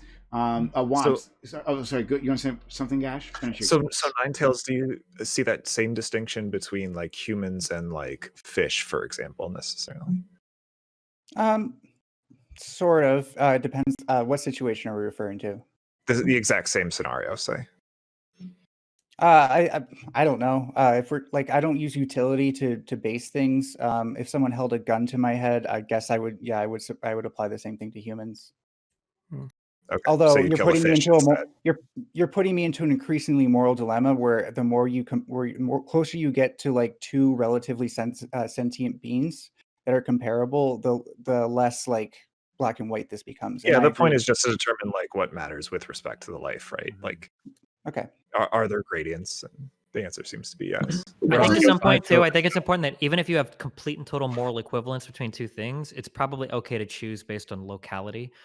Like for instance, like let's say you have totally two equivalent like human moral lives, but one is like your neighbor or your mother, and the other is like a stranger from the other end of the world. Even if these lives are morally equivalent, you might favor or prefer one over the other, such that if you were like commanded to kill one, you would always choose the less local life too. So comparing like a cow to a human, even if you both consider them to have somewhat of a moral equivalence, if you have a closer relationship to a human, you'd probably choose the human. If you had the closer relationship to like a dog or a stranger, you might choose the dog, right? Which I think is Well, yeah, we're talking about an appeal to emotion, though. With that, Naito, out of curiosity, would you consider it unethical that humans domesticated some animals? Would you consider that action unethical?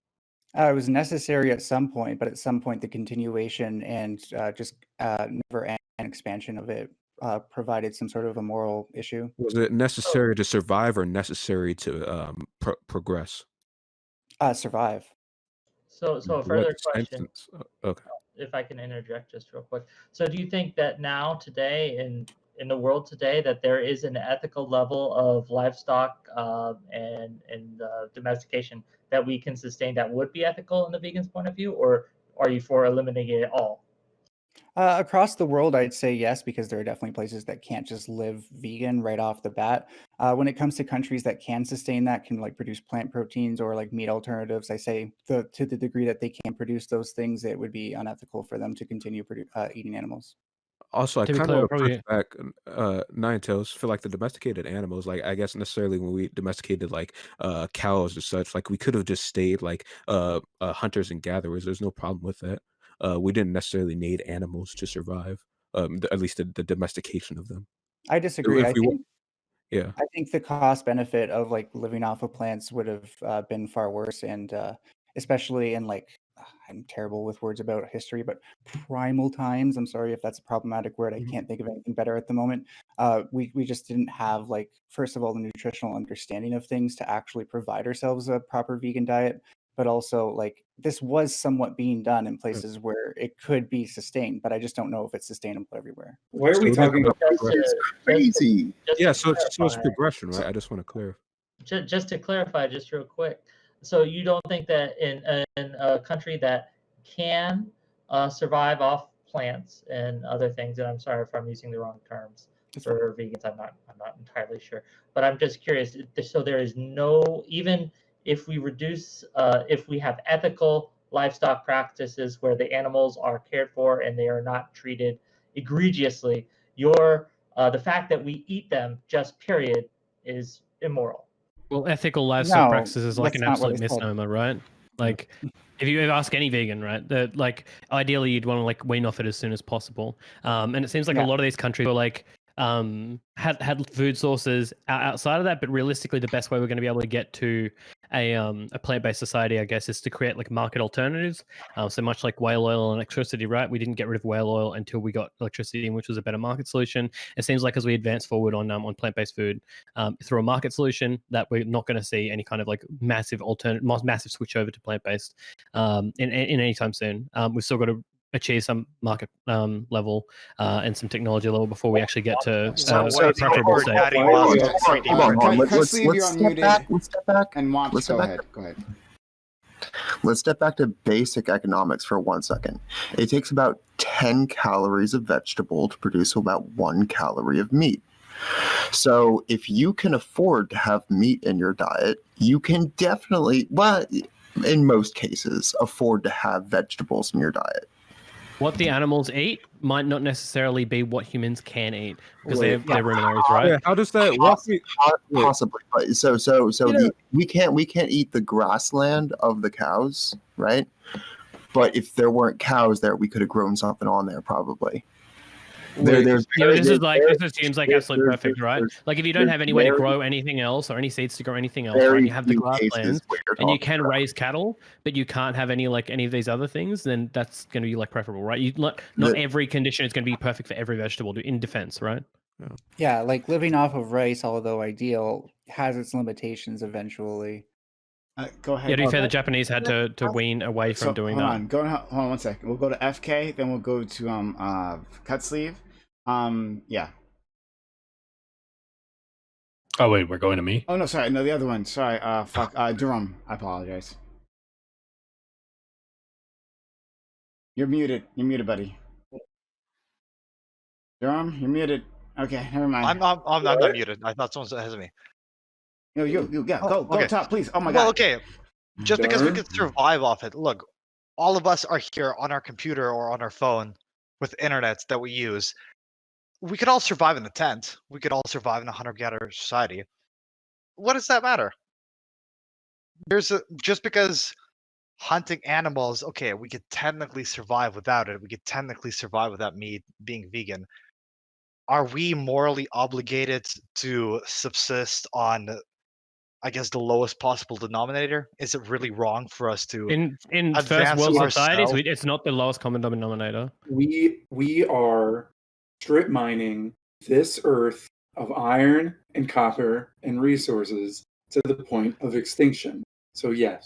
For But me, we it's need not to even strip mine about. these resources Yeah. because if we don't strip mine these resources, none of us are here today. I don't think it was because we about. don't have our PCs. I don't think anybody was making To that some argument. I extent, think people we need to do it. were arguing for using our resources and our abilities in the most efficient manner, and also at the least expense to other living beings and ourselves. So I think you guys Exactly, are missing like the more interesting point here. Well, before I jump in, I just want Cut Sleep to get his point out. Then I'm gonna try something. Go ahead. You should probably get your point out because I'm just gonna ask a question. It might read down to a tangent, so I kind of want to. Okay, great. Me as the average Joe Schmo consumer doesn't give a shit about anything any of you have said. Not even one bit, right? What I care about is whether the food is yummy in my tummy, and cow happens to be yummy in my tummy. Why should I give a shit about any of this at all? I think like cheeseburgers taste amazing. That's why they sell. Why should I give a shit about any of this? Do you care about the Amazon rainforest? I guess in like in an oblique sense, sure. I mean, Like it filters. I like to feel good about the Amazon. Go ahead.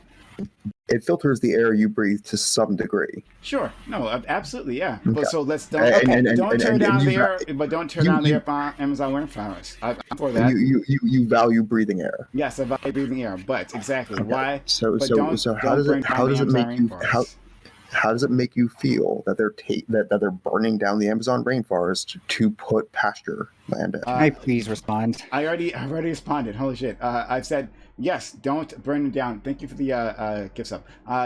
Don't burn that down. Put pasture land somewhere else. I didn't ask you to burn down Amazon It's just rainforest. market forces at work, man. Yeah, but it's market forces at work. The people that were don't living do in that those part. were producing no value for the market. We can they had no problem moving them off. Yeah, we get. No, I'm not about capitalism. I'm not a capitalist here, so it's whatever. That's Prime, fine. can I respond, Go ahead, please? Go ahead, sure. Yeah, so like let's say there was this alien food. It was the best food ever. It tasted amazing, better than any food that you could possibly comprehend. What is the harm of understanding that food exists and not being able to eat it? I feel like you're making the Futurama argument here. So what is the harm of knowing that food exists and not being able to eat it? Is that like I don't get to taste it, and it's really yummy, and I want to taste it. It's delicious, so I want to eat it. Okay. You were What if I could respond, please? I would just say that is a very minimal form of harm compared to the harm being done to animals, and therefore, like your personal. That's not my concern. That's not my You're concern. exiling yourself They're just not gonna care. You're talking to someone who you don't know how much pleasure you're going to receive. I'm not asking people to care, to be honest. Yeah, no, Like- Prime's like asking you're- for like Prime's asking why should they care? Why should they, as someone who just wants to have like yummy meat in their tummy, right? Who eats meat because it's good for their life. It's cheap, right? It tastes nice. Why should they, as someone who doesn't see the effects of these things, care? Is that correct, Prime? Yes. Prime, Okay, what well, if I were to tell you the further It's hypocritical. Wait, Because it's Prime, what if I were hypocritical. to- yeah, what if I were to tell you the further? They're not going to tell you. They're not going to care. It's hypocritical. a Like shit. you've got to talk to people Prime. like they're people, please. Yeah, what if I were to tell you the further consumption of that meat or that delicious food has a very strong chance of resulting in the elimination of you ever being able to eat yummy food again? You're gonna have to draw that link for me. By continuing the progression of factory farming, which is what you're doing if you're buying in this system, there's a very high probability that climate change will further persist, and that might be able to either kill you or make it so that it's very hard to get that commodity again. Oh, so we can draw a direct link between my hamburger and then what, a tsunami? Not tsunami, but the factory farming, since you get your hamburger from more than likely a factory farm good. I'm not for factory farming. True. You just said you like burger, though. No, but you, Yeah, you so don't like, have to. burger You don't and be have for to. ethical farming. You don't and have be to. for Yeah. ethical farming practice. Yeah, do both. Yeah, I you can, wanna ask a question. and you can raise the price of the burger. Like I can understand, I can raise the price of the burger, if it requires factory farm. Like this is, see, like I feel like this is like simple, right? Because like I feel like we in these leftist spaces, I think this is what like fucking Destiny loves to criticize all the time, is that like we get in our fucking circle jokes here, right? About like philosophy or whatever the fuck, right? And don't actually know how to talk to regular people. I mean, this is like a simple argument I'm putting in front of you. Oh, sure, fine, I don't I like was gonna- factory farming. That assumes that we're able to read your mind and somehow not- know you don't- exactly what will convince you. Hold You on, tell hold on, us hold on. first I didn't what say you that. need to be Why doing. are you getting outlined so it to him, it's not that frustrated? hard. Holy shit. Yeah, yeah. Yeah, like I don't know why you're getting All right, frustrated. okay, here. Okay, I can do this. Alright. Ready? Sure. Prime. Oh my god, I still haven't got a toe. Go. Prime. Some people say that black people were subhuman. They weren't the same as white people, so Oh, they wanted okay. slaves. Okay. Now, how do you feel? Now, we eat animals because we consider them to be fundamentally different than people. Okay. Because well, they're fucking animals. Well, some people said the same people about black people a long time ago. Now, how do you? What is your defense? Or when some people say, well, black people are sufficiently different enough from white people in order to be enslaved, and now you've got meat eaters that say, well, these mammals are sufficiently different from us as mammals, such that we can eat them and enjoy their tasty carcasses and enslave them and rape them and all that shit. Which one of you said the N-word? Which one? So I will hold eat on, let Prime's me meat. try to respond to this. They are wrong. We can look at medical science. It says that black and white people aren't sufficiently different, so I can ignore that argument. I am more different from a cow than I am from you. But Prime, the science said at the time of, especially during slavery, during that time, The science was wrong, but science changes. Yeah, science said that at that time, and now it changes. Well, so now, you're gonna run down an argument that vegans like to call name the trait. So Okay. the next question, so essentially, I'm gonna ask you a series of questions like, well, what's the difference between like humans and cows? Like, what is like? Can you think of something that makes you meaningfully different that every single human possesses that would give all of us moral protection that like the smartest of whatever mammals wouldn't possess? No, you're trying too hard. You're trying too hard here. Because once again, I don't give a shit about this philosophy crap. I don't care about any of that. I want to eat. Okay, let's say somebody comes and kills your dog. Should that be treated the same way as somebody slashing your tires? It kills my dog. It's the same as slashing my tires. Oh, because they're both property. It depends on my. It depends on my emotional Like your dog attachment. or I not? guess. I would like to respond again at some point. How expensive was the dog? Hold on, please stop. Holy shit. In terms of my reaction, I would probably be more upset about the dog than the tire. If you're talking about justice, I guess they're both property crimes. So. What I don't understand is what does this prove? Like you not being convinced by something doesn't actually detail a real flaw. If anything, you haven't explained to us what you need to be convinced, because you could just go ad infinitum with this. Well, I don't care thing. Well, because in order to change the way we eat. No, I get you the need to premise. convince people. You need to convince. But I get the premise, but what if that's literally impossible? What if people are always just going to be selfish? Then this conversation is completely pointless. Then you've already No, lost. Again. Again. You said you're against fact. So do you actually eat meat? Yes. Do you actually eat Lots hamburgers? of it, Okay, yes. okay. So where did the last hamburger that you ate came from? I don't know. I'm completely separated from my food sources, so it's very difficult for me to tell. So you say you're against factory farming. Can you say without a doubt that your meat did not come from factory farming? I am in principle against factory farming. I can't control. But if you don't know if it comes from factory farming, it's I fine. have no idea. Yeah. But I would, I find it if I had a so choice, what- but I'll tell you, if I have a choice between factory farming and not, like if I had two products in front of me, right, I would choose the ethically farmed product, even if it costs me more. But if you're completely ignorant of the food source, Okay, sure. then it's totally okay regardless. No, I'm not saying it's okay. I'm saying I would like to change it. I would go through Congress or whatever, right, to make the changes so that we You're can gonna go to factory farming. Congress to tell your local food supplier to tell you where your food comes from. No. He's going to go to Congress. Can I finish responding to Prime industry. at some point? Holy shit! To Like, alter the farming industry. But I think it's kind of begging the question Okay, sure. to be like, you need to convince me of something, but we're That's also how supposed to policy somehow works. Go ahead. we're somehow supposed to read your mind, and then that somehow proves that like your mind being unreadable He is like a told problem you with the what ethics he of said before. veganism. Let me finish. Like the whole thing where it's like, this is what leftists do. They just expect people to believe them. Again, like how am I supposed to believe that this shows any actual flaw in the ethics of veganism? Just because it's Because he not told you popular, exactly what he wanted before. just Exactly because his people can be reasoning. selective, and just because people can be selective only proves things about Prime. I did He's trying to make us make arguments that would be appealing to the average person. Yeah. Yes. Simple. Oh Which is why I wanted to say Prime, right? Please. Like I like the What I was trying to do. I was trying to talk to you about like how little you know about your food. Yo, and I agree. Right? That's I how already I would agree, but I approach a already normal agree with you. person. I about already agree this. with you there. Go ahead. I like the question you put up, Prime, because the way I would come across this, right? If I like had to talk to you and tried to convince you of like moving to a different source, because obviously like you don't want to stop eating meat, right? It's really good. Yeah. I would instead try to convince you to try to like try alternatives, even though they cost more. It's like better for our environment. Okay. And even like try to talk to you about like new techniques, right? Like the one big thing that I've been seeing around is like lab grown meat, where you can get meat that's like sourced in a better environment. And by like trying to convince you of these alternatives that you could try to switch to, I would also like point out, the impact on our environment.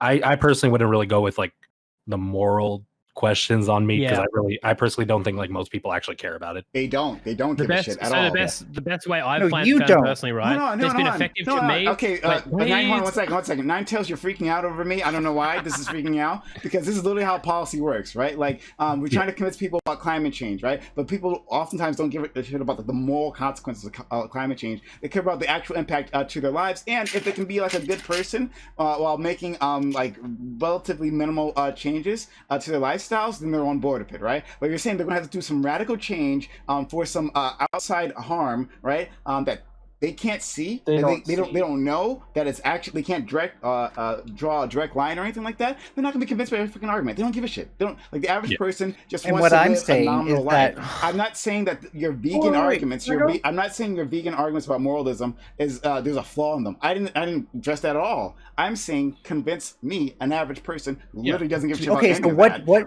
Here's a question. Here's an important question. Here's how not to beg the question on this, Prime.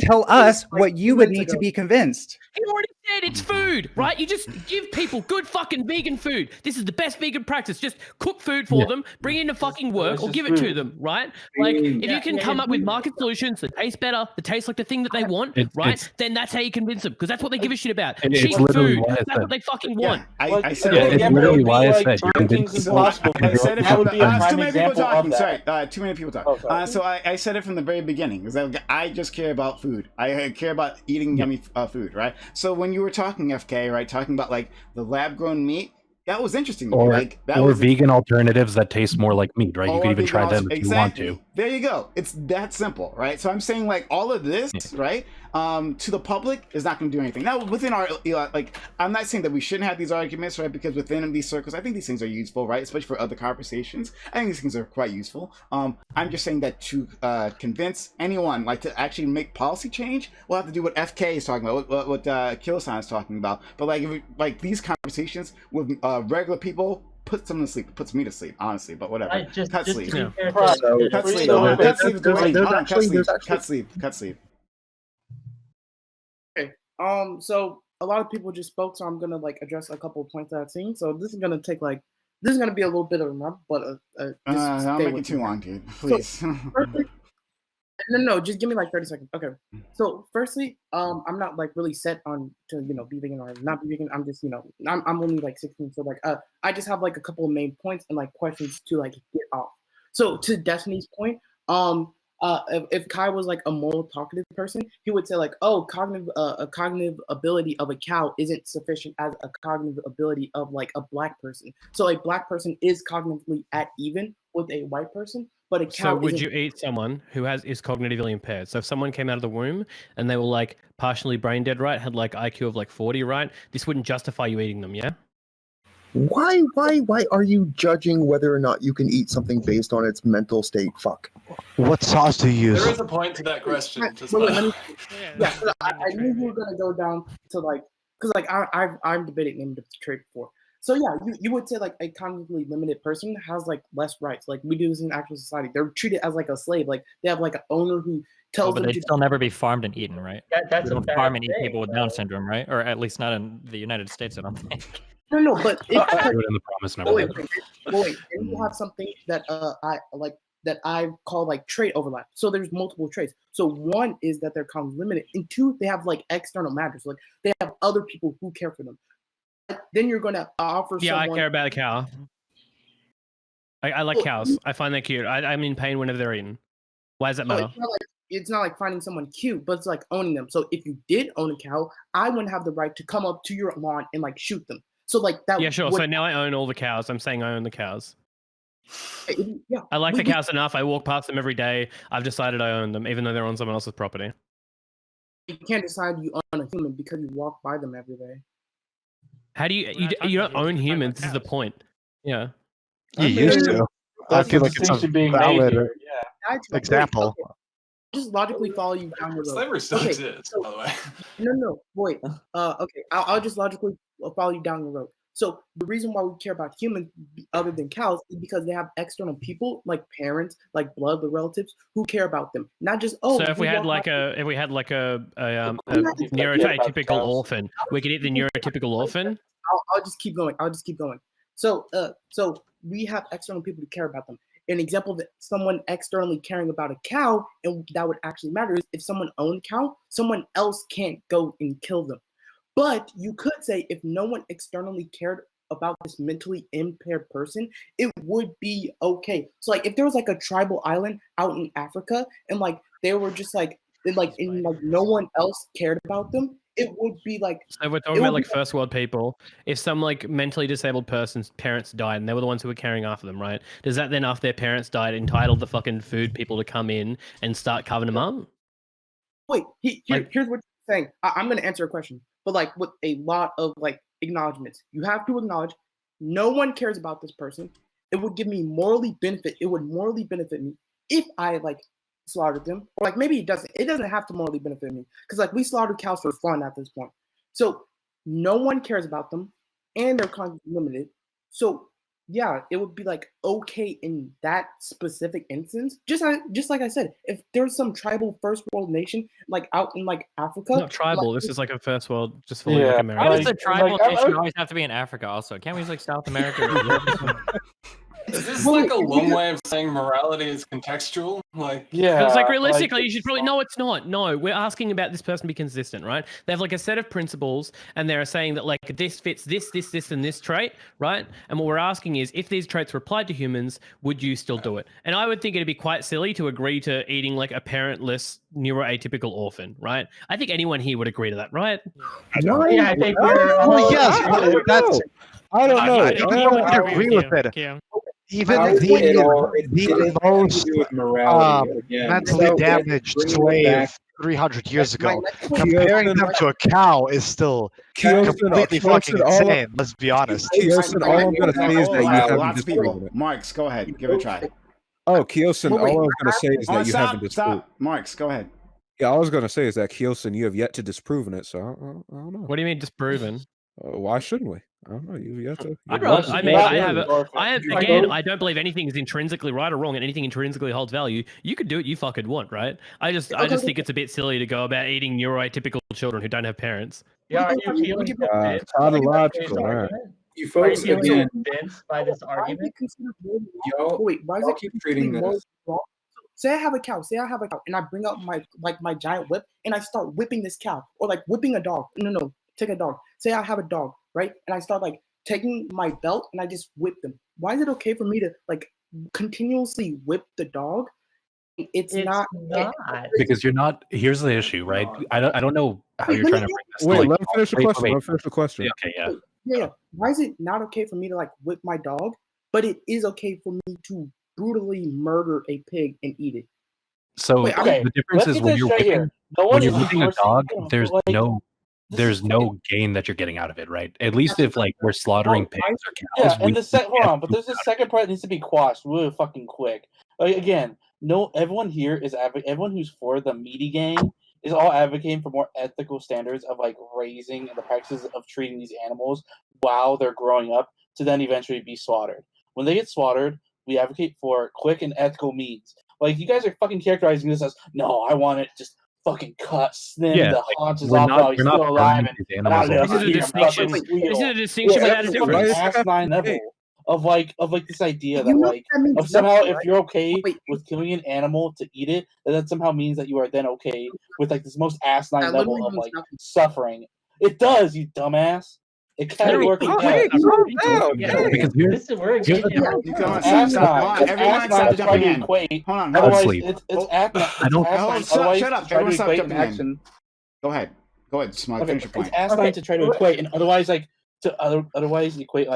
something that occurs and advocate for it to be more ethical, but then try to fucking characterize it as Yeah, if, we should do oh, ethical no, you guys, slavery. That's you right, guys, isn't it? you guys really just want to engage in this fucking. Okay, wait. Can we well, I short? mean, we have Okay, prison let's systems, let's so- wait. Just shortcut all these arguments. Okay. Okay. So if you're arguing against the vegan shit, okay. Anytime you argue against the vegan shit, what they're going to do is they're immediately going to compare it to humans. So don't say something that if in the next breath they go, well, would you look at humans that way? You'd be like, oh, and then you got even a million exceptions. So when somebody's like, well, of course we wouldn't do this to a dog, but that's because we don't get a purpose out of eating the dog. That's just fucked up. Well, the next question is going to be, oh, okay. So then if you were to like enslave humans and then rape them all and then make them have children continuously eat them, would that be okay as long as we're eating them and utilizing the products of their body? Because the answer to that is obviously no. So any question that you give for it's okay to do this to animals because of this reason, the next question is going to be, well, is it okay to do it for humans because of that reason? Because anytime you give a justification for why you can abuse an animal in a certain way, whether it's keeping it pregnant or abusing it or eating it or whatever, they're going to say, well, will that same justification then apply to humans? And then obviously you're going to walk it back and go, okay, well, hold on, no, it doesn't. And then they're going to go back to the animal example and say, okay, so you have to pick something else, okay? So just whatever you think about in terms of animals, apply that same shit to humans and see if that would let you eat humans. Because if the answer is no for that, then the vegan's probably going to roast you on the answer you give for the animal thing, okay? We are doing it to humans, though. There's plenty of humans. No, hold on. We do not farm. We do not mass farm humans anywhere. Okay. Raise your hand if you've eaten a human. It's called prison slavery. All right. Yeah, slavery still exists. Raise your hand if you've eaten a human. Prisons, quote unquote, slavery. Okay. So the democratic conjoining of all of our citizens to decide on how we treat people that go to prison is way different than farming humans. Whether you like prison slavery or not, personally, I don't. I'm guessing most people in here don't. That is not the same thing as fucking animal agriculture. Okay. Kids in cages, prison slavery. It's very close to chattel slavery. They're not even close. They're not even close. Yeah, what about sexual slavery then? Okay. There's no utility to this conversation right now. There is zero utility to this conversation. Shut up, you fucking to you. utilitarian. Oh my Who god. cares I about- can't stand We're all just here navel gazing about should we eat humans? Of course not. It's such a silly example. Even the founder think of about it. If you can't take any trait and assign them to humans, then don't open your mouth, right? Like that's it. That's the whole point here. We're just asking if people would have the same consistent qualifications if they thought about it applying it to humans, because most people just haven't. Well, of course you would. Just be the Chad. Be the guy who goes, yeah, I eat meat. Yeah, it's fucking fine to cause pain to people. If I wanted to eat humans, I'd eat humans, right? Like, just own it. Well, but that's such a crazy example. Oh my god, I step on dirt when I walk outside. That doesn't It mean is a I crazy step over example. human corpses. That's what vegans look at when they look at you. That's why it's Even crazy. the founder of the KKK wouldn't compare black people to fucking like cows or sheep. That's absolutely insane. It's a great example. This is the What fast if- key. This is the fast key to vegans online. Okay, if you see a person online and they identify as a vegan and they want to have a conversation about your meat eating, the only correct answer is, "Hey, you know what? I don't really know what to say," and leave. Okay, because thinking of anything on the spot is never going to be a sufficient counter to an online vegan. And I'm not sliding the vegans. I'm not trying to make it sound like debate bros. I'm saying like they've thought this stuff through way quicker than just like, well, we kill animals because we get meat to eat. If you think that that's going to save you in an argument against an online vegan, it's not. You're going to get absolutely, it's just not going to work. The only correct answer is I completely agree with you. What's your number? No, but going back to Listen, Prime's listen, I have a thing, question. Prime, like, what if You're the only person who's like can actually like respond or who has been responding. So why is it like morally wrong to like have bulls fight, but it's not morally wrong to like eat a pig? I am the I will give you the right answers to all of these questions, but no other meat eater will agree with it. Okay, that's it. Because in order to be a meat eater ethically, consistently, you got to bite the bullet on a lot. You should be able to fuck animals. You should be able to do chicken fighting. You should be able to do dog fighting. You should be able to do bull fighting. Anytime. The thing that irritates me more than anything in the world is when people will sit and look at fucking videos of the fucking the ape in the zoo or Cecil the lion, and they start crying and they get sad while they're chowing down on fucking chicken nuggets and cheeseburgers. That shit is the dumbest fucking shit in the world. So I will give you consistent meat eater answers, but it's not going to be satisfying for you because they're going to sound fucking sociopathic, which I acknowledge they will, and it's not going to be satisfying for the other meat eaters because they're going to think, well, hold on, just because I want to eat meat doesn't mean I have to be comfortable with bulls being tortured in front of live TV, and I should still be able to be outraged on Reddit, blah, blah, blah. So literally, the answers are not satisfying. The reality is that most people were committed to ethical principles. The 95% of people would be fucking vegans or some form of like vegan plus like incredibly like safely and naturally and nicely farmed fucking eggs from chickens or something. That's the actual answer. Can I say two? Oh, wait, I'm sorry. Are you saying like bullfighting and like all this stuff is like good? Or like, I mean, that if you eat meat, you can't complain about bullfighting. Full stop. Yeah, and I'm sick of all these pro-life people who clearly eat meat, but and say all life is precious until it becomes an animal's life. God created that too, according to like your system. So why does that just cut off there? That's a whole other can of worms. Destiny, I disagree with you there. Hold on. I'm just saying, it pisses me off. Yeah, you're just saying a lot. I have a question. One second. Do you not think there's a nuance of harm? So hold on, one second. The nuance of harm is the illusion that you tell yourself to feel better about the horrible fucking treatment that animals go through on factory farms.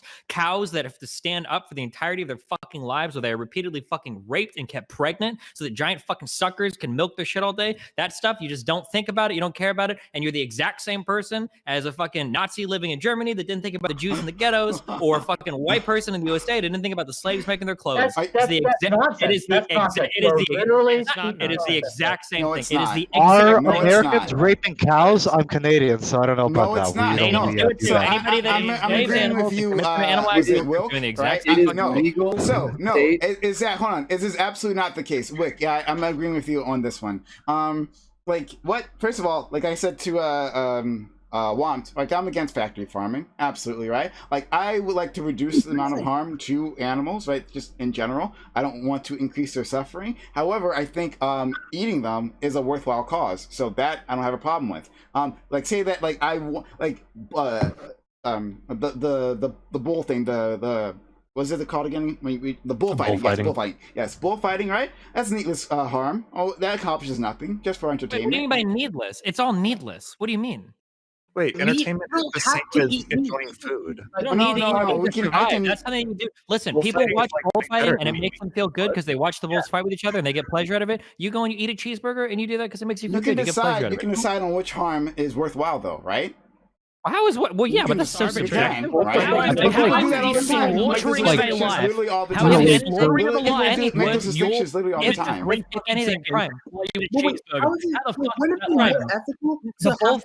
because of bulls after that?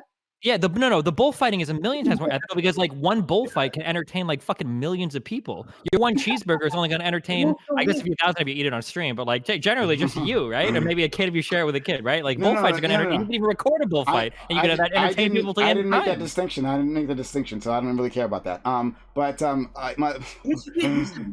the distinction I'm making. That's the distinction you're making. I don't give a shit about that. No, I'm talking about. In fact, yeah, I fucking lost my point because everyone's talking at the same time. I'll get it back. Sorry, you were gonna say something, Kyo? Oh no, I was just saying that like there's like I was just like literally like agreeing with Destiny here. There's like why is like the slaughtering like the pay like literally like the if you've ever seen like a farm, because I went to an agricultural high school, right? I raised these animals, these like tiny ass pens with these fucking no space, fucking we call like animal rape, like the literal pain these animals have to go, particularly pigs. Oh my god, you're like bacon, you're like intelligence, fucking pigs, the standards they're in, Jesus Christ. And when they get to the fucking like the slaughter floor, here's the thing you don't want to hear. Most of these slaughter floors are halal, and guess what that means? They get strung up by their fucking feet. while someone cuts their necks and they thrash about until they fucking die from bleeding No, out. I'm right? fine with this that. Isn't, this no, isn't I'm good. fine with that. No, I'm fine with that. Yeah, you're fine with it. No, no. You're like, so you feel I'm saying, like, no, I'm fine with that. Wait, yeah. wait, you guys So have like, already hold on. been- I don't know why you understand why you think that just because a person likes to eat meat, like that they're in favor of factory farming. I don't know why these things are 1-to-1 with you guys. I've made it clear that I'm not for factory farming. It's like I said, going. It's not Yeah, like, but- and I made it So clear. even if they're raised like up to the point, right? Would you think that it's fine for me to like walk up to Smug Pug and fucking put a bullet through his brain again, so someone else can Smug enjoy Pug's like a a minute human, of seeing his so I blood? don't care about any of that. That argument does nothing for me. I don't care about any of that. So yeah, in a video game, I didn't know in Minecraft. It's no TOS. Obviously, don't do in a that. video game. Yeah. Did you say in Mein Kampf? Kyo-san, you said in Mein Kampf? What the hell? You say in Memphis? I could have sworn you said that. What did you, Kyo-san, what did you say? You must support the Holocaust. That's so far away. Those two things aren't. So Wait, once you again, guys- you're once again, supporting the animal holocaust. Holy shit! Easier. They're animals. Why is it morally ethical for you to harm like? Isn't for it? you It's to- really funny. That's what the Germans said about the Jews. No. Why is it morally ethical? So you guys have already been the bullet on like bullfighting. Why is it morally ethical to like have needless suffering? It isn't. No one's saying it's morally. Yeah. But the thing is, Brett, you don't What care kind of about the school of other thought guy. would think Right? that? So Wait, you- okay. you Every don't- single meat eater in here agrees that it is okay to have needless suffering as long as it serves some entertainment or recreational purpose for a meat eater. Well, it's It not is needless. Where's the need in your entertainment? Okay, If you don't okay. entertain Serious you, question. then it's not really needless. King Kong better than Godzilla. We Okay, just- serious question though. I have a serious question for okay, everybody. okay. Serious One question. person- Where is the need in your comfort and your enjoyment in anything? There is no need in that. It might help your well-being. It might help your psychology. But no one's ever said that you getting to enjoy a fucking bullfight is a need. So yes, it is needless. Yeah, I was about to say needless death to be more precise. 100%, I Needless agree. Why is needless suffering? Yeah, we agree on that. Okay, in your framework. I just wanted to. Why is needless suffering morally okay? In your Who are framework? you talking to? Definitely Who are you if wanna talking answer to? You the keep question. saying that. I don't know who you're talking to. Oh, for me, I don't care about the suffering of animals. When I start building my moral system, I start with the axiom that human life ought to be valued. I don't give a fuck about sentience or any of that. That's how I escape all that shit. But I'll bite the bullet on a whole bunch of other behaviors that most meat eaters won't bite the bullet on. But you agree that that's I like, don't think there's any that's like bullet a to be you're bitten saying there, human but- value ought to be valued. Like, Gosh, sorry, gosh, you want to say something? Okay, yeah. Yeah, I was gonna say you would say that like No, human gosh, value ought gosh, to be valued because of human value, right? Gosh, holy shit! Oh my god, guys, I'm gonna have to start meeting people. Holy shit! Gosh, go ahead. I've been waiting forever please? just to say that Kyo-san, yeah, I would absolutely bite the bullet on that. Like, if on your would you eat humans? I think that's just like a taboo thing. If you're gonna make the argument that like that it has to do with sentience, and you can prove that some Theoretically? human has the same sentience Theoretically? level as like a cow or something. Theoretically. right. Yeah. Again, all this moral relativism is an I don't afterthought. want to because eat what- humans or anything. Okay, Listen, can I please finish? Can I please finish? Yeah. I don't care. Go ahead. The biggest problem vegans have is that your cheese fucking sucks. Can you guys make some good True. fucking cheese? Very I've true. never had a good fucking vegan cheese in my entire Good life. one. Can I be? Very, very I, true. Good one. I hear this all the time, but when I go to vegan restaurants, vegan mac and cheese is usually really good. What kind of vegan That's cheese? because is it's really like good? no. So it's not the it's not the Not cheese too sheets that bad. they're using, right? So when you've got like the mac and you got like the cashew blend, the cashew blend is pretty good, but actually having like cheese slices, that's a bit Oh, harder. I Like the haven't tried cheese that. sauce Okay, is I good. don't know about that. Yeah, Like the vegan like breaks of cheese and shredded cheese is fucking horrible. Yeah. $5 vegan the whole argument cheese about costs moral $17. To get back to, I guess, to the initial thrust of the Go question. ahead, go ahead. to the- I personally, as me, if we can develop lab-grown meat and those things and substitutes, cool. But I am not going to accept that the idea that sometimes I like a hamburger means I'm okay with raping animals. That's not. Wait, that's a literally follow-through. are. I mean, Yeah. it's a consequence of eating burgers. Like cheese, you are. So Destiny, wait. Let me just ask a question to Destiny, and please, last question. Holy shit! Because I want to move on. Go ahead. No, because like I was gonna can't ask a question to everyone because everyone's gonna give their own separate. Yeah, answer. I know. Last question. Go ahead. Okay, so if like not just okay, so if the entirety of humanity's like consciousness and everything that like begons in its memory was implanted in a pig, and now humanity was a pig, would it be okay in your moral system to shoot the pig because you only care about humans? So if we take every single qualifying human trait and put it into an animal and make that human as close to an animal as possible, your moral system does not care about that, right? Dude, what the fuck is this hypothetical? Yes. Really? Yes. Answers yes. I like meat. Yes. Like, imagine you collected all I of the really, really consciousness up and put it in a pig. I really love. How do you start a question like that? I like extreme hypotheticals. I think they're really good at testing like the actual limits of your moral system. I would have to think for a long time what that means, though. That I would just have to think about. Okay. No, it's okay. Really Like, hard, I don't. I get where he's like, coming basically from. like Yeah. a talking like What human cow that has like a human mind, but it's like a fucking cow. Like at that Well, point, 'cause I you don't know. said- I might like that'd be a hard one. I don't know. I You have to said think you about it. only like you said you started your axioms on just caring about humans. So if everything that made a human except its physical body was in an animal, would you like? Yeah, but then it wouldn't be an animal. It would be like a human, right?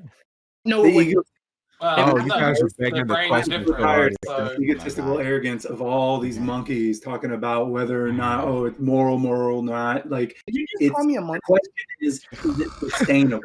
Is it sustainable? Okay, wait, All- okay.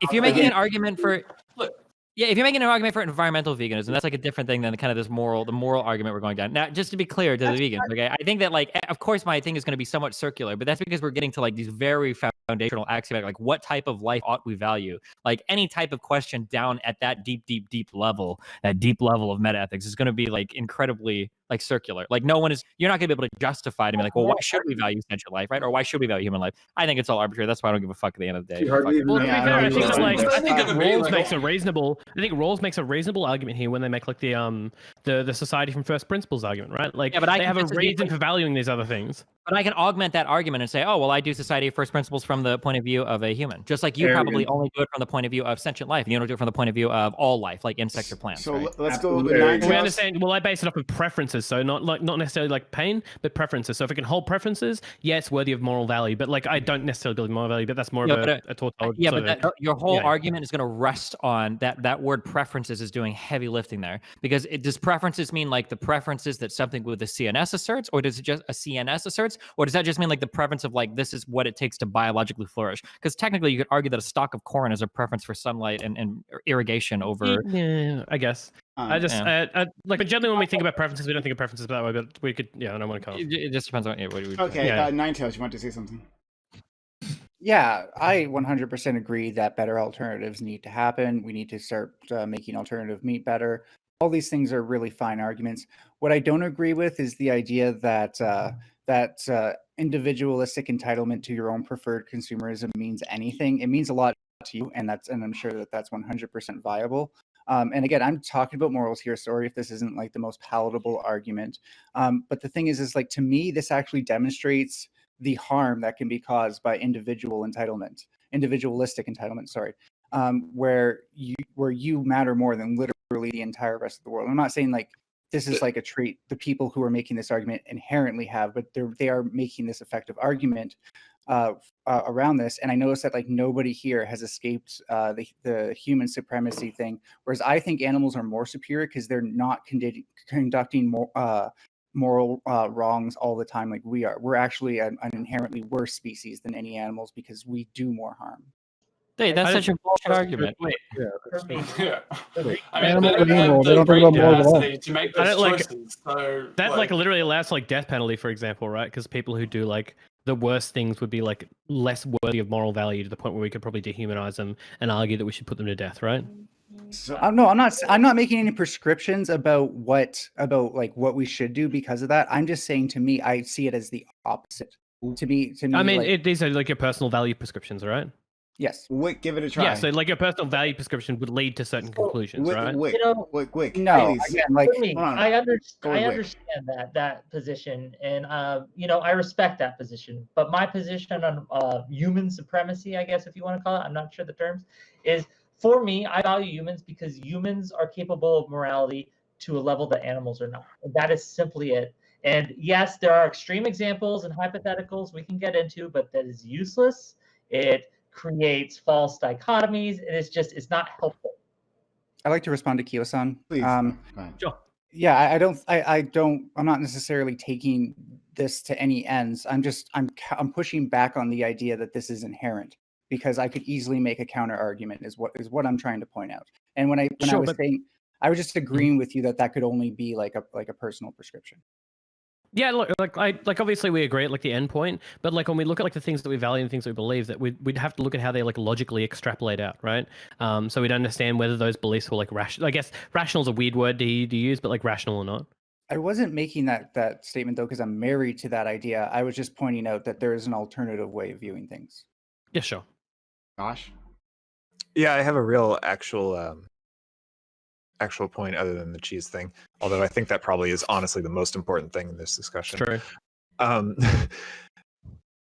Many domesticated species that we farm are very, very unlikely to survive in the wild, like cows and stuff like that would probably be consumed by predators at huge rates. We protect, goats and sheep from wolves in large numbers. So it's kind of weird to say, like, maybe we stop eating them, but should we still keep them around on farms and stuff? No, you would keep the rest of the ones and then you'd slowly breed them out. The idea that like these things exist and they're too weak to survive in the wild, so they need our protection, isn't a justification to perpetually breed them into perpetuity and then torture them. So and should we eat them, just let them die out, basically? Yeah, basically, yeah. Yep. Okay, well. Wait, is this an argument for an ethical genocide? Factor that you're missing. If wolves, okay, not only are you keeping the chickens from naturally going and naturally doing evolution, you're actually keeping the actual wolves. Like that's also another food set that you're taking from them. So of course you can say the chickens were gonna die out anyways, but you're like lessening the food source of a wolf. But also, I would like to have another question to just the panel in general. I mean, anyway, there are a lot of concerns there. Like, I'm interested in what the vegans think about that. Like, if we abolish, meat eating or whatever, what would happen to all the farm animals? Would Yeah, we you just breed them out. You let them disappear. Yeah, they just disappear. Just let them all die? Okay, well, that seems kind of weird. Wait, okay, real quick. Let's say, for instance, let's say that there was a 2x2 box of emotion and feeling, and you bred it into perpetuity, and it suffered and it tortured, but out of this box, you get yummy food. And then at some point, we're like, well, hold on, maybe we should stop infinitely breeding and torturing this poor little 2x2 sentient box. You wouldn't be like, well, but if we stop doing that, then they're not going to exist anymore. You're like, okay, well, every single time that. It's not only about deal with it. Like, what about dogs? What about pets? Is that cows are thinking, feeling things that deserve to exist, but then the consequence of liberating them is killing. So one point here. So I just like to Gash, right? There's this idea in agriculture of it's kind of like crop rotation. So what happens is cows are actually incredibly good at bringing back life to dead areas and dead crops, right? When they graze in an area and pass that area through the the ruminates and they poop. And then they tread that poop in, right? And then you move them around these areas, right? What they can actually do is bring entirely dead and deserty areas back to life, right? There's a couple of agricultural studies on this that I can send if you like. I would probably say that, like I said, I'm perfectly fine with keeping animals captive. I'm perfectly when we say captive, we look after them. They have some preferences that we allow, but we have certain things that we protect them from, right? And I'm perfectly fine with having some uses for them in society. So when it comes to cows, right, we could probably find a use for them in that sense, in helping when we move away from eating meat towards growing crops, we could help them expand our crop area by allowing them to bring areas to sort of life that we wouldn't normally be able to. Destiny, I'd also like to ask. Okay, and I have a question to throw to Kiao-san, because it sounds like you're biting the bullets. So you've already bitten some of the bullets. So let me ask you this question. Okay, so if you already bitten the bullets of bull riding and all that stuff, what is it morally wrong for me to come up to someone else's dog and shoot them? So shoot the dog. I am so one, I'm a vegetarian. I'm actually not a vegan. And for two, I'm a literal. Yep, I'm a moral nihilist. By the way, I'm to be very clear. I'm a moral nihilist. I assign no value to these things. So to ask me if it's morally wrong is a very weird question, right? Would I prefer you didn't do it? Of course. Wait, are you from the Prime a football? No, I'm not. No. Don't lump me in with those motherfuckers. You're the moral nihilist vegan vegetarian. What in the fuck is happening here? Cut sleeve. I don't know. I'm a vegetarian as well. Pokemon, you gotta catch all the labels. See, Prime, this is why I wish. Wait, this isn't a catch all the labels thing. This is just a good way to shorthand describe. I explained before, Destiny, that I was an error theorist. The first thing I said when I came in here. It just seems so weird that you would commit yourself. No. Well, it just doesn't seem like any argument. It doesn't seem like there's any reasonable argument against error theory, right? Or the knowledge. Well, I mean, I said, error theory is just a subset of It's a meta ethical position, right? Yeah, but it doesn't commit you. It doesn't commit It you doesn't. to You're right. any It doesn't commit me to a particular normative position. But if we talk about things that are like good or bad, that's inherently queer when we talk about error theory. What is error theory? Like I mentioned before. For the audience. So for you go. Just in case somebody doesn't. You go, Destiny. I think you're gonna explain a moment. Okay. Sorry. Okay.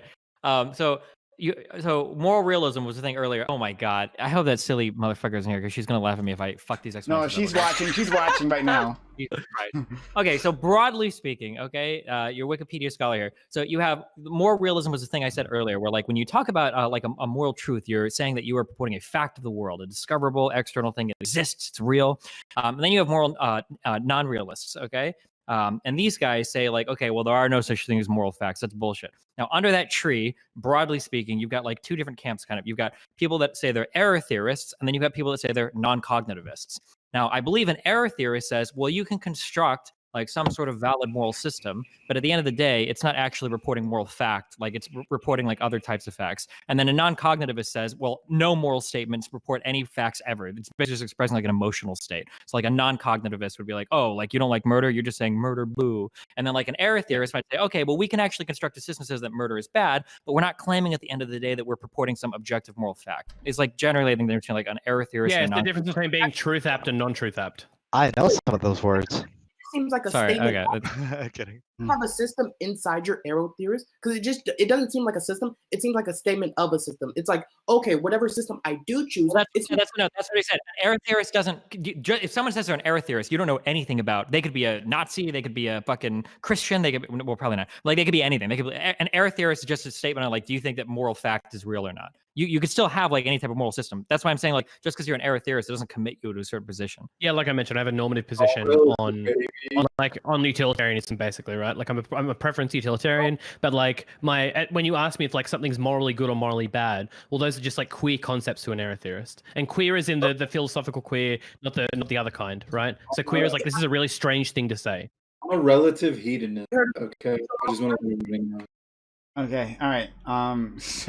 Supreme, you just came in. Do you want to have anything? Oh, all right, never mind. Supreme, you just came in. Do you have anything to say to this? I want to make sure I get you in there. Supreme. Oh my God! Oh, for fuck's sakes. Could I ask Destiny something? Yeah, yes, Hello. please go ahead. Ask Destiny something. Destiny, for like the previously we were talking about like breeding out animals, like domesticating animals. What would your argument be against dogs, like breeding out dogs? Or animals such as Fuck. Okay, I'm gonna have statements on morality related to animals that literally no other meat eater on the planet is gonna bite the bullet on. So Yeah, I don't we're like also answering. here, by the way. What? I was just saying, the actual vegans are also here. If you ever want to ask us a question. Yeah, so I don't I get asked questions to defend like meat eater arguments because I think I can do it really well. But then other meat eaters will hide behind me, but they will never bite the bullets the same way that I will on some like crazy questions related to animals. Like, Yeah. but regardless of that, so like for dogs, are you asking me like how I personally feel about dogs? Yeah, I get. Okay, the reason I asked this is because Me, I- previously for like for Yeah. cows, you said that we should breed out cows because of the suffering that's perpetuated by further breeding them and like all that. So I want to ask you the same for cows. Oh no, okay. So I was, we- I'm sorry, I was answering under the perspective of like for a vegan, like how, like yeah, that's not my point of view. I don't care about farming and eating cows. But if you did think that the genociding of cows or whatever was bad, or I'm sorry, not the if the perpetual like eating and enslavement and torturing was bad, it'd be preferable to just breed them out until they don't exist anymore than to continue like perpetuating that suffering. Okay, I'm sorry, I misidentified. Then for any vegans, real quick, what would your argument, if you have it, what would your argument be for like breeding out dogs? Wait, can you state the argument? Dogs are powerful. For any like vegans, like it is. I don't know if Well, I just have there's a- some vegans here. Ask them. Yeah, no, I'm Yeah. vegans, What do you yeah. want? Do you have any- What's your argument? So on one hand, I don't like the idea of removing agency from anything that can't consent to it. I just think that that's inherently wrong. On the other hand, therapy animals and pets clearly save people from give people a purpose and save them from suicide. So I'm torn on it. I think pets and animals are a moral good. However, the idea that they're here to serve us and that we can't actually ask them if this is what they want really bothers me. Oh, breeding dogs is bad. Why can't there be If you wanna symbiosis? talk Why can't about- it be like codependent? Okay, I Let's want to say- see Cat's leave. Yeah, let's say that's why I I was start looking breeding for. as many dogs as I possibly can, right? Me personally, right? I would want to breed as so many dogs just spread them all out, right? And if they keep getting hit by cars, then I'm just weeding them out. They're just idiots who can't stop getting hit by cars. I'm just gonna keep growing them as much as I can. Like, why not? Right? Okay, Sleeve, I want to ask you. We keep fighting humans around like cancer. Why can't I do the same thing with my cats? Please ignore that. Cut Sleeve. I want to, since you said no. Here's why. Because like if an alien force above us were to like come down and like start breeding humans for their mundane things, I wouldn't have any argument against that. So I would say like, wait, why are you laughing? This would be my argument. Because is it's basically, silly. Okay, what I think the better way to phrase that argument is, what if aliens were to come down and they were to find a cow, but that cow had the mind that was implanted with all the memories of a human, so that it was the more. I'm sorry, that was really mean. I'm sorry. I'm so sorry. I'm being an asshole. And that's just me. Who would win? These are such abstract. Cut Sleeve, let me. What were you gonna say, Cut Sleeve? Good point. Like what?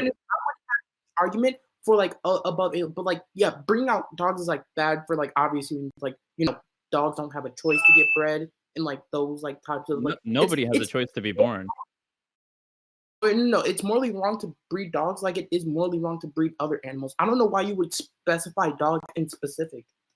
Okay, the reason I specified dogs because they brought about suffering, and I would say that we could eliminate practices within dog breeding in the world, just like, hey, free reign, you can fuck whatever you want, like that's how you breed dogs for now, and decrease that suffering and to make it like very, very minimal. Treat dogs as well.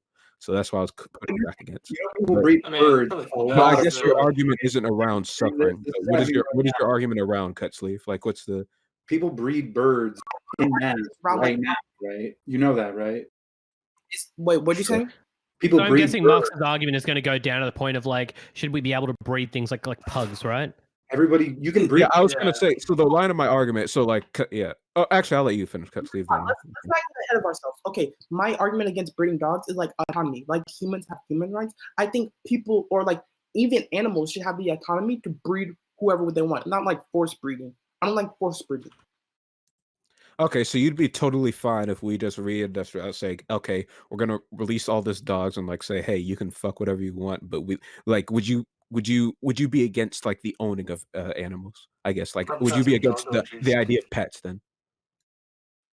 The idea of pets? Yeah. Depends on the pet. But usually, no, because like I do think like some forms of like, or don't like blame me for this. I do think some forms of human slavery is okay. For example, I'd rather be a human slave than to be thrown out in the wilderness and like die at age like 2.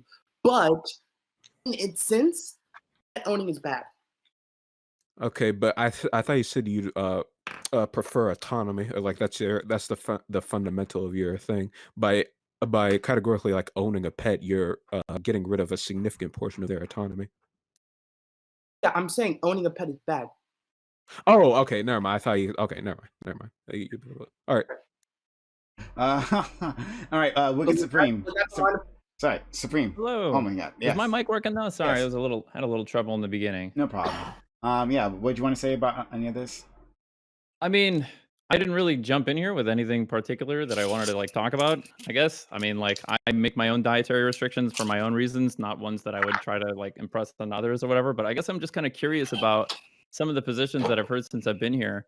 For example, I guess I'm curious, like, what about the nature of existing just contingent on the fact that you were bred is inherently negative? All right. So is this like the anti-natalist argument? People didn't ask to be born?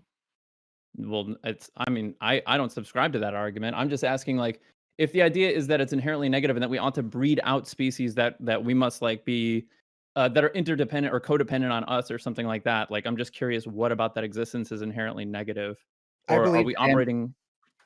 I believe animals have autonomy, and so when you negate that autonomy, you're removing one of their inherent rights. Right, but we're talking about being born, and nobody has the autonomy to be born. Right, but then these animals also have no autonomy to do literally anything else in their life except for be like a feedstock for humans. Yeah, but why can't that be like a positive thing by conception? Why can't there be symbiosis? That would be that's just a dumb argument. But what if it spends its entire life? What if it spends its entire life feeling like joy and pleasure, and it like enjoys its life from start to finish? What about its negative? I think you're just applying like a hypothetical that really isn't reasonable Well, no, in it any can way. go Like back it's to my just dad not thing. fundamentally I think possible. it Because every being that's ever What- existed, values its agency. Name me one being that literally that isn't domesticated to be that way, that crawls into a cage as a wild species. Well, you can value your agency or at least a degree of agency, but that doesn't mean that you can't also enjoy a life where Well, you like see, I some have this agent. thing called empathy. So when I see an animal losing its agency when it wants it, I'm like, oh, I would hate that too. Therefore, since I don't see myself as being inferior or superior to these beings inherently, I empathize with them equally. Okay, Wait, I I'm not have sure we I can have empathy as well. I'm either. really curious. I mean, there are plenty of dogs that are happy to be with their owners and live happy lives and aren't like begging to get out all the time. You know, I agree that like would not all that would dogs be live in an cages. exception. A lot of dogs. That's an interesting exception. for So sure. Like so someone was, so everyone's heard of the old people were like you can breed a couple and like you can throw them into the bottom of the basement and chain them up for like 20 years, and as soon as they like have independency and have agency and get out to the real world, all they want to do is run back to their chains. That's what like pet owning is. For some instances, there are instances where like pets are generally happy, and I'm actually okay in those instances. But the second argument of autonomy is like I wouldn't want, so if a higher alien species came down and like stole my autonomy, I wouldn't want that to happen. So to like answer whether autonomy is good, right, because we may have different. finish. It's like, okay, for the question of whether autonomy is good, I would just ask myself, do I want my autonomy generally in most cases? Yeah, I kind of do. So you would just run that to like other animals. Okay, To bring I this understand this argument. If I could make a statement here, to bring this discussion from the super general hypothetical to the very specific, for me personally, if I tried to kick my dog out saying, it's unethical for me to keep you as a pet, that would destroy my dog's self-esteem. That would be a bad thing. So, I mean, the damage is done. We've domesticated these animals. I think What for now? people who are already pets, Why is that even damage though? Like, Yeah, that's what I'm. they're happy. I don't think it's damage, but they do. Wait, So I'm just saying who that does? is removing someone's autonomy. I don't know this guy. Moving My people's grandparents are from Crimea. There's tons of wild dogs. They all have rabies. They all starve to death when they're 4. It's Okay, hard to so- argue that domesticated dogs have it worse than the it ones sounds that like- eat each Wait, other. hold on. It What sounds gets like we're rid just of them? accepting. No, we're saying they have less autonomy. It sounds like we're just accepting that dogs and humans must have the same desire for autonomy or something, and I reject that. Let me ask you a question. So if there was like slaves, you know, if a white person owned slaves Mhm. and like after a certain while that like black person got used to being a slave, like you would make the argument that you should be forced to keep them as a slave because kicking out the slave might damage its like Okay, its morale. you're talking about like Stockholm syndrome, right? Right, Yeah. exactly. About chattel So do you think that like all domesticated animals just have Stockholm syndrome? Talking about or- chattel slavery. Where it's like most domestic, I mean, some animals don't, where it's like you let them out for like 2 seconds and they're gone, and you like, and they're just yeeted. They like yeet it out. But some animals do have Stockholm syndrome, and just like humans, if humans had Stockholm syndrome, you wouldn't say like. Okay, Stockholm syndrome is a psychological thing. They've been bred to be this way. This is entirely different. Yeah, I was Well, about not to say, not technically, can they necessarily. not naturally want to be?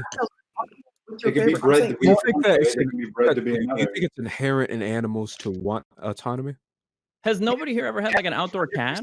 Show me one animal that sacrifices its autonomy willingly, other than in mating. Well, I guess artificial. All but I'm domesticated talking animals. about I mean, there have been domesticated animals. They've there have been like, bred to do cases that. where there have been cases of pigs Yeah. who have voluntarily given given like themselves harm or like even their lives in some cases, protecting humans that like quote unquote own them, right? Okay, but Like- that's empathy, and that's more reason to assign them rights than less. Yeah, I agree. Yeah, okay, I'm Yeah. talking domesticated. All right, I don't care about the whole thing. Cut sleeve. Did you say domesticated? Who has like just like Ninetales just said, she brought up, I think, wait, is that your partner? Wait, let me see. Yes, Yeah, thank you. her. She brought up a point, which is like who voluntarily gives up their autonomy. And if they do, I would actually be in favor of domesticating them. If they voluntarily gave up their autonomy, then that would be one thing. But you're just taking their autonomy and saying, they might not want it. That's another thing. Okay, One second, sorry, I'll be quick. That they You want. do. I'm talking Don't about you voluntarily give up your autonomy? it's not like you could just stop paying taxes. It's not like you're gonna go fuck off and go hunt This in is the a forest. different. To some we don't extent, have to go here. Yeah, I don't. This is a different argument. I know, but my point is, yeah. the whole idea of anything that's not freedom for animals, it's super bad. Oh my god, you domesticate a dog, it's horrible. Yeah, No, Cutsleeve, we're all Cutsleeve, domesticated. It's fine. I'm just trying to answer this. So, Yeah. like, Cutsleeve, obviously we have different axioms. Like, I don't care about autonomy as much as you do, Cutsleeve. But when talking about like domesticated animals, like, how do you prove that they inherently want to be independent or autonomous in that way? Well, let them outside. You'll see. Wait, how would you prove an illiterate black person wants autonomy and independence? The answer is you don't. You just assume autonomy. Okay, I think this is a really weird Western. We're getting really obsessed with this autonomy thing. Okay, any case selection animals, so animals that have babies that they take for a long time, is giving up its autonomy every time it gets fucking pregnant. So every single animal that decides to have offspring is going to severely limit its mobility. It's going to limit its ability to survive and live and to travel and explore. And when it has kids, it's going to limit its future potentials. I've never in my entire life seen a fucking mammal that has children go to college. They don't get any education. Okay, they totally fuck their whole lives up having kids. Right. So any animal that like willingly engages in any type of pregnant behavior is giving up its autonomy. This obsession over like protecting But they autonomy, I still don't think makes sense value for, it. like, an animal. They still I wait. They don't value think- that autonomy still, though. I don't It's think whether so. or not No, they no. value it. I don't think they value their autonomy. I don't think animals have a How concept do of you autonomy. know? Because if Some you were to people give have a concept if of you were to their give own a cat the vibration. option to get like free food every night versus like letting it like run away forever, like animals, like for a cat is a really good example. You get that earlier. So even outdoor cats tend to stick to a specific area, specific territory. They're very, very territorial. If they wanted to, they could go and travel the entirety of the fucking world, but they don't. They choose to stick to an area that's safe and ensures them some level of protection, shelter, and food. Territorialism, though, isn't If a like cat a lack wanted of autonomy, autonomy. it would leave my front door and never come back. But it always comes back at the end of the Yeah, day. but 'cause I give it fucking food. non-domesticated species are incredibly likely to do that. And name me one animal that won't fight for its autonomy as soon as you try to take it. A cat. Wait, what do you mean? What We animal? told you already. Wait, yeah, true. Domesticated animals are a bullshit response. Stop using We're that. having two different arguments, so we can go the base and Hold on, stop. Hold on, go ahead. Stop. Marks, finish, please. Yeah, I was gonna say we're having two different arguments, so we can obviously argue for the base level of like primitive animals, but right now we are arguing on like domesticated animals. We're arguing off the morality of domesticated animals. Yeah, and if we're going to extend the entire metaphor or the analogy or an example of an outdoor cat, right, staying to a very specific spot, that's because based on its own autonomy, it knows that for maximum survivability, it's great to have close pattern recognition in order to ensure it survives long enough to make more of them to keep doing it, right? Let me ask Destiny a question. Destiny, is it okay to strip mothers of their autonomy because they choose to get pregnant? Like, you're just saying the same thing. Because, like, you wouldn't say... No, I'm just saying, hold on. I'm just saying that autonomy, that concept, that is a very human concept. I don't believe any fucking animal has any concept whatsoever of autonomy. I think that if we're looking at like Maslow's hierarchy of needs, I don't think there are many dogs and cats that they're looking for self-actualization, okay? They're very, very, very low on that. They probably want food, shelter, and like pets, maybe like a little place to play, but they're not thinking of like autonomy. I don't think that's a very human concept. Like, that's The last time I tried to catch a fish, you know what's weird? The last time I tried to catch a fish, it got away. It's almost as if it knew that by catching it, I was removing something fundamental from its life. No, the fish doesn't care when you caught it. The fish doesn't look for its freedom. The fish is where it's going to get fucking eaten. The fish doesn't care about Yeah, its that's the autonomy. same thing. That's the same thing. Being eaten is removing something of its autonomy. When you eat something, you have to remove something of it. You are stretching this term autonomy so hard. You're stretching it so hard. Holy crap. No, I'm not. Okay, when you eat something, are you not removing its autonomy? Yes or no? Wait, that's basic survival. I mean, yeah, but like, Yes. If I clean my cat's litter box, is that removing its if we autonomy? look at some domesticated, like the domesticated cat example makes sense, right? Because what you're saying is you've shown the animal like this place is safe, this person is safe to be around, right? They're not going to get eaten, so they come back to get food, right? It's not like a case of like necessary autonomy. It's a case of how safe is it to be in this area, right? It seems like they're valuing something else other than autonomy. Yeah, well, we don't know, right? I mean, that's the point. When you like try to put a cat in a cage and it starts freaking out and trying to escape, I think you're ascribing that to some like a sense of autonomy that it's like trying to realize itself or that it's working for its own freedom or something. But we have no idea how much of it is that, and the evidence for that is I'm not convinced. I've looked into this a little bit, but like we don't know how much of it is that, how much of it is just fear or like some mechanical reflex for survival or something like that. Like. See, what I don't know think is if the human condition here is that we think that you need to be self-aware to value autonomy. Yeah. Also, I really want to. But hold on. But you understand Okay, that? but You that's understand? what I Hold on. I know I've more or less given up on this conversation myself. Nine Tails. You understand that you like. Destiny and Supreme, they're making assumptions here. You're making an assumption on the other side, right? Like, you don't have any evidence to this. They don't have any evidence. Like, we don't know. We just don't know. And we're just, like, making guesses. We can understand that, right? Again, I think a difference is I don't think you need to be aware of your autonomy to value it. No, I think I hear can you. inherently value something. I hear what you're saying, but I'm instinctually. saying, no, I understand what you're saying, Nine Tails, but I'm saying you're just making this assumption, right? Like, you don't have evidence to say this is the case, right? And Destiny and Supreme don't have evidence to say Can I have a source? Yeah, can I just say though that my evidence is the instinct that preserves autonomy. Okay, wait. Well, Okay, no, your wait, evidence is wait, behavior. there is no biological. There's not necessarily biological advantage to having autonomy. Your goal is to. And what is create territorialism? Territorialism is having the amount of space you need to do what you want to do to get by. Wait, does that mean you can? Does that mean by domestication you can breed out the autonomy of animals? No, listen. All your advantage, your goal as a species is just reproduce. That's the only thing you care about. Some people can do that by as long as you secure shelter, food, all that shit. Incredibly like, reductionist. How do you define like that's the nature meta? Sure, I'll give you that. That's the nature meta. But I don't think the only thing an animal thinks its entire life, especially more sentient beings, is fuck. Okay, listen. You know what? I don't want to get into a high level argument, but the reality is that even humans don't value autonomy anywhere near the level we say we do. Okay, we sit here and we talk about freedom of choice. We want autonomy, but we say we play the same fucking video games every single day. If you go to a different restaurant, you order the same fucking thing every fucking time. Okay, you get the same fucking flavor of ice cream every time. That's such a shit argument. Holy Hold on. I want to hear what Destiny said. Shut the fuck up. I want to hear what Destiny said. I'm going to mute you. I am dead fucking serious. Every single person in this fucking room right now has the opportunity to completely and totally 90-degree change every single aspect of their life, and you don't.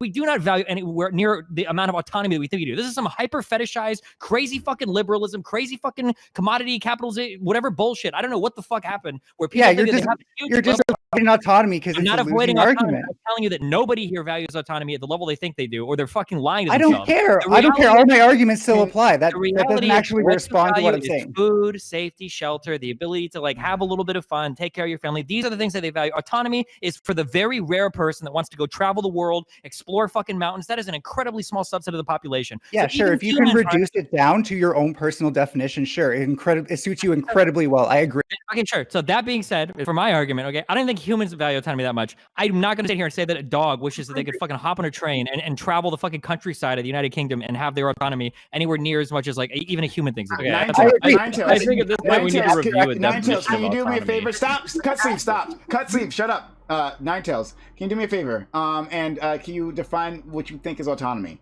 Like, what's your definition of that, please? The freedom to act on one's own will.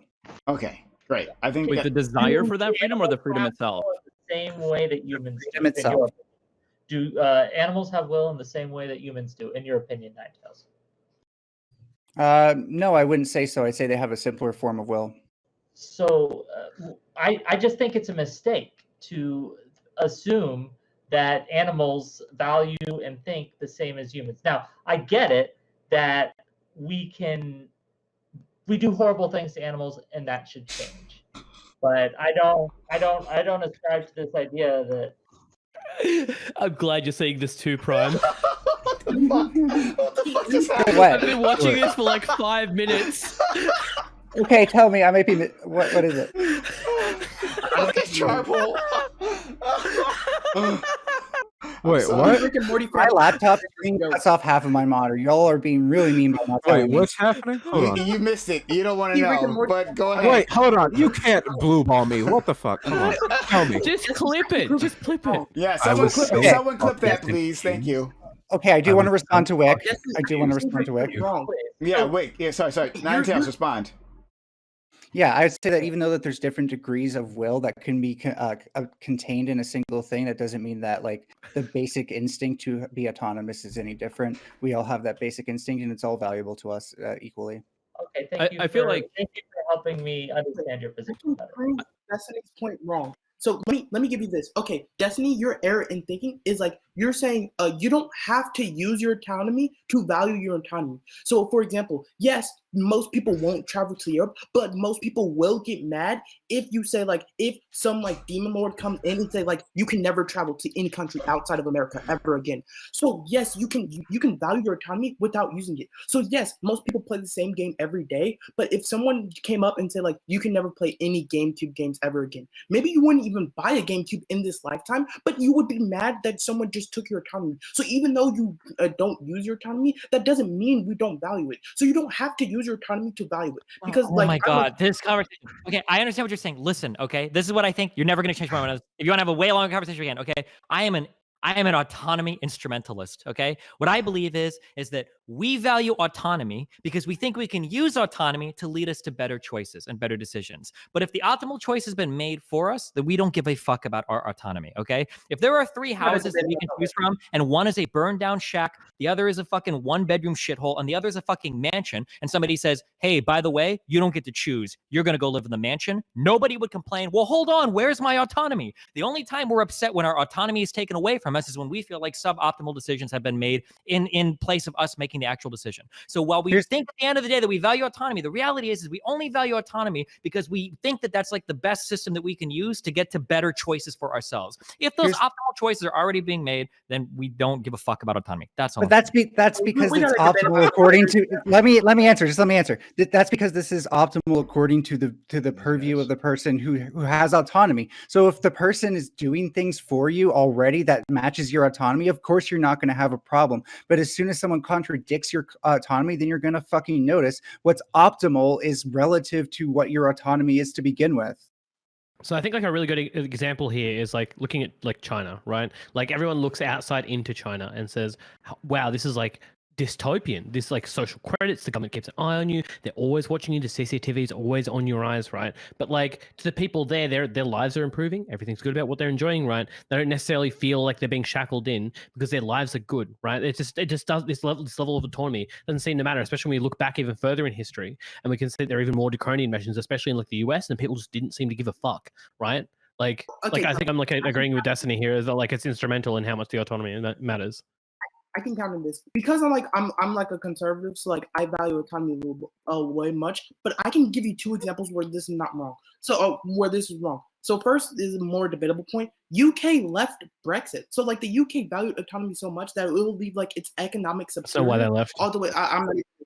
Okay. Oh, all right. It doesn't matter. But the second better example of like why people value autonomy is gambling. We all know, and we've all been told that gambling will produce negative outcomes for you. But people still choose to gamble. So if you went to the population of America and said you can't gamble anymore, so many people would be mad, even though they know they're going to lose money, because we've been told that we're going to lose money. So that actually counters Destiny's example. Like even when people tell you you're going to lose money, you still want the choice to gamble. You still want the choice to lose money. So wait, yeah, wait. You said you're a conservative and you value autonomy. What do you It's value? pretty Okay, wait. I'm just non-conservative, curious. Wait, right? do you value the autonomy to like get an abortion, or to let people do drugs, or the autonomy for illegal people to settle here as immigrants, or the autonomy for trans children to get beta blockers or whatever? Or like, what? Like, I feel like conservatives are inherently like block so much autonomy. Like, what? That's a surprising position for me. Oh, well, can we go by this like point by point? Sure. Yeah. Do you value the autonomy of somebody to get an abortion? We'll just ask Like, him what I've some been, of like- his I've been, like- conservative positions are.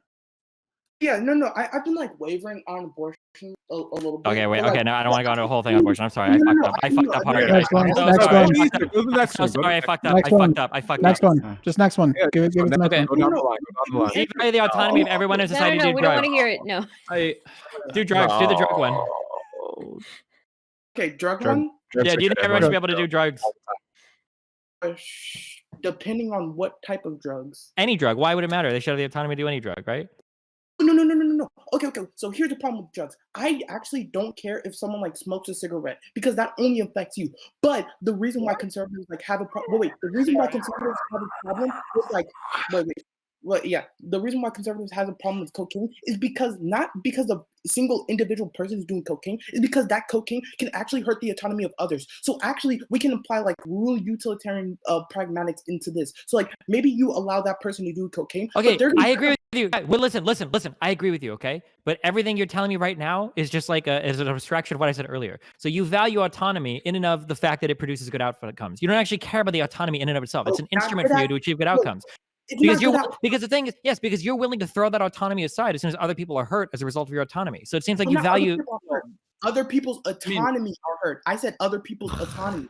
That's a question of How does priority. drug use hurt other people's autonomy? Even still, cigarettes hurt other people's autonomy. And I wasn't gonna say secondhand smoke. Yeah, secondhand smoke, cigarettes. I think generally lead you to over time, like in worser moods. No, It but feels it like still autonomy doesn't. is You like- can still walk away, right? This is autonomy. Autonomy Yeah, is you have the autonomy to self-governance, leave. right? You can't. I can walk away acknowledge. from I can acknowledge situations. someone. So one, like I can say like, okay, yes, I mean autonomy does matter in its value of doing good choices. Just because you say like, okay, I value this because it has a negative outcome, doesn't prove that I don't value autonomy at all. I mean, it sounds like we're saying like we've rooted autonomy. The definition of autonomy is basically, can you make a decision? I mean, like, because if we've made it like that fundamental, I think every single person in the history of the planet agrees that like, oh, autonomy is good and we can make decisions. Like, or at least the people your definition value it, of right? autonomy Whether or not they is- exercise it. Okay. So I still don't understand how drug use is affecting other people's autonomy. I Well, still it don't can get certainly that. it can certainly affect like Yeah, Well, you get actually- insanely high if you crash someone else's and you crash someone else with a car inside, like someone inside the car. You just Let's assume I grow and manufacture my own heroin and do it at home all day, every day by myself and never bother anybody. Well, with the example of secondhand smoke. Well, wait, yeah. I'll answer his question. I think he posed a question to me, and then I'll let you talk. Okay, Yes. so if you just grow your own heroin farm and you never bother anyone, no one in the world, I don't have a single conservative friend that has a problem with that. If you just do, but what I do have a problem with is like most people, like someone gets high off their butt and then they like drive into a car accident and then they ruin someone else's autonomy for life. Does that answer your question, Stardust? Because like if you get like a certain number of I mean, the same thing happens with speeding, does it not? Like the same thing happens with like reckless driving. Isn't reckless driving not legal? Driving a car might as well be like illegal because you're taking away other people's autonomy to like live if you get into an accident, right? Yeah, well, it's not slippery slope. Into an accident is illegal. Isn't that called like manslaughter if you like get into an accident? Sure, with, affecting like, somebody else with like- your drug use is illegal too, right? Wait, so you just proved my point. So like, is there like? Well, so all Yeah, drugs that's should why be legal, people but like- if you do something bad on a drug, then you should be punished for it. Yeah, the problem wasn't the Yeah. drug. Yeah. No. The problem's the but here's person the using thing. the drug. No, it's not even that. No, It's just but the here's the act that thing. causes No, make you would a have lot to of- demonstrate no. that legalizing drugs has a higher probability to cause more people getting into car accidents and like taking other people's autonomy. That's Which the only way you actually can really I just go. want to say drug I use. love the conservative position that if you show them like a fucking AR-15, like guns don't kill people, people kill people. But when you give them a drug, blunts kill people. I just think that's a very funny like juxtaposition right there. That's why I don't like labels because like you're just gonna describe me every single conservative No, position. I'm talking about drugs. Hold on. I'm not talking about You're the one every who single brought position. your I'm label into only... it. Wait, hold on. And I'm not talking about every single position. I'm just very specifically talking about drugs. Because you want to have an incredibly You nuanced didn't conversation, actually right? focus on guns. Well, I didn't get to guns. I'm just talking about drugs. You just talked about an AR-15 and you said Okay, to, like, dunk okay, on the I'm sorry. conservatives.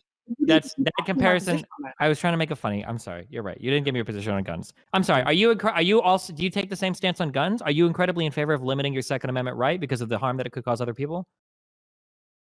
Some regulation on like okay, here's a regulation I'm for. It's like not even regulation. I think like so like Polar World, one of my like close buddies told me like hand to hand gun transactions isn't documented. I think those should be documented. I do think like some gun regulation is like good, but also I wouldn't be in favor of like a gun ban or like a gun buyback because Then guns. why are you in favor? Are you in favor of a heroin ban? Are you in favor of a heroin ban?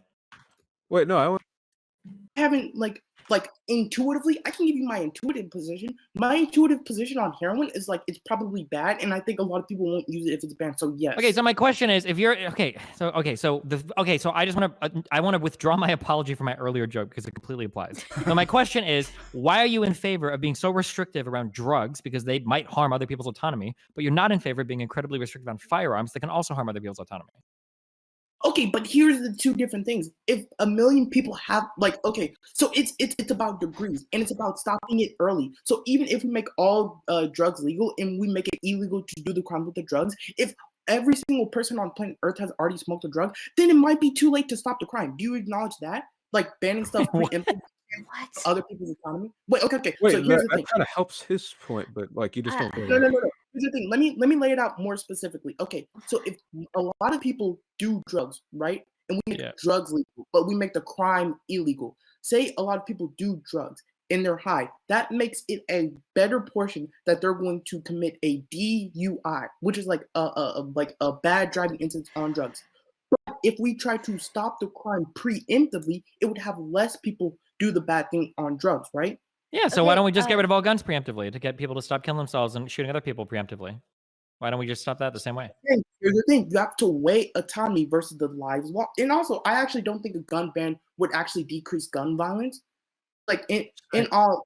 Okay, okay, and then I'll shut the fuck up. I promise. I'll shut the fuck up for the rest of this panel. Okay, I just want to illustrate that, like, when I ask you about drugs, like, we're very big on the like, okay, well, we need to appeal to this weird consequential. It's like, well, you might be able to harm other people. Like, we need to throw your autonomy aside. Like, blah blah blah blah blah. Like that's that whole argument, which is fine. But then when we switch over to guns, it's like, okay, well, hold on. Now your autonomy is really important, and I don't know if it's worth doing this because your autonomy is going to be violated if you hurt other people. That's okay. Like, blah blah. I don't say that your arguments are totally contrary for these two things, in my opinion. But yeah, there are functional differences between the two that you could make the argument that one is more. Stop. Supreme, were you going to say something?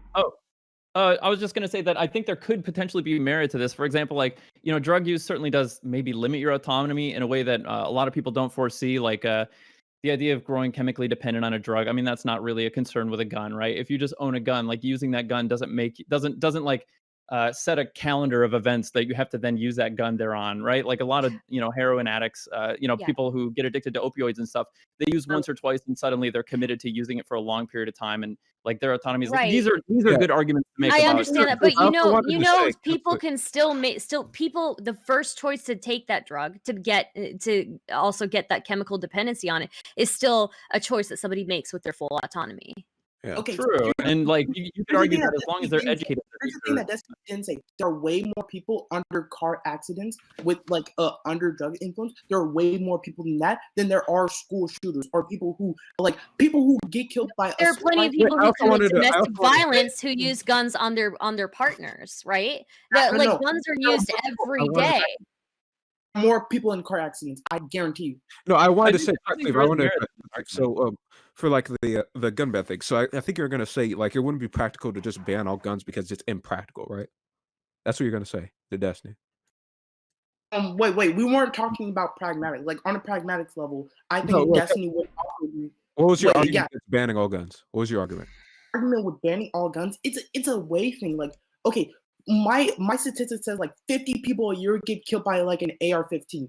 That's not enough. But hundreds of thousands of people get like DUIs and like have like, right. But you're narrowing the goalpost to one specific type of. Wait. That kind of begs the question. What's because you're saying that a DUI is like a bad thing. What makes a DUI a bad thing? It's just the act of breaking a law always a bad thing. No. When I say my bad. When I think of DUI, is it not just like car accidents with DUIs, or is it? No, pretty. My bad. Okay. I just car accidents. The argument you might want to make is that like when you're under the influence of drugs, your decision making is compromised or something like that, and that's a way that you've reduced your own personal autonomy, and that there may be a greater likelihood that you do an action that is like intersects with another person's agency or something. Even like that. That's implicitly what I said. That's why I'm not in favor of banning cars, but I'm in favor of banning like people high in cars. But there are way more people affected by people on weed driving cars when weed was legalized than there are like mass shootings. But even still, like banning drugs, like why should if you value autonomy so much, why should you value the state to enforce its law to make it so that these people can use their autonomy to, I guess, by your definition, remove their autonomy?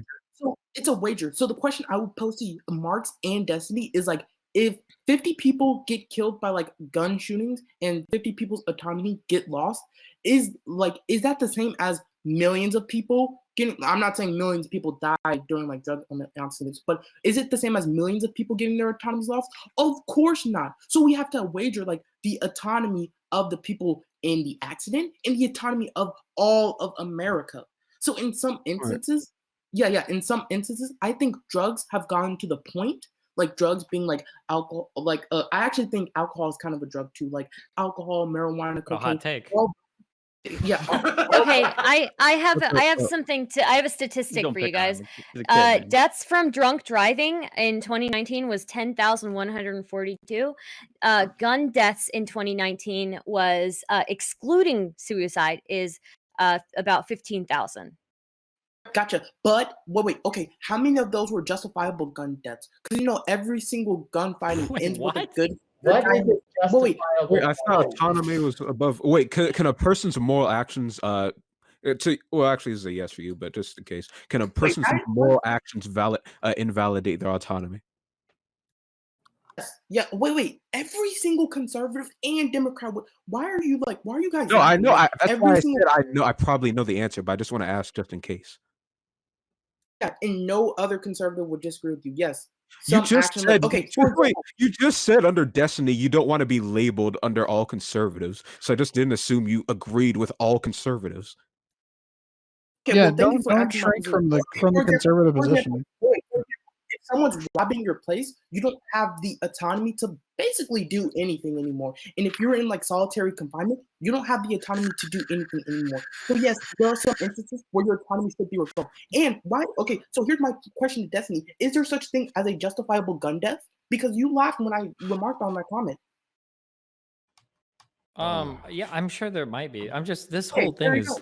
man. We're listen. All of this is just a really hard argument because autonomy is something we talk about like on like TV to make ourselves feel better. But in the reality, like the whole of our policy, the whole of our system, everything we do is about restricting your autonomy as much as possible. We want to be able to make it so that people make good choices. Right now, in the United States of America, every single human being that lives here has the autonomy and the ability to be a millionaire. If they really do it, if they make the right choices and they try hard, anybody in this country, from the fucking poorest place to the wealthiest place, could grow up to become a millionaire.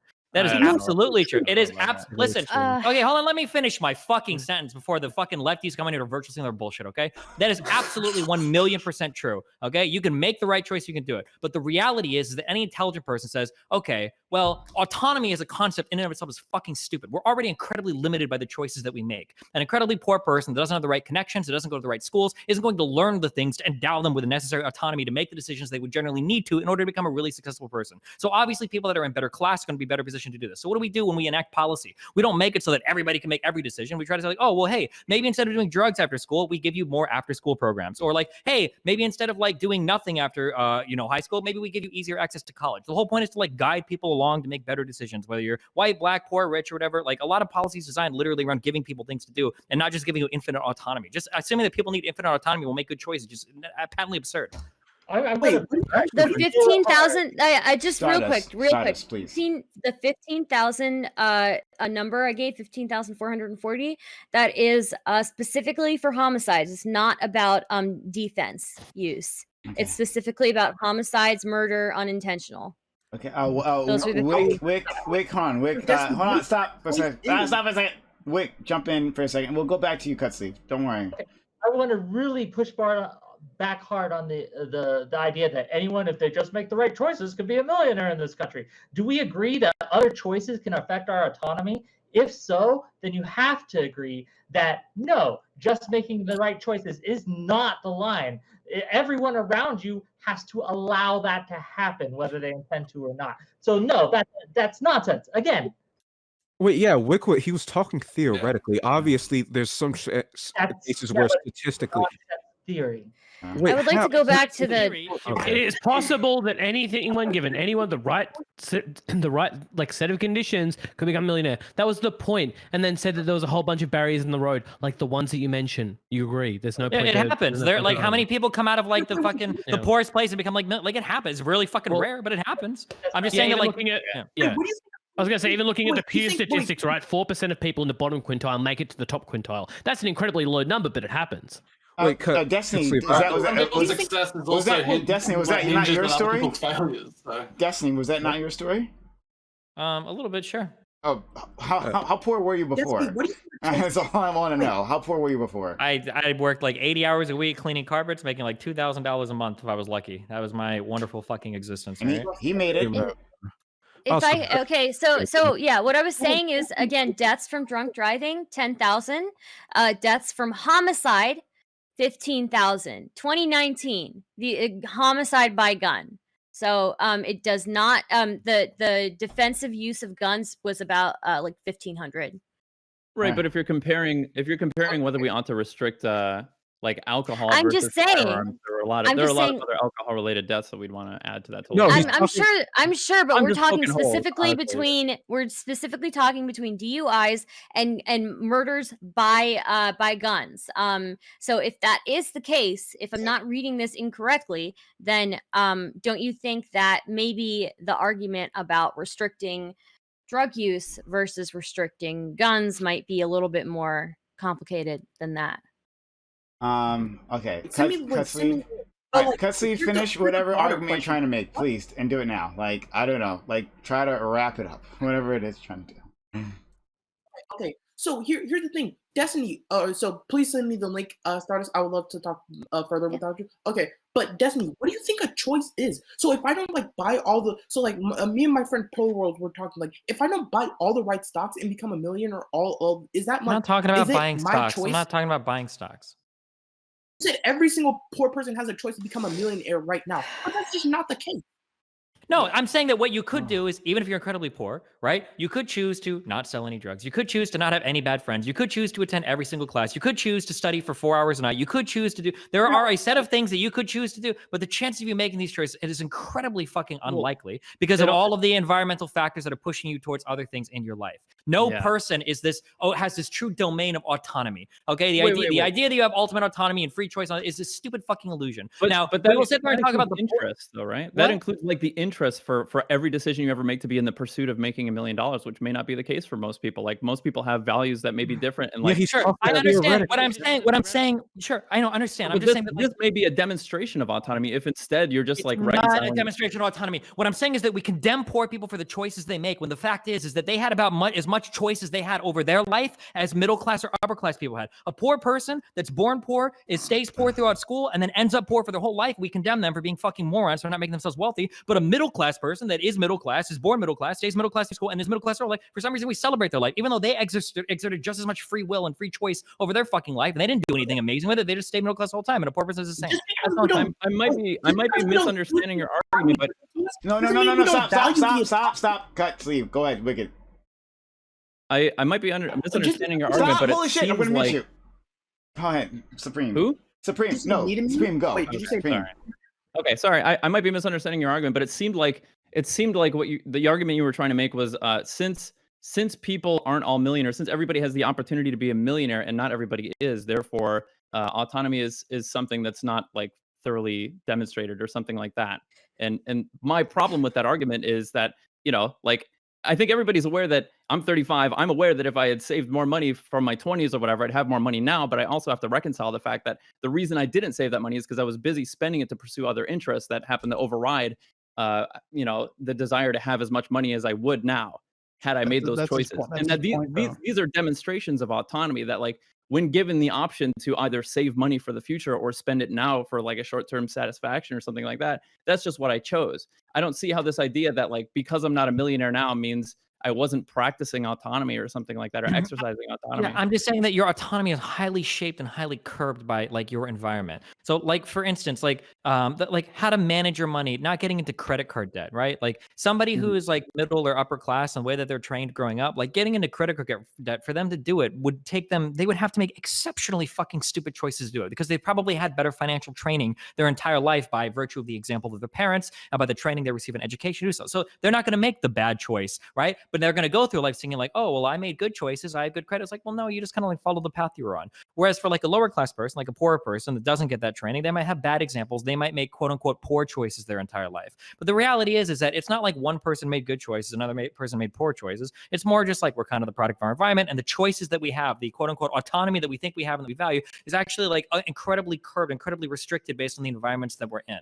Like when somebody, for instance, like a lot of my life was really fucked, but I'm not as fucked as some people, right? For me to have grown up selling drugs on the street, I would have had to have done incredibly crazy things to get there in my life. That's not even like a real choice. Now I could have, but I would have to have made some crazy. For other people, though, those choices are like right in front of them. Sometimes they're right at their doorstep. Sometimes they're in the household, in the form of like a parent or a friend that lives with them or a sibling.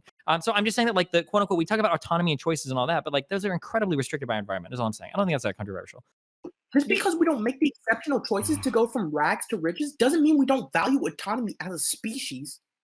We don't value autonomy. We value like autonomy is just a tool to get there.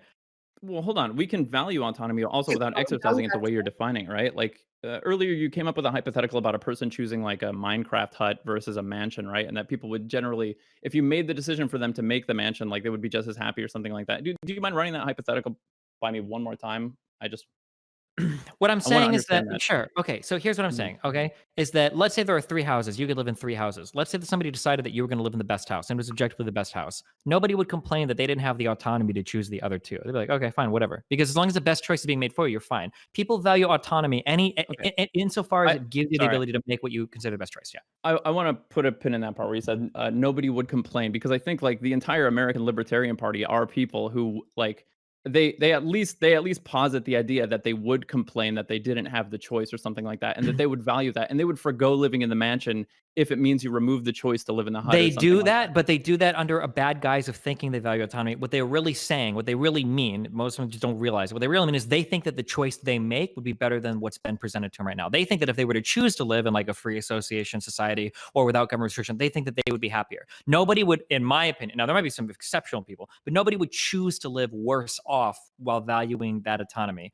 I don't believe that. Maybe there'd be like some exceptional rare people that do it, but like I think one of the best examples I can think of this is like onboarding processes for new players. You can make a ton of fucking video games, and anybody that's worked in software development or UX design or whatever will know the exact same thing, right? You can make a new game for great players and you can throw them into it. Everybody's going to quit immediately if you're just thrown into a massive game with a million choices. Nobody likes that. That experience is daunting to a new player. But if you give a tutorial to somebody, if you give them a path to stay on, if you give them classes to choose and you guide that, you make that experience a little bit more rigid, people tend to have a much more enjoyable experience with that, even if they can make some choices because their experience is more guided and not overwhelmed with decisions to make.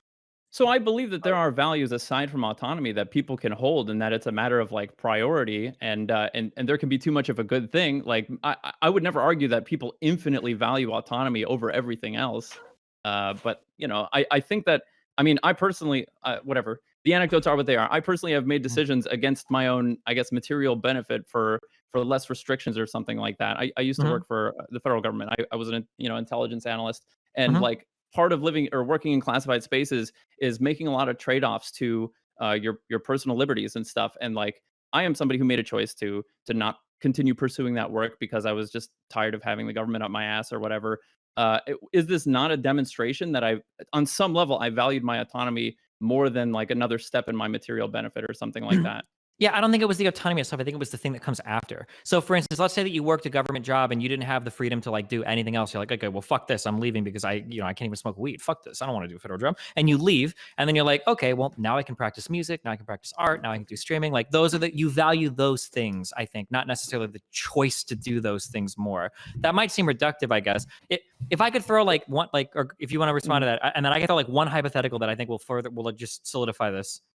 So I would just say, if you were to present somebody with 2 realities, and you show them the future in both of these realities, and in both realities they make the same choice, but in one reality they didn't get to make the choice, they were forced to make that choice, right? Like they were forced into this reality.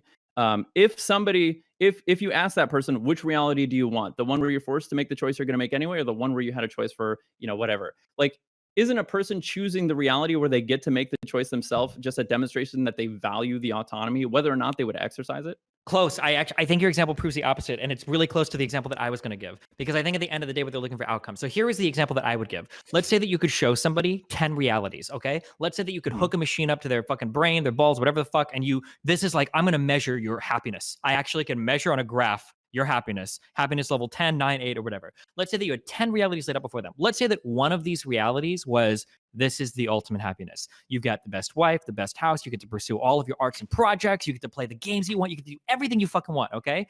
However, for that reality number 10, you're not really going to make any choice. Now, you might think you are, but every single choice is going to be made for you along the way. But this is where you're going to end up at the end. Then let's say that there are 9 other realities, and you're free to kind of make your own choices and explore where you want to go, but you're going to end up at one of these 9 places, and all 9 of these are objectively in every single measure worse than reality 10. Would you rather do reality 10 where every choice is made for you, you live the longest, you're the healthiest, you're blah, blah, blah, or would you rather have the freedom to choose what you want, but your reality at the end of that is going to be worse than number 10? So I understand this. I think there are a lot of people who would claim. I think there are a lot of people who would claim to not make the best reality choice. And to me, I see that as a demonstration that they at least claim, or that they do value it on a conscious level or whatever, their autonomy, whether or not they would actually make that choice. But the problem with this example also is that, like, you are affording the person the autonomy to make this choice to begin with, right? Like, well, sure, but this is like a context. It's kind of like like no Sith deals and absolutes or whatever. And it's like, oh well, didn't you just make an absolute, or only Sith deals and absolutes? Right? I understand, but I'm saying, like, I think I agree with you. Most people would say, like, well, I want to choose 1 through 9, but I think really at the end of the day, I think most people would want 10. They'd say, like, okay, I want the best outcomes, is what I think would. Okay. Not met a lot of safety. Oh my god. So okay. No. Thanks. And Spicy, I just want you to know I had to mute you because you were typing really loudly. So I'll unmute you now, but just so you know. Okay. I'm not gonna do this fucking forever. Holy shit. This is my day off. But audience members, exclamation point KOE in chat. So I've done the math. I literally did the math since the start of this stream. In case you don't know, our friend KOE, he has a nephew, and who's suffering from childhood cancer. Right? X point KOE in chat brings up the GoFundMe page. So check that out. KOE in chat, it brings up the GoFundMe page. Since the start of this stream, we've raised $1,500, right? Plus the $400 that we raised previously, over $400. We've almost $2,000 for this page. So I want to thank all of you. Thank all of you for that, for being so kind. And again, holy shit, chat. Yeah. Holy shit, that's amazing. Poggers. And we thank you. And yes, I mean thank you for them. And then so we can actually raise more. So if you want right now, the link is in chat. Click that link, that GoFundMe link. A child is suffering from cancer and he lives in America, unfortunately. So he needs your help. And so go to that page. Let's see if we can get to 2,000. We already reached the goal because of you guys, because of this audience. We already reached the goal. Let's see if we can put some more, put them way over the line, right? Because they need the help. So please, please, please help this. As I believe is an 8-year-old child suffering from childhood cancer, a nephew of our good friend KOE. Let's help him out. So it's in chat. All right. Also, I think I'm like 34 people. I think I'm like fucking 34 people from 1,000 at my YouTube channel. Please, like, subscribe. Oh my god, the link is in chat. It's right there. It's right there. 1,000. I'm so close. I am so close. Please, just get me over the line. Oh my god, I need it. So the link is right there. We work together. Yes, we can do it. And there's like what fucking there's 1,100 of you motherfuckers. Look, go to the link, right? And subscribe right now. Holy shit, get me over the line. Exclamation point YouTube in chat so you find the link. Do me a favor. I give you all this fucking free content. Just subscribe to my YouTube channel. We're gonna have the links here to the VODs, and highlights to everything. Probably Destiny freaking out and yelling at us. That's a lot of fun. So all that'll be there. Go check it out. Please subscribe, put me over the line so I can fucking monetize this goddamn channel. Oh shit. Anyway. Are you trying to invalidate the viewer's autonomy, Prime? Wait 1 second. I actually do want to. Well, just I've had my hand up, Theo. If I had to read multiple times, like, well, actually, don't actually make any choices. Everything is deterministic. Like, yeah, you small brain motherfuckers, you literally have no will. How are you gonna have any level of normativity? Please, just I beg you, open an SEP and look into normativity. Just like read something. Like, this is just like not only is this like reducting the conversation to like a stupid fuck point, right? It's also just dumb. Projected Okay, term. guys, I just want to have one little comment before I leave tonight. If Prime's done. Oh no, I mean we're all leaving, so it's fine. Okay, can I've been trying to be super patient. Okay, sure. Please. Oh my god, yeah, please. I just when it comes to saying that like we don't value autonomy, I don't think that that tracks, and I think the people who are saying it are hypocrites. Like if the aliens came down to Earth and provided us with completely perfect conditions and everything we wanted, we wouldn't just be okay with that. If you're saying that, you're talking about yourself and you're projecting, if anything. Okay, guys, we are 8 away from 1,000. There's 1,100 of you here. Please, just help me out. Oh, fuck. I give you all this entertainment. Just go there and subscribe to the YouTube. Exclamation point YouTube in chat. The link is there. Like, 8 away. Just motherfuckers. Just hit the link. Holy shit. Do it now.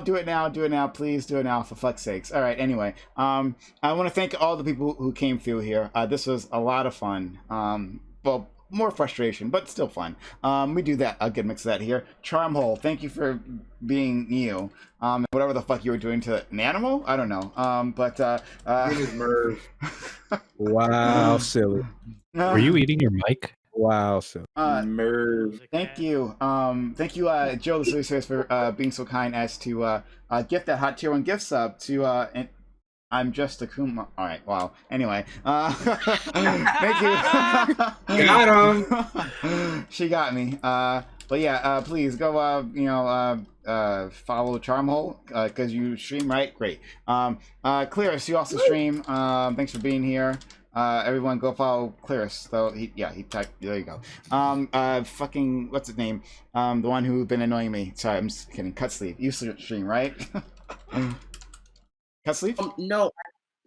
I just do little mini games. Okay. All right. Well, we thank you for being here as well. Always. All right. Thank you, FK. Right. Thanks for being around. Really appreciate it. Gosh, the Guru of Reason. I know you stream, right? Sort of on hiatus, but yeah, we used to do D&D. Hopefully, I'll get it back soon. Right there. Help us out. All right, moving on. We know our stream queen right there. His name is Kyo-san. Thank you. He won today's Primetime Morale. Now, everyone, you got to go follow Kyo-san. He won the Primetime Morale. He not crushed the competition. He beat the competition by 1. I demolished them. Okay, everything else was fake news. Yeah. I demand a recount. Thanks so much. Marks, thanks for being here as well. Ninetales, you're a streamer, right? Streams full time. Not yet. I put my Twitter in chat, and I'll put it again. But very close to streaming. So okay. If you follow my Twitter, when. Okay, great, fantastic, great. Thank you, Sam the Human, for being here. Thank you, new person with Spicy, for being here as well. Thank you, Stardust, who was our runner-up in Primetime Morale. Literally beaten by one vote, because you motherfuckers would not help her out. Democracy failed once again. But Stardust. It's good. Kyo deserves it. Here's my YouTube's my main thing. Yeah, so click our YouTube and my YouTube. Goddamn it, motherfuckers! Wicked Supreme. I wish we need to get you we need to schedule time for you to be on here, or maybe dual stream with us, because I feel like every time you come on, it's I'm seconds from ending.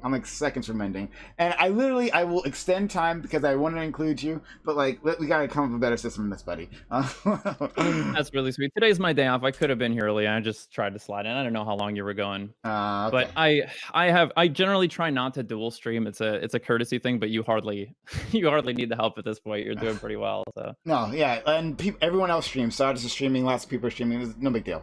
Yeah, don't worry about that. And thank you, Wick, for coming as well. Thank you so much. Do you stream? Not currently, but hey, I enjoyed it. Fantastic, great.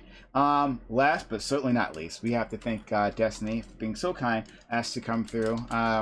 I don't have to really put his link in chat, but because you guys already know, but I'll do it any which way. Thank you so much for being so kind to come through and start yelling at us for being fucking leftists. It's always fun. It's my fetish, honestly. Now, what I'm gonna do, and I'm gonna refresh this fucking page, right? And it better be, oh my god, it better be over 1,000. Holy shit. I'm gonna lose my shit if it's not over 1,000. Oh my god, why did it? Now the page is fucking up on me. Does it come in immediately? Yeah, it does. Hold on. Exclamation point YouTube and chat, because the link is fucking up for me. I don't know why. Here we go. 1,000. What is it? What? It's at 1,000. It says 1K. You made it. Hell yeah! Happy 1K Prime. Yay! Great. So I can start ruthlessly monetizing my YouTube as well as I do my Twitch. Fantastic. All right. So I really appreciate you all helping us out, and also watch the videos. That would be great at some point too. Great. That'll be fun. But thank you all for being here. What we're going to do. So once again, just quickly, guys, exclamation point KOE to help out that fund for a little boy who's suffering from childhood cancer. Throw some money into it. I'm going to refresh that page, see if that's going up any more. But after that, I'm actually going to send you to another charity stream, so don't go away. There's another charity stream going on. No, we raised another $100. That's fantastic, actually. So we're well over $2,000 raised. So click that link, help us out. I'm going to send you to yet another charity stream, which I believe is still going on. Yes, Chapo Trap House is doing a charity stream about gamer outreach. I don't know, whatever. But it sounds good. So I'm gonna send you over there. So be kind if you can help out with whatever the fuck they're doing. That'd be nice too. So be back Monday. We'll have our reverie. It'll be a lot of fun. We're gonna do stuff. I don't know, whatever, right? So thank you for all being so kind as to come, and we'll Amazon Lily next week and stuff. All right.